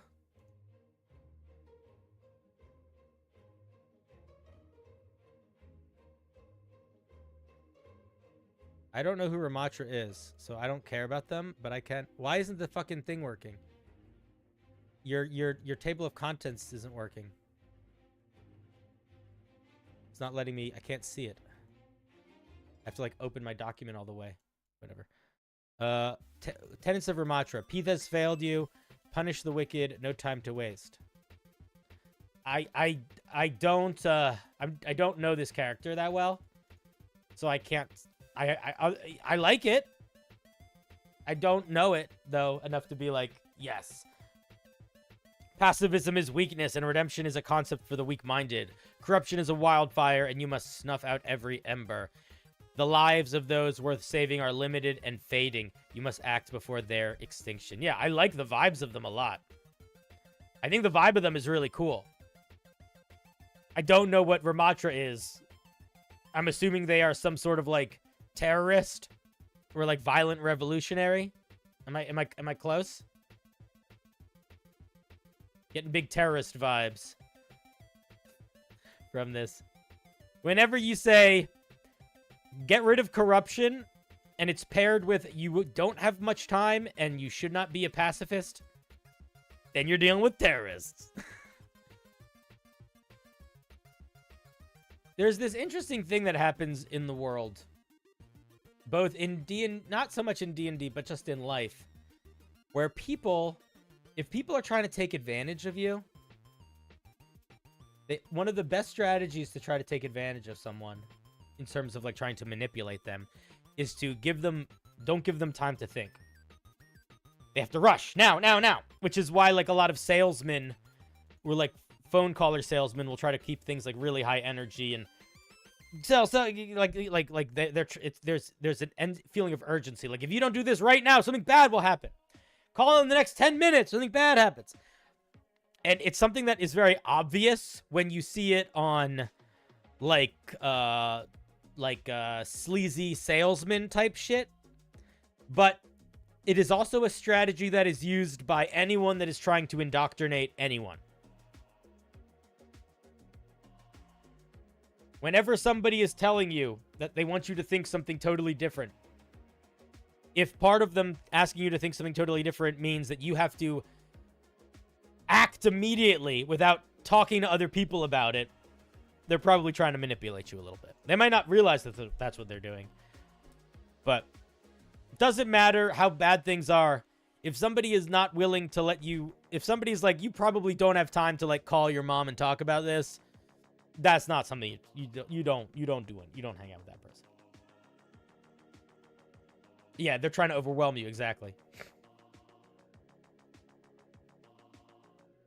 It's a very, very, very good strategy to use as a dungeon master.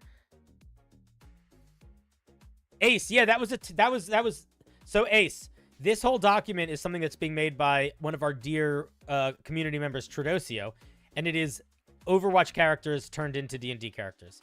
So one thing that some people in our community does, and Tradosio does this a lot, there's a guy named Derek who does this a lot too, is they will try to make... Baba's doing this too, actually. A lot of people do this. It's a very good strategy for building stuff. Instead of being like, I'm going to make a bunch of random homebrew, it's like you pick a theme and you stick to it. So it's like, I am going to make every subclass in Overwatch, or I am going to make every character in Overwatch into a subclass. Or I'm going to make a spell to mimic every type of tool. Or I am going to turn every common magic item into a rare version of itself or something.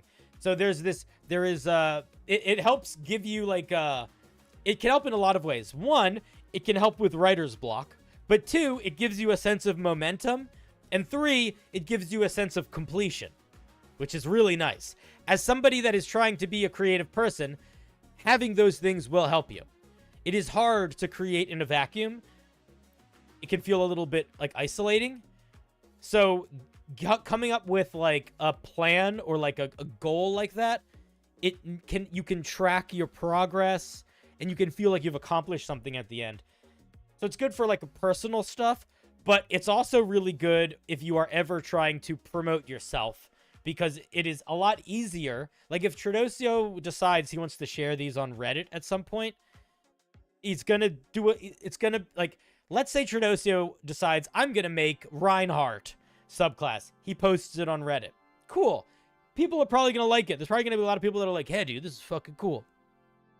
But if he every week posts another subclass for Overwatch and titles them and says, this is part 3 of my every class in Overwatch subclass thing, then it will elevate it. It will stop being, oh, here's a cool piece of homebrew, and it'll start being, oh, here's Tradosio's next cool piece of homebrew. And then it goes beyond that, and it goes, I wonder what Tradosio is going to send in next week.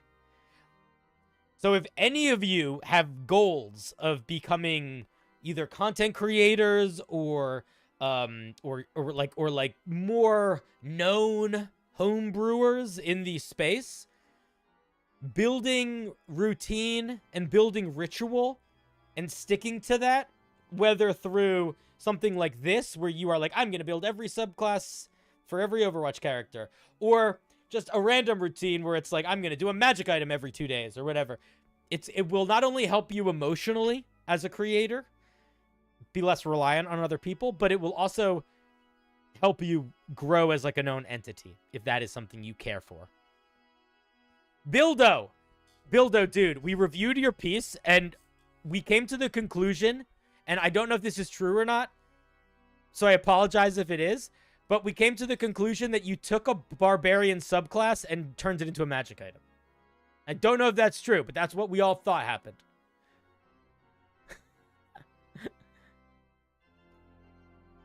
If that's not what happened, it is cool in sort of a cosmic way that it also kind of felt like it could have been a subclass.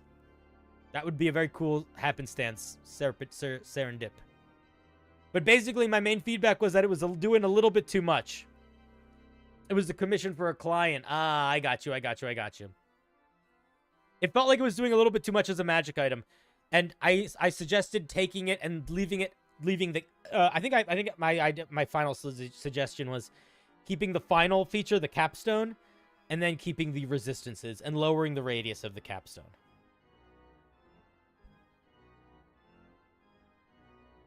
They requested it to scale off con. That's fine. Anytime, Bildo, anytime I criticize something, if you know that it's there for a reason, then you can just ignore that, right? Like, don't, that's fine. Don't worry about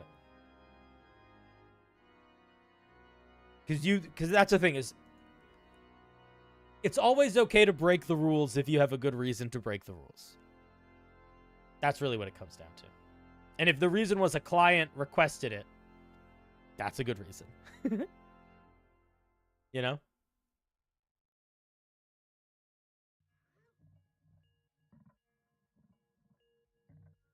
Next we have Valoran. Will, please.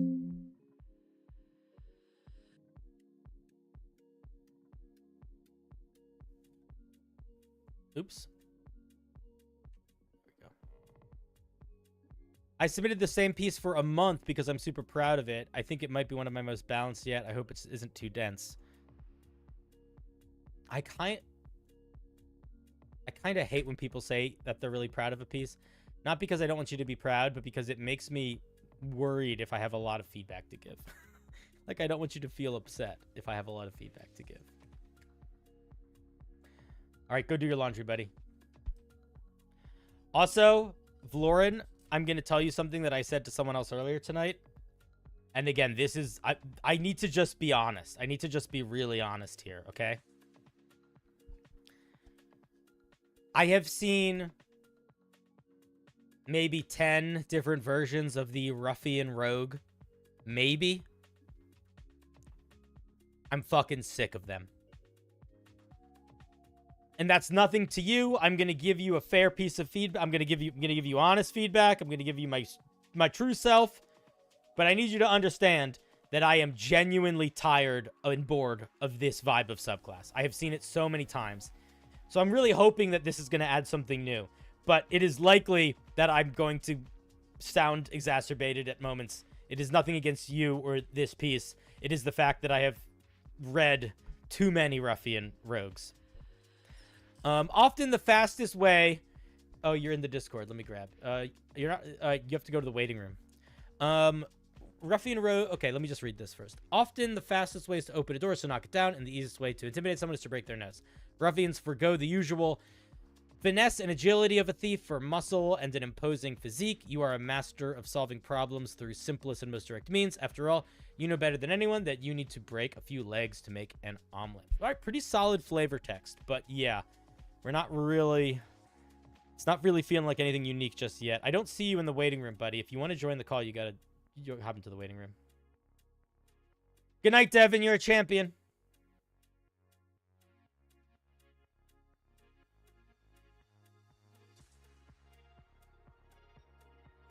All right, let's see what we get. Third level, we get 2 features.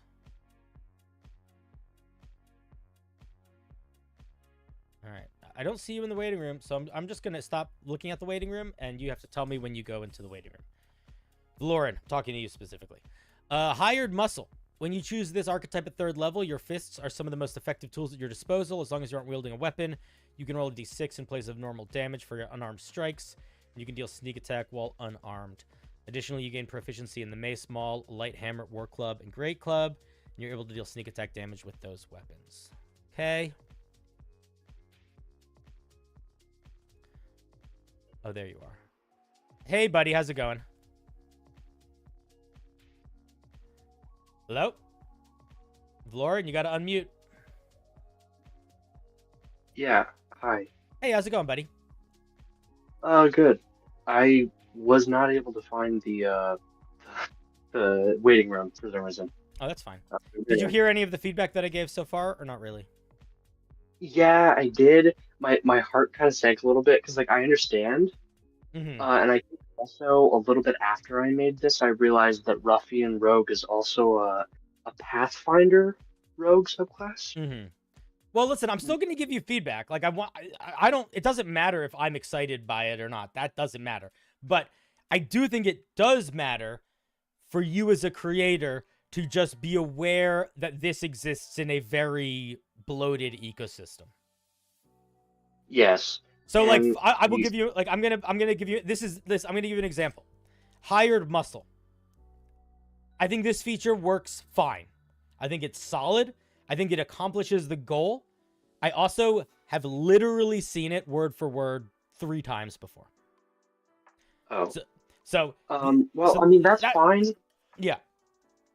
Yeah, that's really just establishing the baseline for, like, hey, you can use strength bludgeoning weapons. Mm-hmm. That's easily the most boring feature here. Like, I don't want to, like, spoil it because we're continuing on, but even though I realize that the Ruffian Rogue is also a Pathfinder subclass, this is very different from that. Cool. And I kind of tried to make it very different. Cool. I'm going to say something else. I'm excited. We're going to keep going.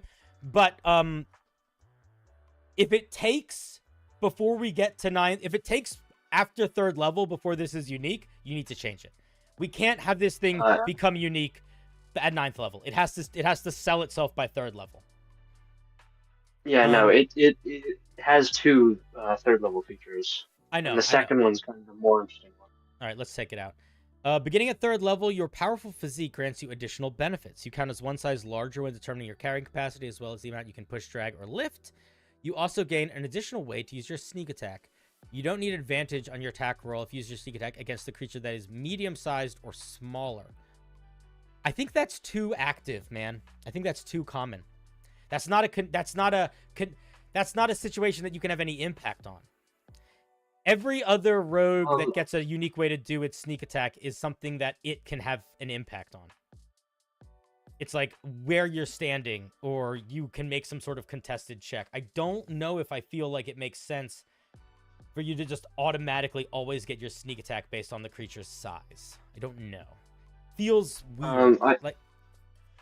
I kind of was trying to make that more of like a you're big and you use that to put down things that are smaller than you kind of thing. I Like, understand. as long as you are physically bigger, then you can.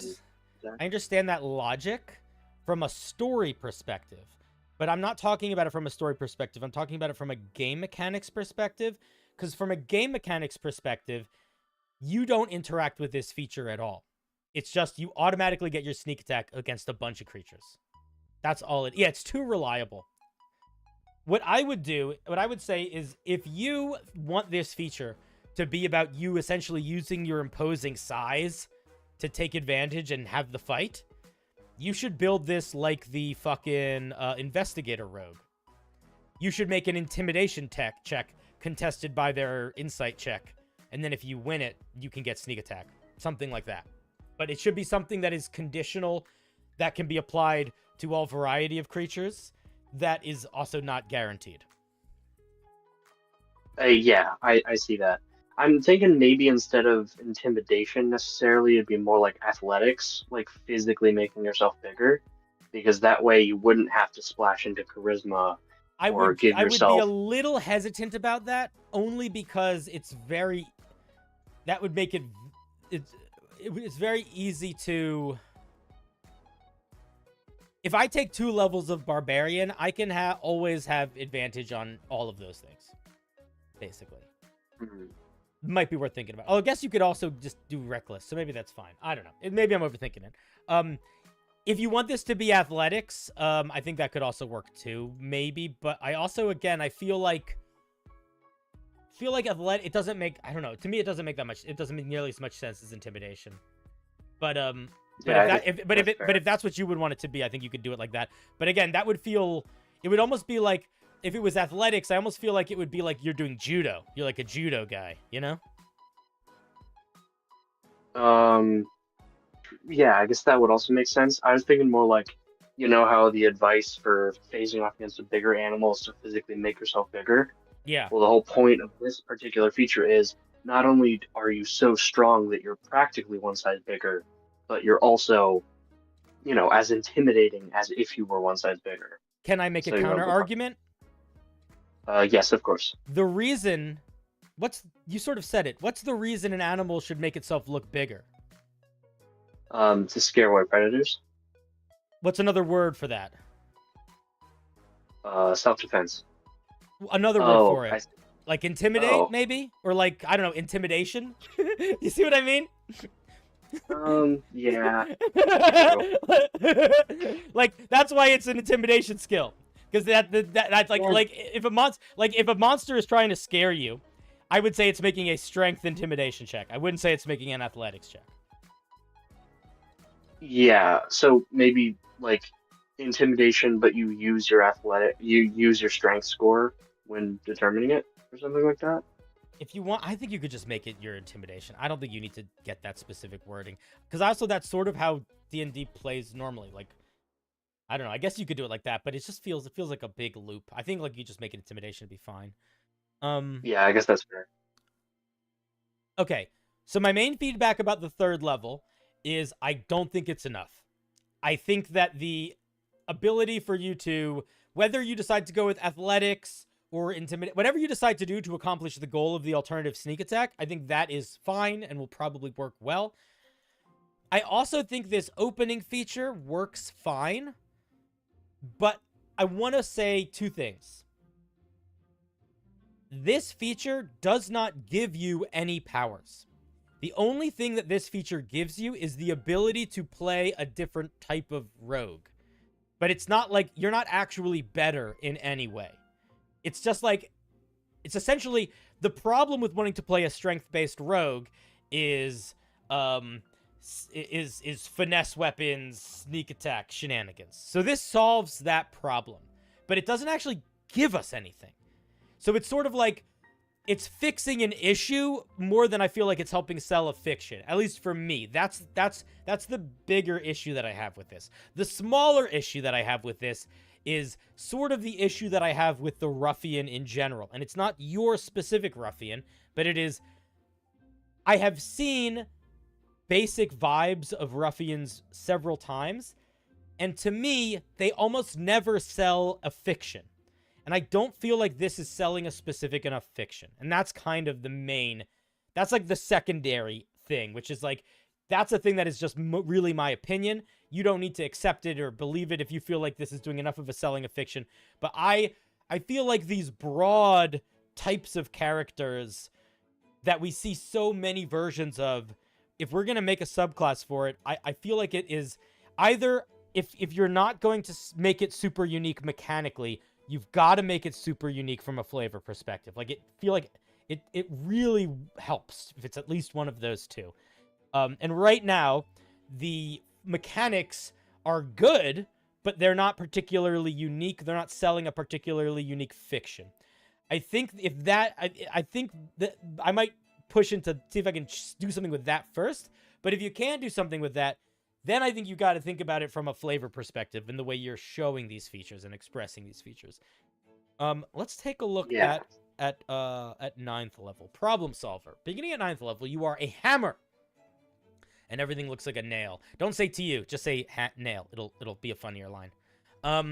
Okay. Whenever you would make an ability check, you can choose to make that check using athletics. Whenever you would make any check, I don't like that. I don't think that makes sense. It's only a certain number of times. It doesn't matter. I feel like you got to make it a little bit more limited than that. I don't think it could be any check. Chat might disagree with me. Chat, if you disagree with me, please do. But I feel like it's too open-ended. Okay, here's the thing with this feature, because this is the feature that I think I'm most proud of for this specific subclass. I keep picturing in my head like Minsk or Bane from the Batman, like Christopher Nolan trilogies, trying to solve a Rubik's Cube, getting fed up, breaking it apart and rearranging it so all the colors match. Sure. Like, or trying to lockpick a door and being like, "It's taking too long," and punching it down. You know? Yeah, I don't know. This is the fiction for me. Is this ability right here? Okay. It's like you are able to solve any problem with just your strength, and it be relatively realistic. Then I want to suggest. Then I want to suggest two alternatives here. One, don't make it anything, but make it a broad spectrum of things. So if you like the idea of it specifically being used to solve those sort of mental tasks, then make it when you make a intelligence, wisdom, or charisma check. But limit it. I don't think it should be everything. If you really want it to be everything, I think you have to re-examine what you're adding. And I don't like the idea of using your athletics check skill here. I really think I would make it a bonus if I was going to make it everything. It would be much more reasonable if this wasn't a rogue. Part of the problem is expertise. This is so much stronger because of expertise.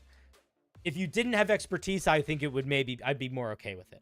But the fact that it has expertise makes this essentially like saying you will automatically succeed on any check if you want. Like you will get, it's because it's not you're using your best stat for any check. It's you are going to be getting, you're giving yourself a plus 12 to something as opposed to a plus 5 to something or a plus 4 to something. So I think that it needs a little bit of a tweak, I think. Expertise plus reliable talent. Yeah, it's a little bit mixy in that way. Like, I think it's too powerful. So I think that if I were you, I would tweak it or tone it back in some way. Yeah, I also do think specifically for 9th level, it's very strong for a 9th level feature also. Rogue 9th level features usually aren't that strong. Oh, I was trying to base the feature structure off of other subclasses, but I guess I didn't do a good enough job at that. It sits good from a vibe perspective. Like it's like in terms of what it's doing, I think it fits well. In terms of like the space it fits in the game, it's just very strong. Expertise plus reliable talent means this ability essentially says you automatically succeed proficiency bonus number of times on your ability checks per day. That is what this ability becomes. Because reliable talent means if you roll lower than a 10, you get a 10. And then a roll lower than 9, you get 10 or something. And then with expertise, you're adding double your proficiency bonus. At level 9, your proficiency bonus is +4. Assuming that you're also a strength-based guy, you're going to have probably +4 or +5. Let's say you have +3 in your strength. We'll be modest. So that would be 4 times 4 times 2 is 8, +3 is 11. So that would mean that you couldn't roll lower than a 21 on anything proficiency bonus times per day. It's a little too strong. What level is reliable talent? Isn't it level 10? Am I misremembering that? I could be wrong. I don't remember either. That's why I was. Let's check. I don't know.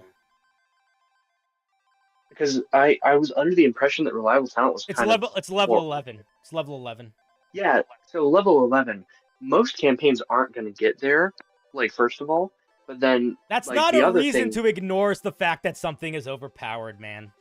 Like, you can choose to disagree with me, but that's not a good argument. Like, saying, yeah, it's balanced if they don't get to level 11, it doesn't make it balanced. It makes it balanced for 2 levels, maybe. And even at those 2 levels, it's still on the stronger end.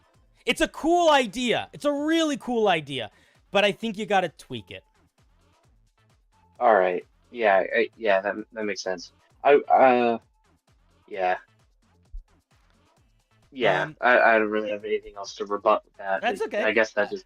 Valoran, we're not here for you to debate why your homebrew is awesome. I don't need... Like, that's not the point of this show. The point of this show isn't look how cool my homebrew is. The point of the show is look at my homebrew, tell me what you think. So you don't need to rebut. No, yeah. You're fine. Yeah, no, I get that. Yeah. You're fine.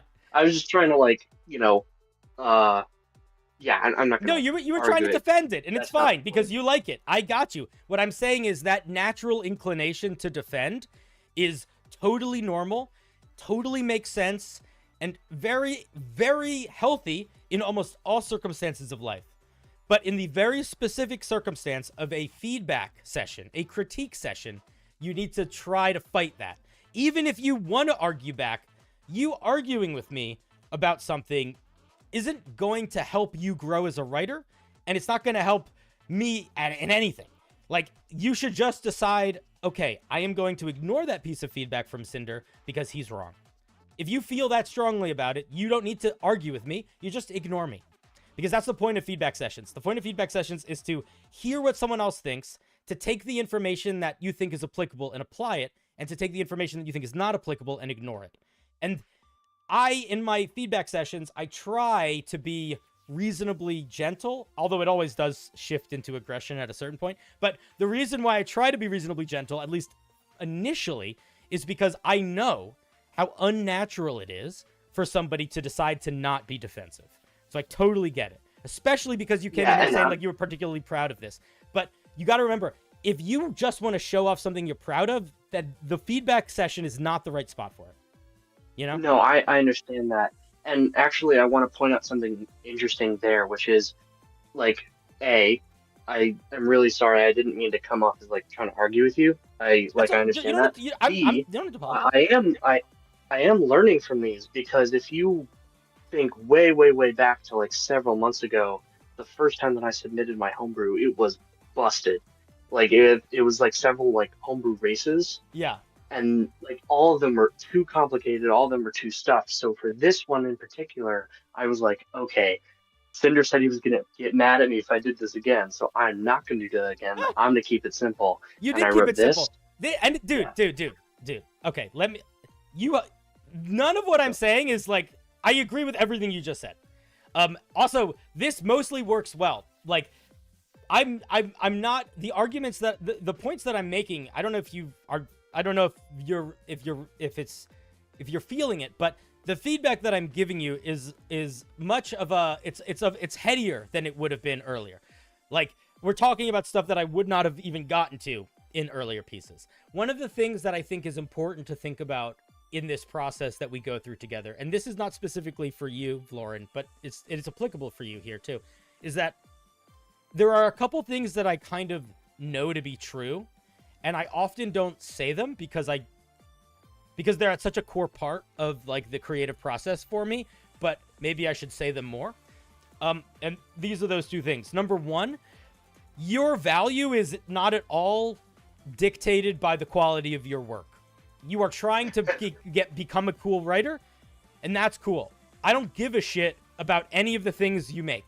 I care a lot about you though. So the fact that you like want to make stuff is cool. I thought me yelling about your homebrew doesn't make you worse in any way. That's the first thing. Your value. Oh no, I wasn't. No, I know. That's why I'm saying this is not to you. This is more to everyone. But then the other thing, and this is the part that I think is more applicable to you, is that all of us, when we do this process, we grow. All of us grow. I don't ever question that growth. I don't talk about that growth that much because I know it to be true. I don't feel the need to point out somebody's homebrew getting better over time because in the same way that I don't feel the need to point out that the sun is going to rise tomorrow, because it's just something that if you do the creative writing process long enough, you learn that as much as creative writing is somewhat talent, it is also time and just trying. So I see the growth. That being said, there is always room to improve. So sometimes what happens in this show, and I don't think this is what's happening here at all, and at this point, this is not really at you. I'm sort of just using you as a vehicle to share this with the audience, and I'm like, sorry if that's not ideal. But I will always have feedback to give. I will always find a way to tear your homebrew apart. And it's not because you are not a good writer. It's not because you are not growing as a writer.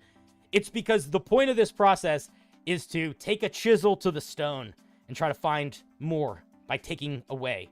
And that is a journey that never ends. Like, if you are somebody that is a professional, if anybody that works or has ever worked as like a professional creative or a creative writer or anything like that, you have writing workshops that you do in school, but then you know what you have? You have writing workshops that you do with your colleagues. You never fucking stop.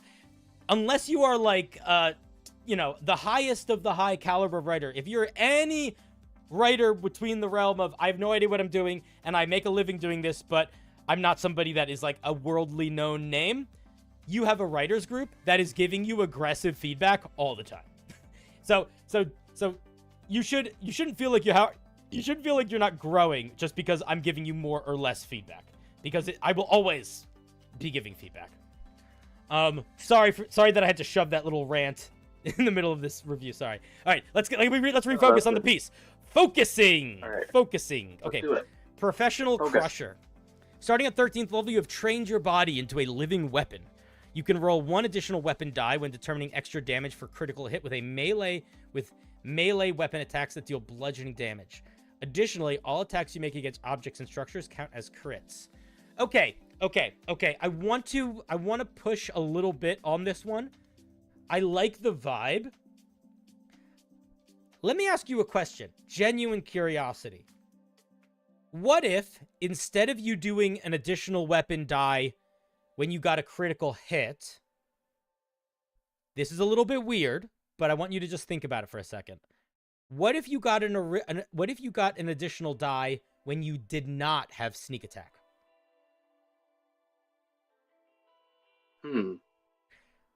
That would be interesting. I don't know if that's a good alternative, but what that would sell for me was this idea that you just are always hitting hard. And you don't get extra attack. Not bad. You don't get extra attack. So it would essentially help you, because I don't think it would be overpowered, right? It would be kind of nothing. It would be almost a ribbon feature, weirdly, even though it's damage dealing. But I don't think it's doing enough for if it's only for crits, because we don't get enough crits. We get so few crits.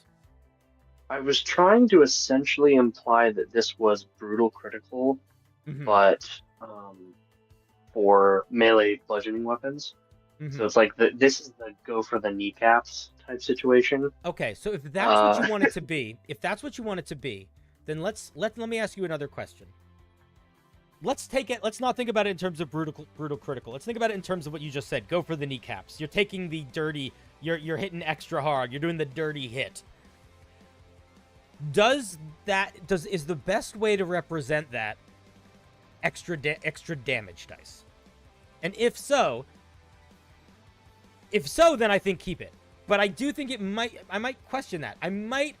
Because I would say the bigger thing there would maybe be like a stasis effect, like maybe stunning or maybe not stunning specifically, but something like that, where you're like, because when I think of like that, like those big fucking moves, what are they? They're like poking somebody in the eye, kicking them in the nuts, that kind of thing, you know? But if you like it being extra damage, I think it could work. I just don't know if it's enough of a feature. If the only thing this feature does is when you score a crit, you get 1 extra damage die, and you automatically crit against objects and constructs, I don't think that's enough at 13th level. Okay. I was worried that you were going to take issue with the always critting against constructs and objects. Always critting against objects is fine. Always critting against constructs is the kind of thing where if I was going to run this in my game and a player had that feature, I would just not put that many constructs in my game. And if I did, I would not plan on them surviving at all. So I think it's the kind of thing where, like, or if I really wanted to run a construct heavy game, I might remove that. I may ask the player to drop that part. And I just say change constructs to structures. And then, because if you change constructs to structures, I think it's fine. But I don't think it's crazy. I think it's the kind of thing where it's small enough that if I didn't want it in my game, I could just remove it. Yeah, I when I was building this character and I put that part in, I was like, oh man, a level 20 like ruffian rogue would be actually a really weirdly great counter against the Marut. Oh, that would be so cool. Wouldn't that be funny? But I don't think it would actually go all that well, but it's still funny to think about. Yeah, for sure. Where, like, the big, like, lumbering construct thing is coming at you, and this guy's like, go for the kneecaps! Breaks the thing's kneecaps and runs away. Can I ask, why did you decide to pick objects and constructs instead of objects and structures? Like, why did you decide to go instead of... Why did you add creature types into the mix?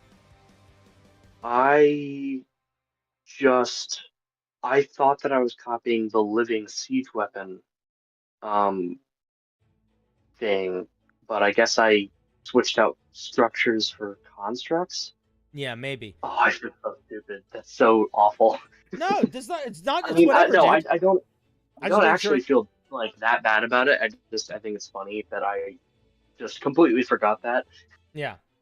That's a big deal. No, I think it's fine. I think mechanically it's also, like I said, it's fine. Like, it's not crazy. Like, constructs are rare, you know? I kind of agree with Tuna Melt. Like, if somebody played this character, I just would be very aware of when I threw constructs in my game so that I would know, okay, this is gonna be a spotlight moment for this character, and I shouldn't make any of the really important villains constructs. Or if I do, they have to be far, far away. Let me look at raw strength. Beginning at 17th level, your control over your own body makes you the ultimate muscle. Your count is 2 sizes larger, so this would trigger back into the sneak attack thing. Additionally, you can now use imposing build to deal sneak attack damage to creatures that are large-sized or smaller. So it's essentially improvements of previous abilities. Yeah. So, okay, my main feedback for the raw strength is I feel like the only reason we need an improvement for the 3rd level feature is because it's too limited. It's both too limited and too effective right now. So I think if you tweak that, you won't have to put any sort of upgrade to that here. And normally what you get at 17th level for an upgrade is more damage. Every single rogue at 17th level gets a feature. It might not directly do more damage, but it is essentially you deal more damage. And it's usually literally, here's dice. So if I were you, I would try to find a way to express that at the 17th level feature. But the main feedback that I have overall, I think, is figuring out how to tweak problem solver and figuring out how to tweak imposing build. And I think that I'm not sure what the solution's going to be there. I think everything else mostly works. And I think that as far as, like, I know I said I've seen a million ruffians. Like, this works as a ruffian. And I think that your hired muscle feature works well. It's unfortunate that it's like if this was the first ruffian that I looked at, I'd be like, this is great. I only have slightly tinted glasses because I've seen it a lot before. But I think like Hollywood fatigue going on. Where it's like people are kind of sick of like superhero movies because the MCU was so popular for so long. Yeah. That now, no matter how good the superhero movie is, they're like, oh, seen it, and kind of don't care. Yeah, but also I think that there's value to that. I think that's true. Like, I feel like, because there are plenty of superhero movies that still do well. The reason they do well is because they do something different. All the superhero movies that do... Yeah, all the superhero movies that do something well now, why do they stand out? They stand out because they are really selling themselves in a different way. Suicide Squad, like, it ain't no superhero movie that felt like that. So that's what I think. That's more of like a philosophical direction that you might want to think about, is like, if you know you are making a piece for an oversaturated market, good word choice, Tuna, you should think about what other things have tried to make things in saturated markets and have done well. Why did they do well? They do well because they stand out. They do something really different. They take a very common concept and they turn it on its head, you know? So I would say you don't need to do any of that. Obviously, like, if this works and you like it and you want to use it, great. But if your goal is larger scale, if you want to be doing more, like I'm sharing on the internet, I want to be a known person, I want to be a brewer or whatever, I think it's good to think about in that context of like, this working is step one. Step two is this stands out. And that second step is important. Yeah. Do you have any questions, thoughts, yearnings, aspirations? No, not necessarily. So, thank you a whole lot for reviewing me. And also, it's been a while since I first submitted this, and I've just kind of submitted it every week since. So I have a bone to pick with the wheel. And I look forward to the next time, so that hopefully you can yell at me about a completely different thing instead of the same thing. I would encourage you to. You're probably doing this already, but I would encourage you or anybody to if you're sending in the same thing every week, before you send it in another time, do a redraft of it. It's gonna get better. Don't let it sit. Don't wait for me to review it to redraft it. Yeah, don't stagnate it, because then your excitement for the piece kind of dies. Not only that, but it's gonna get better if you redraft it, or not even redraft it. Just you submit it. Don't look at it for a week. It didn't get looked at. Look at it. It didn't get reviewed. Cool. Before you submit it again, reread it with fresh eyes, and tweak it. If it needs a tweak. If it doesn't need a tweak, don't tweak it. But if you do that process, it's going to be better by the time I look at it, which means I will be able to give better feedback. Yeah. Yeah. I think Lauren does post in the Discord already. But yeah, you can also always post in the Discord. Yeah, I post in the Discord every once in a while.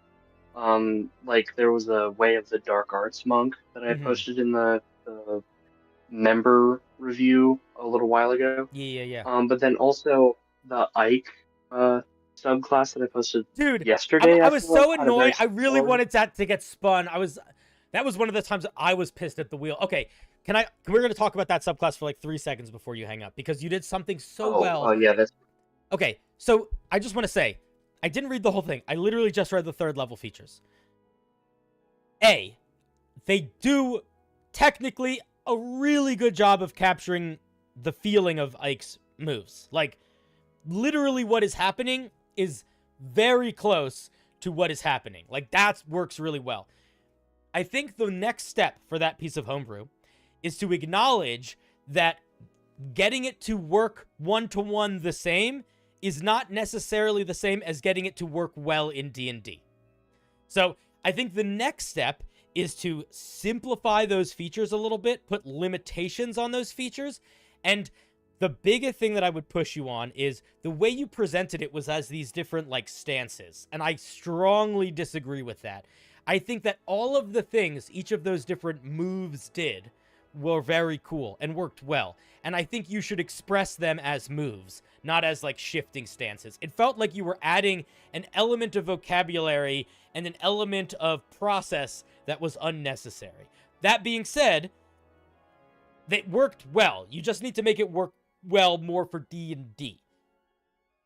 Yeah, I really did try to make it like an easier way to do that, but I couldn't find a way for you to start the ability, keep it active for multiple turns to kind of charge up the power and then release it all at once without it being some kind of like you activate a stance. And I tried to avoid that so hard, but I kind of ended up just going with it for simplicity's sake. Yeah, maybe the stance, maybe that's not the issue. Maybe the issue was just the way it was being expressed, because I agree that that's tricky, and that is the problem to solve. I also think that you have to dramatically limit how long you can hold it, because the potential power output for all of them was way too high. Way too high. It doesn't matter if you do nothing on your turn for 10 turns before you do it. If you can if you can take a minute and do nothing and then bust out like 12d6 fire damage at level 3, that's a little too much. Yeah, no, the day before that stream, I actually went back in there and reduced it from 10 turns to 5 turns. Oh, that makes sense. As the max per. That helps. That helps quite a bit. Because 5 turns is a minute.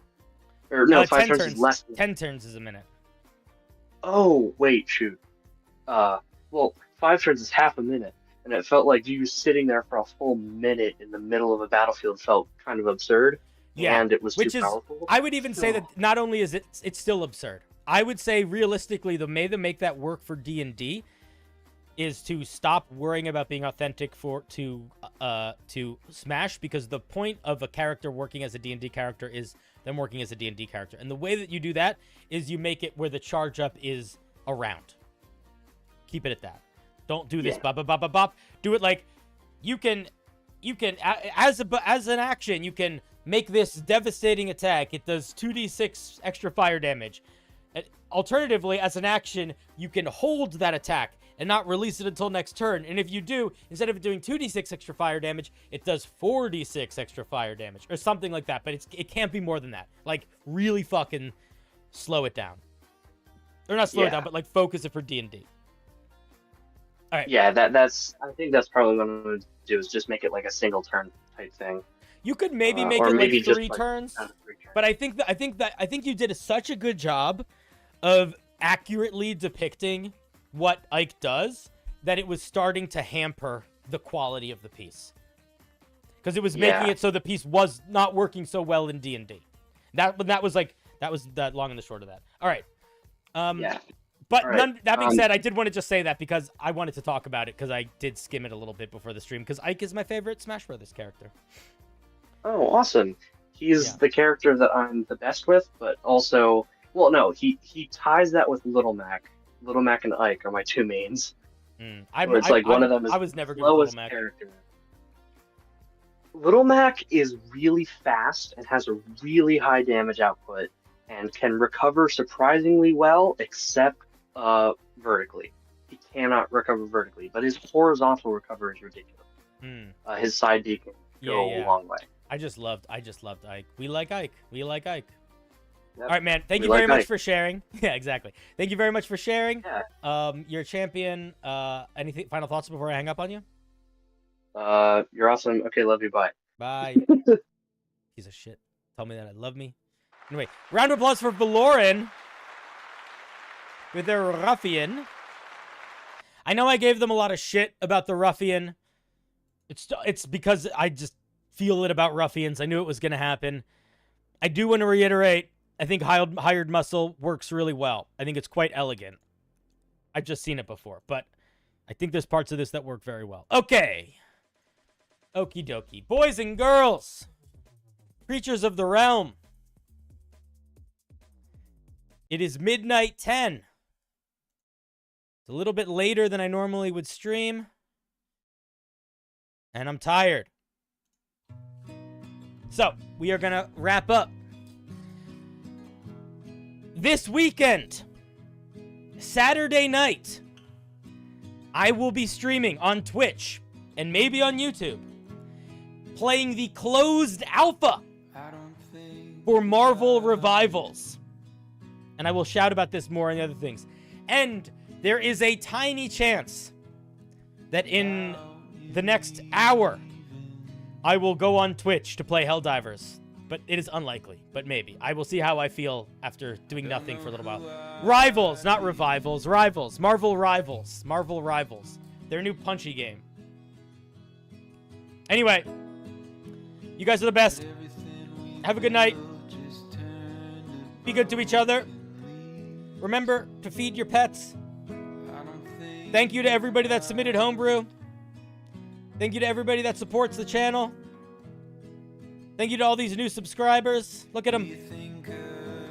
We got some resubs. We got some super chats. You're champions, all of you. It's a great Marvel revival. Yeah, exactly. All right, love you guys. Bye. Good night. Have a good Friday.